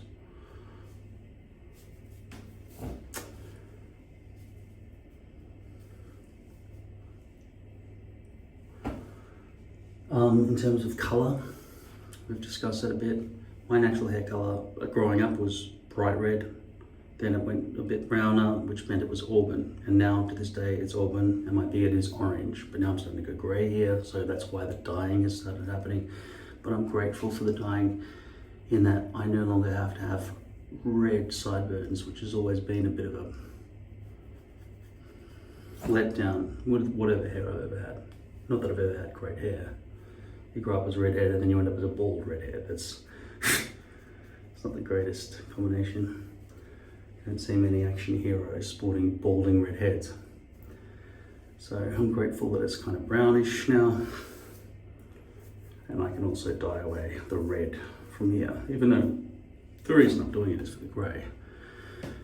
Because red was never reason enough to do it. Now, as for neatening that up, glasses ruin everything and they're dirty now as well. But I'm gonna have to trim that if I wanna look respectable. So I'll put a 7-inch guard on this, 7mm, 3mm. This table is the most magical table in the world. It makes everything disappear. So if I can have there with a 7, oh, it's on there. Right, now, this is 7 to 9, okay? So I can make it lower or higher. That'll be 7 there. I'll try 9, okay? That's 9mm, that's close to 1 centimeter.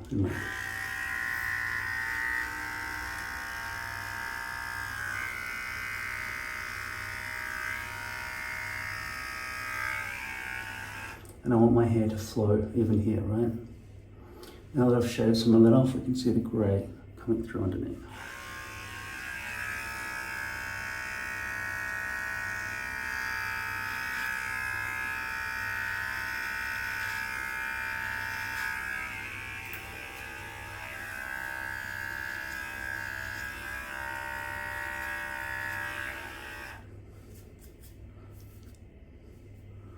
So that's neatened up my face a bit there. Now in terms of these Elvis sideburns, I prefer having them than not. I know it makes me look younger when I shorten them, but I like them this length. So bottom of the tragus each side basically. That one's a bit longer, sorry.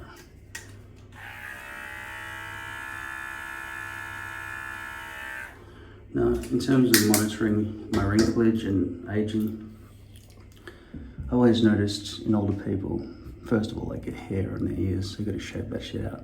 But also the face sags here and you can start seeing the line right where the ear ends and the face begins. I don't know if you're seeing that. I can't see what you can see.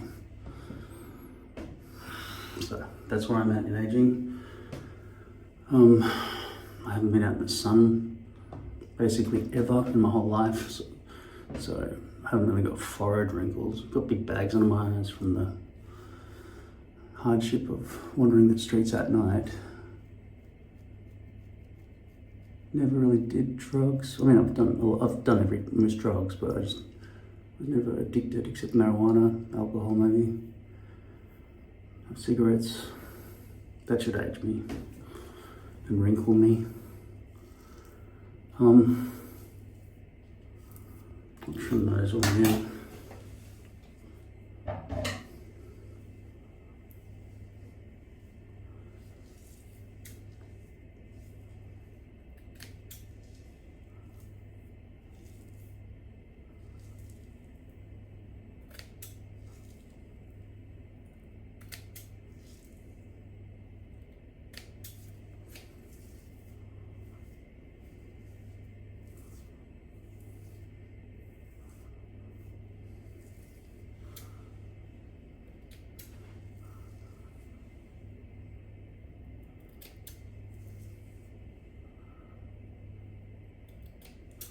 And I certainly would not dare to do what I just did with these things. They are super scary and dangerous. They are almost breaking the skin just from touching them gently. They would totally fall into your eyeball. I'm gonna put them away probably forever. I can't think of a single use for them. No good for cutting fingernails, nothing.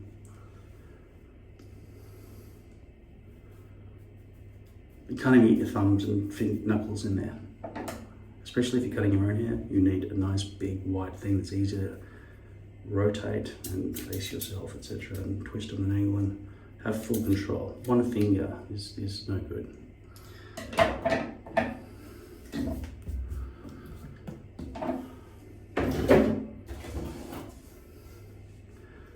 So, weight mess, marky mess throughout. Maybe just keep piling all the hair product all over it until it's untouchable hair. I don't know. If I was going to a glamorous red carpet event, I don't know. I probably still wouldn't go for a brush back look. I'd probably still try to keep it styled forward. And I think curtains, if that's what you want to call this style, are almost equivalent in charm. What's the word I'm looking for? Debonairness. There's a more often used word than that. I can't think of what it is. Chic. So long as it's not disgusting. And I haven't figured out how to do that yet. I think I kind of have a little bit, and that is make sure the hair is stitched that way, not that way. I'm going against what it wants to do. I said I would cut this. This side has not been moved over. And it's got this protrusion here, whatever the fuck's going on there, I can't see anything. Just see an outline. This is always, the triangles are always a massive problem for people who wear front partials, right? This part right here on both sides. It needs to be removed. But I've got no visibility here. I need my mirror cam set up, but I haven't bothered with it today. So if I can just do it by feel, because I really cannot see shit.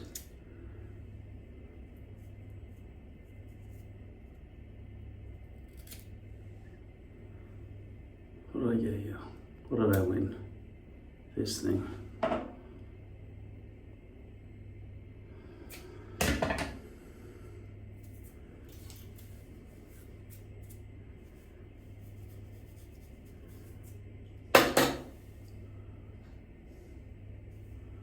Well, not very well done. Maybe I will lift this after all.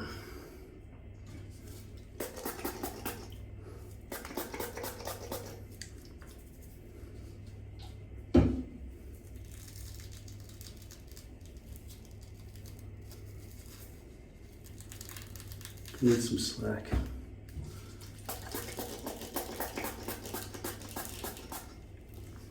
And also, there's much less risk of tearing when I force it like this, when it's 0.06, right?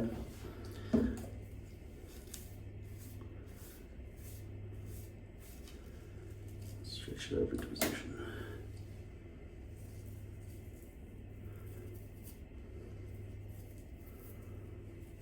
And hopefully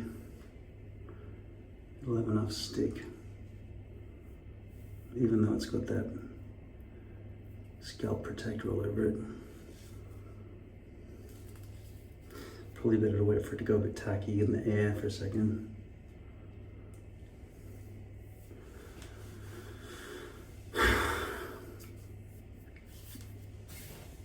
I think people respect you more when you have clean hair, despite everything I just said about weighing it down with the product. If your hair's cut in a certain way, then the worst that can happen is your hair will just be slightly messy.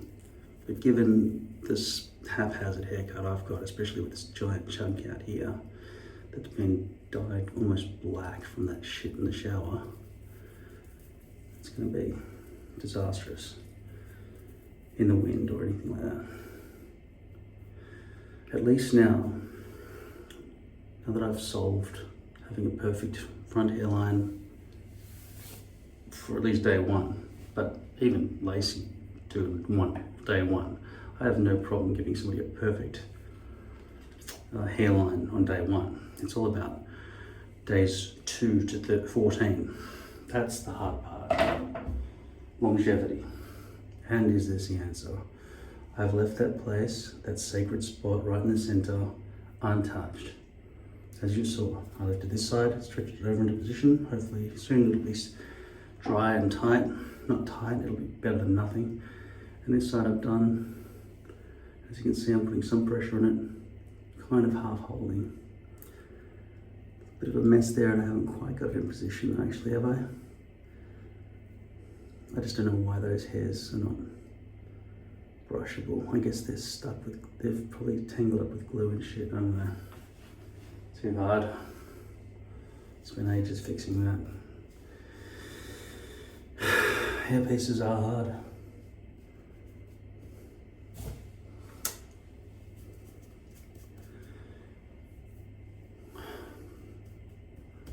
I'm not going to cut that right now. I don't have to.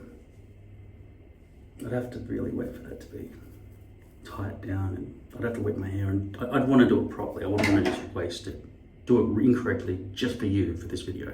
You know, I often do things that are bad for me.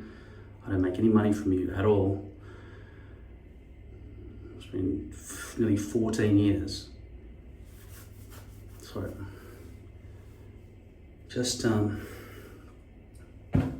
not going to sacrifice this hairpiece for you. And I don't care that it's 4 hours. I mean, I care about the effort I've gone to. I'm hoping you get something out of it.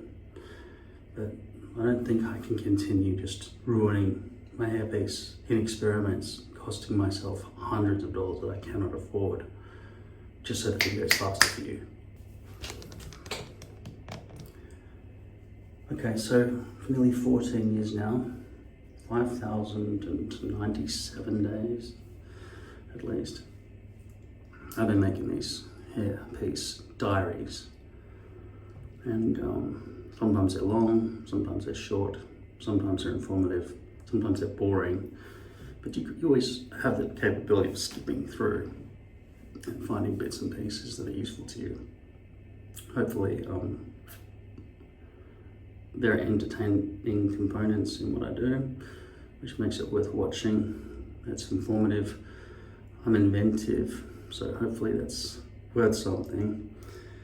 You can see what I'm doing wrong, the frustrations that this causes, having to stand up for fucking hours getting this shit done. But if you've got no patience, if you just want to watch YouTube shorts, those fucking idiotic things that just loop all the time, and you want me to just do all the work for you and then come back and give you an answer for free, well then you don't have the patience for this kind of video. So in that situation, I understand. You don't want to watch this stuff, which is fair enough. In which case, as the British would say, off you fuck.